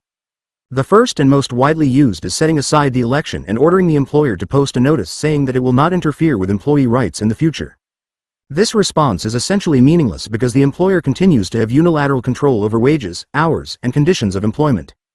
When the employer punishes employees for supporting the union, the board can order its actions set aside and the status quo restored. When discharge is involved, the remedy of reinstatement has turned out to be too slow, too uncertain, and not sufficiently costly to deter. Discharge also leaves the affected employees too vulnerable. Employers can challenge the board's finding of discrimination in the courts of appeals. The process takes years, and the courts have regularly rejected the board's factual conclusion that a discharge was based on union activity and not, as the employer claimed, on misconduct. 29. If a member of the inside organizing committee is discharged, the union can file charges on that employee's behalf. But unless the union files a request to proceed, the election will be halted until the charges are investigated and, if appropriate, validly remedied. This may take years. The additional time between organization and election will almost surely be used to dissipate the union's majority. If the union requests that the board proceed with the election, it loses the support and the vote of the discharged employees who, according to studies, are unlikely ever to work for the employer again. In addition, it is likely that the possibility of discharge, which is well known to employees, has a general impact that makes workers fearful of getting involved with unions in the first place. Thus, the policy of protecting employees against discriminatory discharges remains a matter of simple justice for employees and important to the success of the statute. If the NLRA is to be rehabilitated, it must provide quicker and stiffer penalties for acts of retaliation in general and discriminatory discharges in particular. There is no reason why discharges during an organizing campaign should be treated less seriously than secondary boycotts. If the board after a quick investigation believes it likely that an employee was discharged for union activity, which should be the presumption, the board should be able to obtain an injunction ordering that employee back to work. If the employer is found guilty of a discriminatory discharge, the board should invoke a heavy penalty, treble damages. Repeat violators should be denied the right to enter into government contracts. The most seemingly powerful and controversial of the board's remedies is the bargaining order. In NLRB versus Gissel Packing Company, 30, the Supreme Court held that the board could order an employer to bargain with a union in cases in which the union at one time had a majority that was dissipated by extensive unfair labor practices. As the court asserted, if the board finds that the possibility of erasing the effects of past practices and of ensuring a fair election is slight and that employee sentiment once expressed through cards would, on balance, be better protected by a bargaining order, then such an order should issue. Once again, the standard is vague and the factual determinations required are far beyond the ability of the board to make with any degree of certainty, and far beyond the ability of the courts to review. What has happened in practice has been a marked variation in the issuance of bargaining orders by the board depending on its political orientation and a general reluctance of courts to affirm the board's order because the bargaining order is always in opposition to expressed employee choice. Bargaining orders are inevitably challenged and regularly denied by the courts of appeals, very often on the grounds that the board's fact-finding was perfunctory, as indeed it always is since the board lacks the ability to make specific findings with regard to impact or lasting effect. When they are issued, bargaining orders almost never lead to a stable bargaining relationship. The bargaining order remedy has been a prolific source of litigation, and it has spawned a great deal of scholarly writing. 31 It is unlikely, however, that this remedy has significantly affected labor relations. Bargaining orders are issued on behalf of unions that do not represent a current majority long after the organizing campaign has ended. These unions generally do not have the ability to bargain effectively because they cannot, credibly, threaten to strike. Sometimes they do not even try to bargain. Other times the bargaining is likely to fail to produce an agreement or to lead to an agreement in which the employer's power to act unilaterally is maintained. Professor Weiler, in Promises to Keep, explained why. What can the union do with the bargaining order? Although the order requires the employers to sit down at the negotiating table and go through the motions of trying to reach an agreement, the governing principle of freedom of contract under the NLRA means that the employer is not required to consent to any significant changes in working conditions. The board cannot direct the employer to make a reasonable contract offer. If a decent employment package is to be extracted from a recalcitrant employer, it must come through the efforts of the workers themselves. 32. What the studies indicate is that an employer can in most cases thwart unionization through a combination of captive audience speeches and delay. It is in a position to help its case by manipulating the unit. Further, a union victory is nowhere near a guarantee that the union will obtain a favorable contract. A recalcitrant employer can easily refuse agreement and force a union to either strike or submit to its demands. In either case, the union is likely to be gone when the dust settles. This page intentionally left blank. Strikes, protest marches, job actions, civil disobedience, and slowdowns are all parts of comprehensive campaigns. These actions require worker solidarity to be successful. Solidarity is made up of comradeship, commitment, and belief. Comradeship is the sense of mutual trust and common destiny that joins the participants. Strikes and their hardships often breed comradeship. The terms brother and sister, regularly used at union meetings, take on a deep, heartfelt significance. Commitment refers to the willingness of workers to devote their time, skill, effort, and passion to the struggle. Belief refers to the idea that struggle is intended to achieve ideals broader and more profound than the economic interests of the strikers. It is reflected in the union rallying cry, "An injury to one is an injury to all." Important strikes transcend the immediate and inevitably imbue the strikers with the feeling that what they do will affect the lives of working people generally. 1. Solidarity can be an overwhelming force. Workers have sacrificed their jobs, their homes, even their lives in its name. That is why there is no term so revered in the ranks of organized labor. People proclaim 221. Chapter 18 Restructuring the Strike Weapon. It in their dress, sing about it in union songs, and often end their letters to each other, in solidarity. One of the fundamental responsibilities of union leaders during the difficult times of sacrifice and loss is to maintain the spirit of solidarity with which strikes are normally begun. Solidarity is the inside component of union success. There is an outside component as well. Unions today need allies in both organizing and collective bargaining. It is no longer the case, if it ever was, that strikes can be won at a single facility by withholding labor and persuading customers and truck drivers to honor a picket line. Powerful corporations can almost invariably continue to operate despite the presence of a picket line at one or even several facilities. Some unions have, as a result, essentially abandoned the strike weapon. 2 But strikes can be won by unions using a mix of solidarity and outreach. The 6-year, 4-month strike at the Frontier Hotel required an unusual combination of solidarity and outside support. Solidarity remained so strong that in 76 months not a single striker crossed the line despite physical attacks and secret offers. Credit for this achievement belongs to the strikers themselves and their understanding of the importance of their strike. But the leaders of here and the Culinary Workers Union also deserve credit as do members and leaders of other unions who went out of their way to make sure that the strikers never felt abandoned. The members of the non-striking units of the Culinary doubled their dues to provide livable strike benefits to the frontier workers. Thousands of union people, teachers, ironworkers, steelworkers, municipal workers, teamsters, people of every color and ethnicity, walked the picket line with them. During one march, 6,000 green-clad union members of the American Federation of State, County, and Municipal Employees, AFSCME, led by the union's national president Gerald McEntee, marched through the streets of Las Vegas to join with the strikers. The picketers were fed free of charge by supporters, and additional donations of food and money were made by the United Food and Commercial Workers. The AFL-CIO held one of its conventions in Las Vegas during the strike, and the strikers marched into the hall to the cheers of the delegates. AFL-CIO President Linda Chavez Thompson felt enveloped by the feeling that this was my strike. The frontier strikers knew that they were doing something momentous. Some later said that they would miss the picket line. That is why a striker declared toward the end of the strike, "This experience has changed me spiritually, mentally, and morally." 3 She spoke, I believe, for all the activists. This is not to say that the 6 years of the strike did not take an awful toll. The strikers all had their moments of depression. But in the end, solidarity, combined with political pressure and public support, won out. The 1987-1988 Paperworkers' Strike by Local 14 of the United Paperworkers International Union in J, Maine, against International Paper Company demonstrates that comprehensive campaigns can be effective even when used by an isolated local union battling a Goliath company. Point 4 The campaign that Local 14 waged was all the more remarkable because the tactical innovations were often improvised and spontaneous. Point 5 The strike might well have ended in an easy victory for International Paper, the largest paper company in the world and the largest landowner in the United States. The company had trained lawyers, a large human resources staff, and a well-funded public relations department.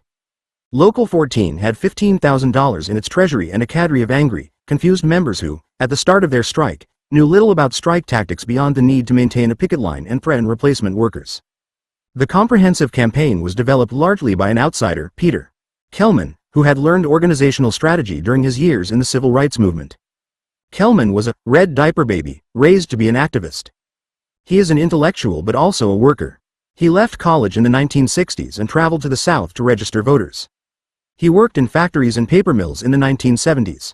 During the 1980s he worked as a machine operator in a shoe factory, did construction work at a sawmill, and was a painter at various paper mills.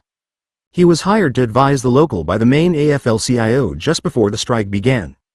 Getman's approach was remarkably similar to that used by here, a combination of internal organizing and community outreach. He began by transforming anger and confusion into activity. He and Local 14 President Bill Maserve made sure that everyone they could recruit had a specific role to play. One of his first moves was to enlist Louise Parker, once a semi-professional country singer, telling her that, with every fight, you need music to uplift people.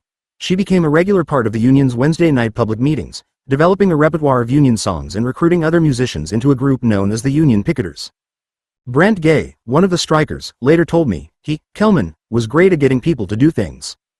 In fact, we had something called being Getmanized, which meant you suggested something, and then all of a sudden you were in charge of the project.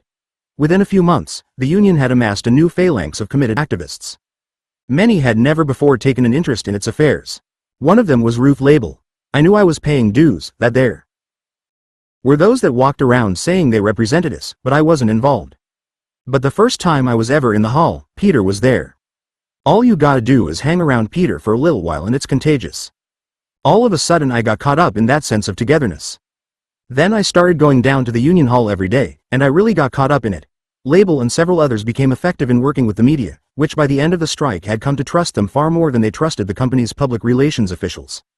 Many of the activities for which the strikers were recruited involved developing new skills, which, once learned, provided a strategically important ego boost. The constant activity and excitement fed the developing feeling of solidarity, which was enhanced by the union's regular raucous Wednesday night public meetings. Through these meetings, the entire community became aware of the union's activities and learned of its victories and shared its concerns. Getman later told me that it was teaching the labor movement what I learned from the civil rights movement that they learned from the labor movement. 6. The strikers became more and more active in union and community-based activities. Ray Pinot, a Vietnam veteran who later served in the Maine legislature, found the strike to be a turning point in his life. He told me, someone did a study at one point, and found out that over 800 of our members were active doing something. Something like 30 retired, so that left hardly anybody not doing anything. We had an army like Peter speaks of, 800 people out there pounding the streets. With its members mobilized, the union went on the offensive on a whole range of non-labor issues. The one with the most bite was the claim that the mill as run by the replacement workers was an environmental menace.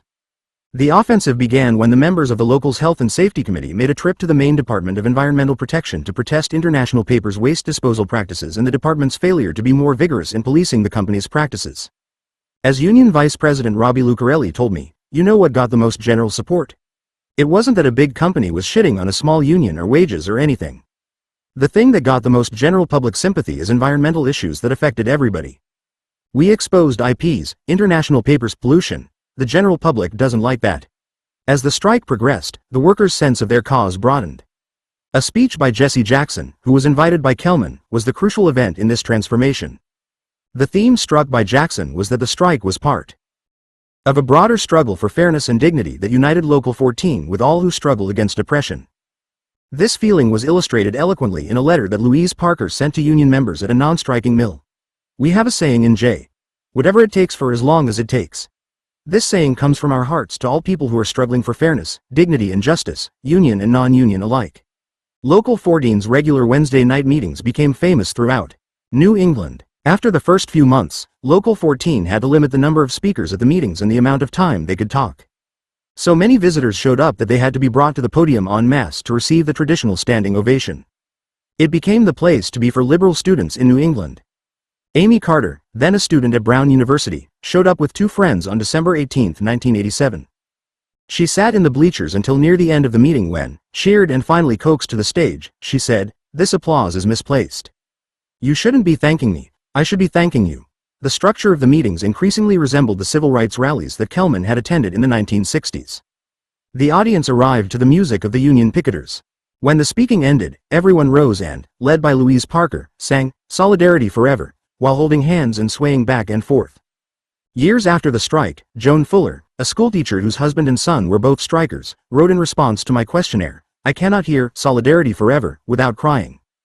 At Kelman's urging, the union submitted a series of proposals to the J Selectmen to be voted on at a town meeting in August 1987. The most significant of these was an ordinance that required town officials to enforce federal and state environmental laws. Paper mills in Maine historically operated with an unstated exemption from environmental law, but the mill could be shut down or substantially fined if the town were to start enforcing the law. The ordinances were presented to a town meeting and quickly passed. International Paper challenged the ordinances in federal court, claiming that they violated federal labor law and were intended to make the town a party to the labor dispute. The court upheld the right of the town to pass an environmental ordinance that simply restated federal standards. 8 Kelman quickly spread the word about it to various mill towns where union members and their supporters had political power. The other major paper companies in Maine became increasingly concerned and pressured International Paper to sell the strike, according to town attorney Mike Gentile. Local 14's Health and Safety Committee drew the attention of state and federal agencies to environmental, health, and safety problems at the mill. 9 Because the mill was being operated by untrained personnel working under great stress, a large number of incidents occurred. The union's media committee saw to it that these incidents were brought to the attention of newspaper, radio, and television reporters. 10 The leadership of Local 14 learned the dynamics of the comprehensive campaign, even though they would not have been familiar with the term. In November 1987, the local leadership demanded that Ray Rogers, generally considered the father of the corporate campaign, be hired to assist them. The national union leadership was not happy with this turn of events but was in no position to openly take on Local 14, which had by then become a symbol of steadfast solidarity to the union's national membership. Rogers undertook a campaign aimed at forcing one or more of International Paper's board members to resign. It failed to achieve its goal, but it brought publicity, money, and increased activism to the union. The Medivere brothers, Armand and Maurice, became especially active during the corporate campaign. Maurice, who had once prided himself on being a company man, found his new activities liberating. "For me to be involved with it was a great honor. We were always asked who picked you, and I'd say nobody picked me. I picked me. I wasn't very articulate till the strike. I'm a loner, a very quiet individual. I discovered that I could speak to people. It was a high. The people we talked to couldn't understand. We shouldn't be so happy. Bullshit. I hadn't had this much fun in a long time. I listened to a woman of Chinese origin speaking of the troubles of her family life and how she felt about unionism. At one rally we were entertained by Yiddish musicians. We stayed at a railroad striker's sister's house. He lost everything he had but still wanted to help. We stayed with socialists, were put up by a woman and her son in Jamaica Plain in Boston. She lived on a meager income but put my brother-in-law and myself up for 2 days and gave us $5 for the cause when we left. We met some terrific people on the caravan. The 3 months I traveled on the caravan was the most enjoyable and memorable parts of the strike for me. In the end, the comprehensive campaign was called off by the union's national leaders and the strike ended. That should have been the end of the battle. The union was defeated and without continuing support or any apparent way to apply pressure on International Paper. But in fact, solidarity and anger, together with the workers' new tactical sophistication, gave the battle a momentum that continued well after the strike officially ended. When the strike ended, the replacement workers remained on the job but under the Laidlaw Doctrine, 11 the former strikers were placed on a list by seniority for returning to the mill. 12 A year after the strike had ended, roughly 100 had been recalled. They continued the struggle by refusing to share their know-how with the replacement workers and by denying the company the benefit of their experience and ingenuity. They even published an underground newspaper. Those former strikers who had been active in the campaigns never adjusted to the defeat. Bruce Moran, a millwright, explained to me, "Every time you see a brother or sister that hasn't got their job back, you feel a very sick feeling, knowing the only way they will get their job is if a scab dies or quits. Laurier Poulin, who was the last person to walk the picket line, left the mill in 1993. I just retired last spring. And one of the scabs said, "You gonna shake my hand before you leave?" And I said, "No, I didn't shake your hand when I came here, and I sure as hell am not gonna do it on the way out." He said, "What are you gonna do, carry it to the grave?" I says, "Yep, I told my wife to put it right in the paper, in the obituaries. I want it in my obituary that I'm not a scab." Inevitably, the continuing hostility affected productivity. In fact, the mill lost money regularly after the strike. The manager of human resources in January 1989 agreed that things were in a state of total upheaval. Thus, in the aftermath of the strike, a once profitable enterprise became a financial and labor relations disaster. John George, the CEO of International Paper, concluded that the labor policy that led to the replacement of the strikers was a major mistake that cost the company over $1 billion. For the next decade, the strike was the subject of many articles and books, almost all critical of International Paper. Not only did the union cooperate with scholars and reporters interested in telling the story of the strike, but the strikers, under Peter Kellman's leadership, published Pain on Their Faces, a book of their experiences. 13. 10 years after the strike, the University of Southern Maine held a conference to reappraise the strike. The conference was more like a strike rally than an academic discussion and was highlighted by an impromptu statement from the daughter of a striker, now a student at the university, explaining how proud she was of her father for remaining loyal to the union. In the aftermath of the strike, the union underwent a series of changes. It merged first with the Oil, Chemical, and Atomic Workers Union to become PACE, the Paper, Allied Industrial, Chemical, and Energy Workers International Union, which then merged with and became a branch of the United Steelworkers. Anger and hostility continued to mark relations at the mill during this time. 14. The continuing struggle finally caused International Paper to change course. The transformation was explained to me by Richard Lacosi, vice president of the Steelworkers. John Faraci, who was the CEO of IP, contacted Leo Gerard, who was the president of the Steelworkers, and congratulated him on the merger and said that he'd like to get together at some point in time and just have a chat. Visit about where things were and where they might be able to go. That first initial meeting took place in Pittsburgh. I was at that meeting, and it was a productive meeting. Leo Gerard told them in no uncertain terms that he was not looking for a fight, but they would never, ever do to our merged union what they did to the UPIU, United Paperworkers International Union. John, I want to tell you, you will never do that to us as a merged union. It will never ever happen again. Faraci said that he was at the helm now and that he wanted a better relationship. At that meeting we agreed to get together again, which we did. That's when the bargaining process began for a master understanding or a master agreement. And so, after a year of bargaining, we had put together a proposal for the locals, and we brought it back to them. It passed by a very significant margin. It granted successor language to every local union in the event the facility was sold. The contract had to go with the sale. That was a very strong must-have for us. We raised the health care from a 75 to 25 cost sharing to an 80 to 20 cost sharing. We got a big hit for us in pensions. There was language put in place for wage rationalizations. Some of their facilities were acquired where their wage rates were way out of whack. And we agreed that we would have new hires come in at a uniform rate, a better rate that made more sense. 15. There is no doubt that the new positive agreement was the result of the long comprehensive campaign conducted by the J workers. Although most of the J strikers never got their jobs back, they ultimately won a victory for their union brothers and sisters all over the country. The strike weapon. The drafters of the Wagner Act of 1935, the original NLRA, intended to create a rough equality between the economic power of employers and unions. To achieve this goal, they legalized the strike. The right to strike was proclaimed in two different sections of the Act. Section 7 empowered employees to engage in concerted activities for the purpose of collective bargaining or other mutual aid. Interference with this right by employers was made an unfair labor practice. Section 13 specified that nothing in this Act shall be construed so as either to interfere with or impede or diminish in any way the right to strike. Despite its importance to the policies of the NLRA over the 70-plus years of the Act's existence, the strike weapon has been consistently weakened by congressional amendment and judicial decision. Judicial weakening of the right to strike began soon after the Act's passage. In 1938, in NLRB v. McKay Radio and Telegraph Company, 1 to 229. Chapter 19 Strikes, Picketing, Comprehensive Campaigns, and the Law. Supreme Court announced that the NLRA did not prevent employers from hiring permanent replacements to take the jobs of the striking workers. The McKay Doctrine, as it is known, means that workers who exercise their right to strike risk losing their jobs. The McKay court neither explained its rationale nor justified its result. Point 2. Although the result was consistent with the NLRB's expectations, 3. Had the court undertaken a careful analysis of the issue in terms of the policies of Section 7, together with those of Sections 8, A, 1, and 3, it might well have come out differently or at least qualified its holding. A very strained use of language is required to conclude that hiring permanent replacements does not interfere with Section 7 rights, which is made an unfair labor practice by Section 8, A, 1, or that it is not unlawful discrimination under Section 8, A, 3, which prohibits discrimination in regard to hire or tenure of employment or any term or condition of employment to encourage or discourage membership in any labor organization.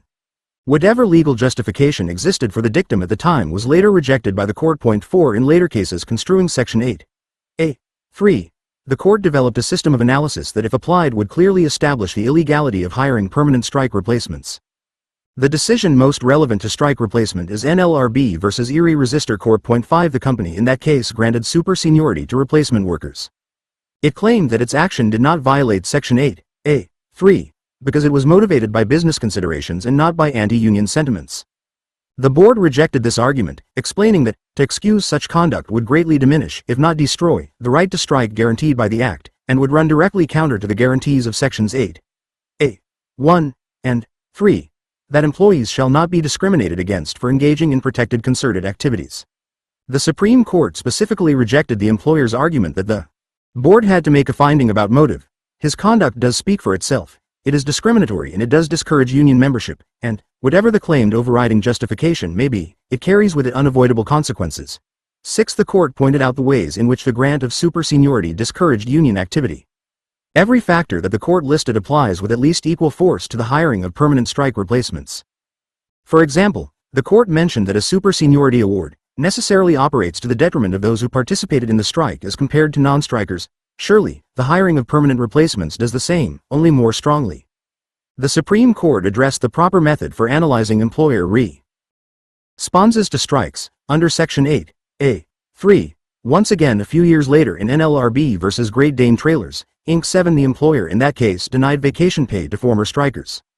The court upheld the board's finding of a violation, purporting to distill the essence of its previous opinions dealing with Section 8, A, 3. The court announced several principles of controlling importance. First, if it can reasonably be concluded that the employer's discriminatory conduct was inherently destructive of important employee rights, no proof of an anti-union motivation is needed, and the board can find an unfair labor practice even if the employer introduces evidence that the conduct was motivated by business considerations. Second, if the adverse effect of the discriminatory conduct on employee rights is comparatively slight, an anti-union motivation must be proved to sustain the charge if the employer has come forward with evidence of legitimate and substantial business justifications for the conduct. Since there is no action more inherently destructive of important employee rights than the hiring of permanent replacement workers to take the jobs of strikers, it seems clear that if the McKay Doctrine were evaluated by current 8, A, 3 standards, the hiring of permanent replacements would constitute a violation. Nevertheless, the court has continued to treat the right to hire permanent replacements as settled law. Thus, an ancient dictum controls the law despite its inconsistency with both the language and policy of the NLRA. Partial strikes. The McKay Doctrine, together with the law's general concern with the protection of property rights, makes most strikes risky for the union and the workers. Powerful corporations can almost invariably continue to operate despite the presence of a picket line at one or even several facilities. They can hire permanent replacements and reassign workers and managers from other facilities. They can obtain injunctions against mass picketing, and they can fire strikers who resort to violence on the picket line. As a result of all these obstacles, many unions have largely abandoned the strike weapon. And when strikes do occur, they are often intentionally provoked by management, which seeks to use them as a way of ousting or taming unions. Unions have sought to find ways other than striking to exert economic pressure on employers. John Wilhelm believes that partial strikes such as slowdowns, working strictly according to the employer's rules, and sick-outs, or what here calls work and walk, which do not involve walking off the job, can be very effective techniques for unions. These campaigns, if they can be conducted over a long period, put pressure on the employer but do not require giving up salary or health benefits. When the Yale strikers returned to work in December 1984, they explained, "We're bringing the strike inside." The administration found this possibility more unnerving than the threat of a conventional strike and soon made proposals that led to an agreement. Such tactics can be effective, but their legal status is tenuous. Generally, partial strikes are thought to be unprotected by Section 7, so employees found to be engaged in such activity can be immediately fired, even without the hiring of replacement workers. That is why HERE's official position is to discourage such tactics. Point 8. There is no persuasive reason why partial strikes should be unprotected. Point 9. As concerted actions for mutual aid and protection, partial strikes fit easily under the language of Section 7. Jeff Fielder's explanation for the questionable status of a partial strike under the NLRA is that all this shit's outlawed because it's effective. In fact, the law is not as clear as Fiedler suggests. Early in the Act's history, the Supreme Court in Automobile Workers Local 232 v. Wisconsin Employment Relations Board, commonly known as the Briggs-Stratton case, 10 held that partial strikes were not protected concerted activity under Section 7. But the assumption on which that decision rested was that employers could not protect themselves against intermittent work stoppages, since at that time it was generally thought that lockouts were illegal. But today the employer can respond to partial strikes and job actions by locking out the workers and turning the battle into a primary strike. In recognition of the changing legal landscape with regard to employer action, the Supreme Court in Lodge 76, International Association of Machinists in Aerospace Workers v. Wisconsin Employment Relations Commission 11 invited the NLRB to re-examine the status of partial strike activity. It may be that case-by-case adjudication by the federal board will ultimately result in the conclusion that some partial strike activities are protected activities. The board has been slow to accept this invitation as a general matter. The board should re-examine this issue and recognize that partial strikes are within the language of, and supported by the policy of, Section 7. Secondary boycotts. To overcome the current weakness of the traditional single-unit strike in dealing with huge multi-facility enterprises, unions today, especially those like HERE and the SEIU, which use comprehensive campaign tactics, seek to spread the conflict to other locations where the employer is doing business. This is what HERE did in its battle against the Las Vegas Hilton in 1984 and against the MGM Grand a decade later. The effort to spread the field of battle is an application of Jeff Fiedler's conclusion that even major companies are not prepared to deal with multiple simultaneous strikes. This was a tactic widely used in the first years of the NLRA from 1935 to 1947. It was understood that employees in different facilities had a legitimate mutual interest in each other's success. However, the policy of mutual reciprocal solidarity contained in Section 7 was severely limited in 1947 when Congress passed the Taft-Hartley amendments to the NLRA. 12. The Taft-Hartley Act added union unfair labor practices to the NLRA.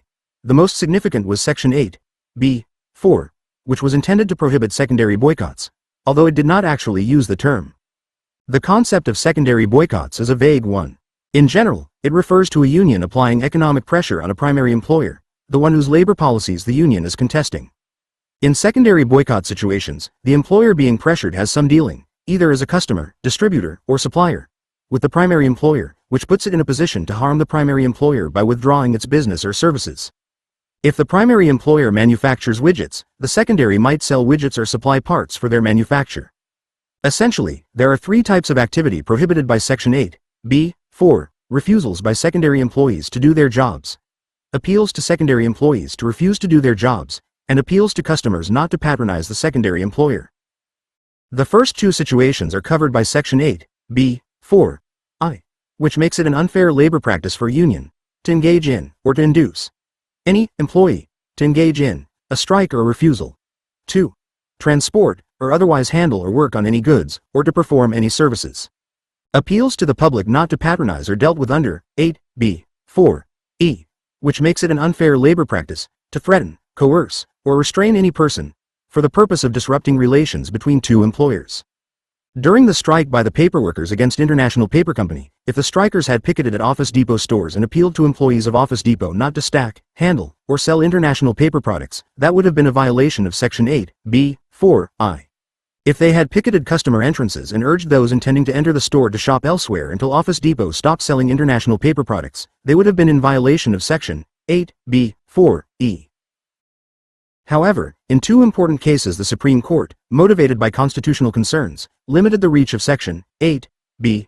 4, e, and permitted unions to appeal to consumers. The first decision was NLRB v. Fruit and Vegetable Packers and Warehousemen Local 760, known among labor lawyers as the Tree Fruits decision. 13. The court held that consumer picketing limited to persuading consumers not to buy the struck product did not coerce or restrain.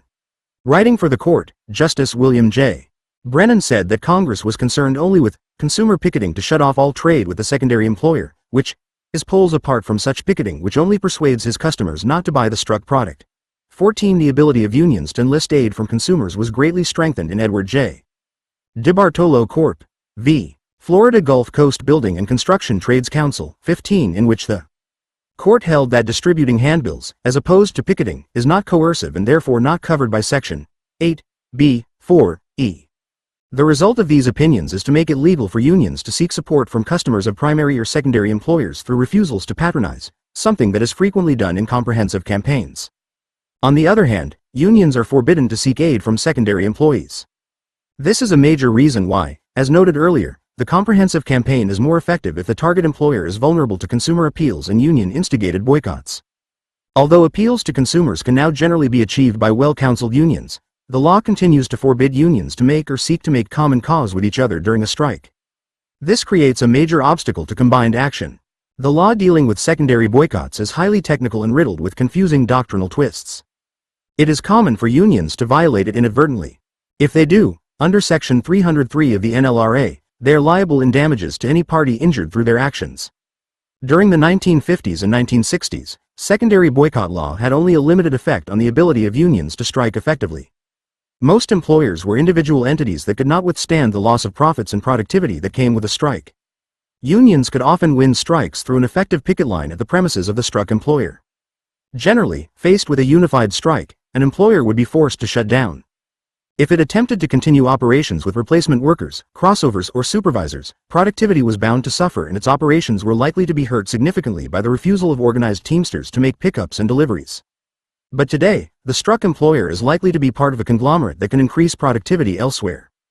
It can more easily acquire replacement workers through what are known as rat contractors, and the Teamsters are smaller and weaker. Its members no longer have the contractual option of refusing pickups and deliveries.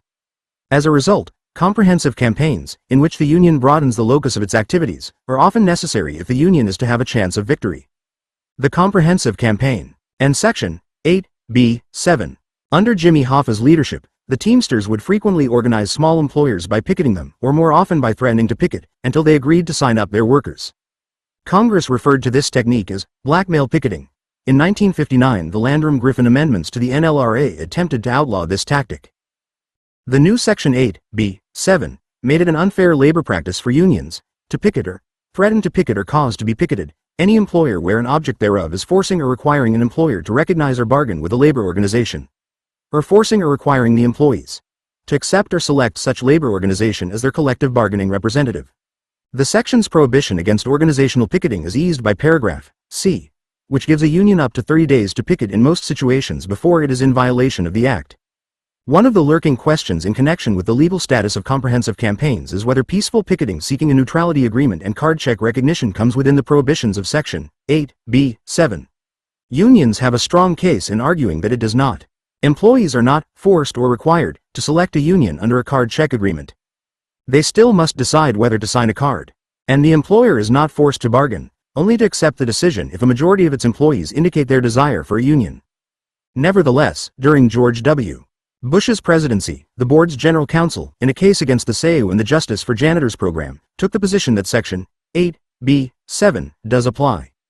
Union picketing of an unorganized employer, which has as its goal either the organization of the employer's employees, or voluntary recognition by the employer, violates Section 8b, 7c, when it is conducted without an election petition being filed within a reasonable period of time from its commencement, not to exceed 30 days. In determining whether union picketing is for an object proscribed by Section 8b, 7c, the board considers the totality of the circumstances. Recognition or organization need not be the sole object of picketing for a violation of Section 8b, 7c to arise. Rather, it need only be one of the reasons for the picketing. As a threshold matter, we agree with the region that the union had an organizational and recognitional object. Thus, an object of the union conduct was obtaining a neutrality agreement from the employer to assist the union in its effort to organize the employer's employees and to ultimately obtain recognition. While the agreement urged by the union would not require immediate recognition, as evidenced by the sample agreements provided to the employer, such an agreement would require the employer to give up its right to an election and to recognize the union if presented with a verified card majority. Such an ultimate recognitional object is proscribed by Section 8b, 7c.16. It seems likely that this determination will be overturned, either by the General Counsel or by the board itself, once President Obama's appointees rule on the issue. However, there is no telling what the courts will do if the issue comes before them. Even if picketing for card check and neutrality agreements is ultimately held by the courts to fall within the recognitional and representational purposes regulated by Section 8(b)(7), it is possible for unions applying pressure for card check to avoid violating the section. The simplest way would be to leaflet and not picket. Another technique for unions is to limit their picketing to 30 days, which of course limits the potential reach and time of the comprehensive campaign. A union can also generally avoid the application of Section 8(b)(7) by structuring its picketing so that it has another apparent objective, such as to protest against employer actions. Of course, the board and the courts may conclude that despite the language of their picket signs, the real objective remains recognitional or organizational. Activist unions like here would therefore welcome a conclusion from the board, upheld by the courts, that picketing for a card check agreement is not covered by Section 8(b)(7. This is probably an area in which conservative and liberal boards will fundamentally differ as long as the statute remains unamended. The constitutional status of labor picketing. Both Section 8(b)(4) and Section 8(b)(7 exist on the thin edge of constitutionality. They each make it unlawful for unions to use picketing in circumstances in which other types of appeals would be constitutionally protected. They rest in significant part on the conclusion that labor picketing is uniquely coercive. The constitutional status of labor picketing has a long, confusing history. In 1940, the Supreme Court, in Thornhill v. Alabama, 17 struck down an Alabama statute that prohibited picketing for the purpose of furthering a boycott. The court's opinion, which was direct and unqualified, said that labor speech was an important part of public discussion and that labor picketing was constitutionally protected. But the court quickly retreated from its reasoning in Thornhill, upholding state laws outlawing organizational picketing, on the grounds that picketing as used by labor unions is both speech and a technique of coercion. This concept was expressed most famously by Justice William O. Douglas in Bakery and Pastry Drivers and Helpers Local 802 v. Wohl. 18. Picketing by an organized group is more than free speech, since it involves patrol of a particular locality and since the very presence of a picket line may induce action of one kind or another, quite irrespective of the nature of the ideas which are being disseminated. There is reason to believe that Justice Douglas eventually came to rue this statement, but it continues to be quoted and echoed in cases perfunctorily upholding NRLA restrictions. The judges who cited do not explore its meaning, which is far from clear. The patrol of a locality clause, to the extent that it equates picketing with physical intimidation, does not provide a basis for upholding Section 8(b)(7 or Section 8(b)(4, for neither section requires that a hint of physical intimidation be present. Neither of these sections requires a significant number of people nor anything resembling patrol. Courts have regularly held that picketing can take place without numbers or movement or any indication of physical intimidation. 19 In fact, stationary people holding signs have been characterized as picketers, and the court in quoting Justice Douglas's language has never investigated the circumstances to determine whether an element of physical intimidation is present. The second clause of the Douglas quotation is even more confusing. Does it refer to the fact that those being appealed to are likely to honor a picket line out of fear of physical attack, a highly questionable assumption as shown under circumstances present in many labor cases? Imagine 3 union members, none of imposing height or build, standing in front of a store and urging consumers not to patronize it because it sells a product produced by strikers. Are Justice Douglas and those who quote him really suggesting that those who honor the picket line are likely to do so because of fear or coercion? Would they hold the same if the picketers were right-to-lifers complaining because the facility sells morning after pills? The Douglas statement fails to distinguish picketing from other union authorized inducements to boycott such as leaflets, newspaper ads, or speeches. The fact that people might respond to picketing because of their general attitude toward labor is not different from the fact that people respond to many forms of expression because of their own views or the causes with which the expression is associated. Other forms of communication that are constitutionally protected, such as wearing an armband, refusing to salute the flag, or holding a Ku Klux Klan rally, may elicit a similar response. Although statutory limits on labor picketing have existed for over half a century, the Supreme Court has never satisfactorily addressed the constitutional issue. In refusing constitutional protection for picketing, the court's opinions rely on both the special nature of picketing just discussed and on Congress's right to prohibit the spread of strikes and boycotts to secondary employers. Thus, in NLRB v. Retail Store Employees Union, Local 1001-20, the court upheld a ban on peaceful picketing aimed at persuading consumers not to purchase a struck product. It dismissed the First Amendment claim in a short, conclusory paragraph focusing on the purpose of the picketing. Congress may prohibit secondary picketing. Such picketing spreads labor discord by coercing a neutral party to join the fray. A prohibition on picketing in furtherance of such unlawful objectives does not offend the First Amendment. But subsequently, the court held that distributing handbills, which has similar consequences, is constitutionally protected. In other contests not involving unions, picketing is given greater constitutional protection, as shown by the Supreme Court's unanimous opinion in NAACP v. Claiborne Hardware Co. .21. The case involved a boycott of white-owned businesses by black residents of Claiborne County, Mississippi. The boycott was conducted in order to secure compliance with specific demands, including the desegregation of all public schools and public facilities, the hiring of black policemen, public improvements in black residential areas, selection of blacks for jury duty, integration of bus stations so that blacks could use all facilities, and an end to verbal abuse by law enforcement officers.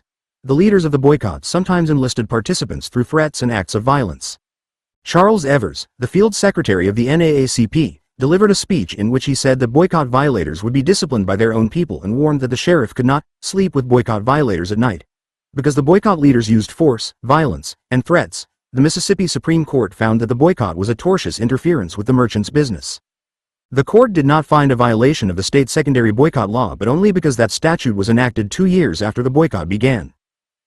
The U.S. Supreme Court reversed. It noted that the boycott was furthered by speech and picketing, which, citing Thornhill, it described as being ordinarily safeguarded by the First Amendment.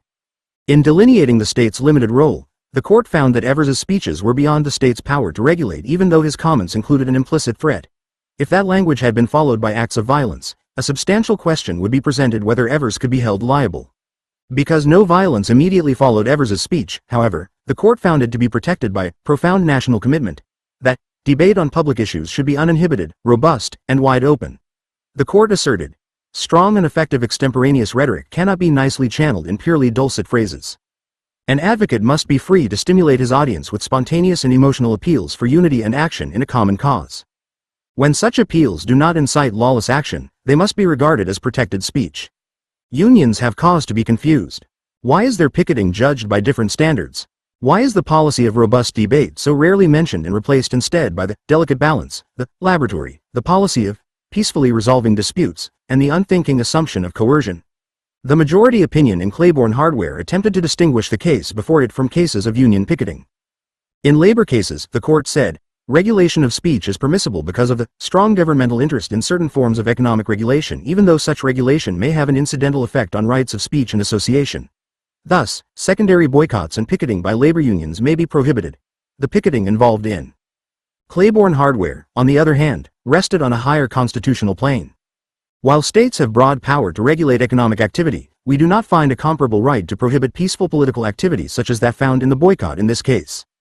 This court has recognized that expression on public issues has always rested on the highest rung of the hierarchy of First Amendment values.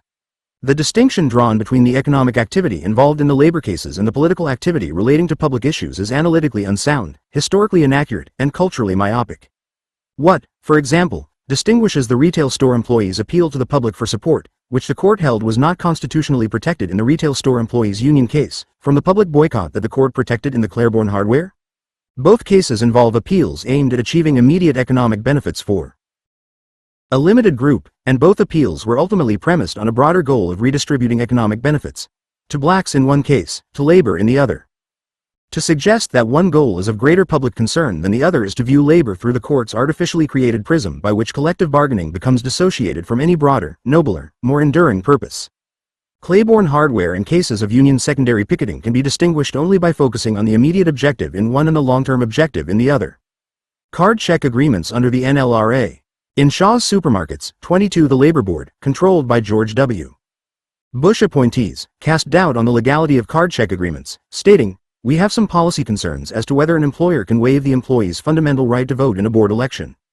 It is clear that the board's election machinery is the preferred way to resolve the question of whether employees desire union representation.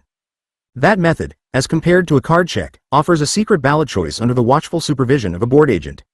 The Bush board further expressed its disapproval of recognition through card check majorities in Dana Corporation, 23, which changed the law to encourage challenges to a collective bargaining relationship based on a card check majority. We find that the immediate post-recognition imposition of an election bar does not give sufficient weight to the protection of the statutory rights of affected employees to exercise their choice on collective bargaining representation through the preferred method of a board-conducted election.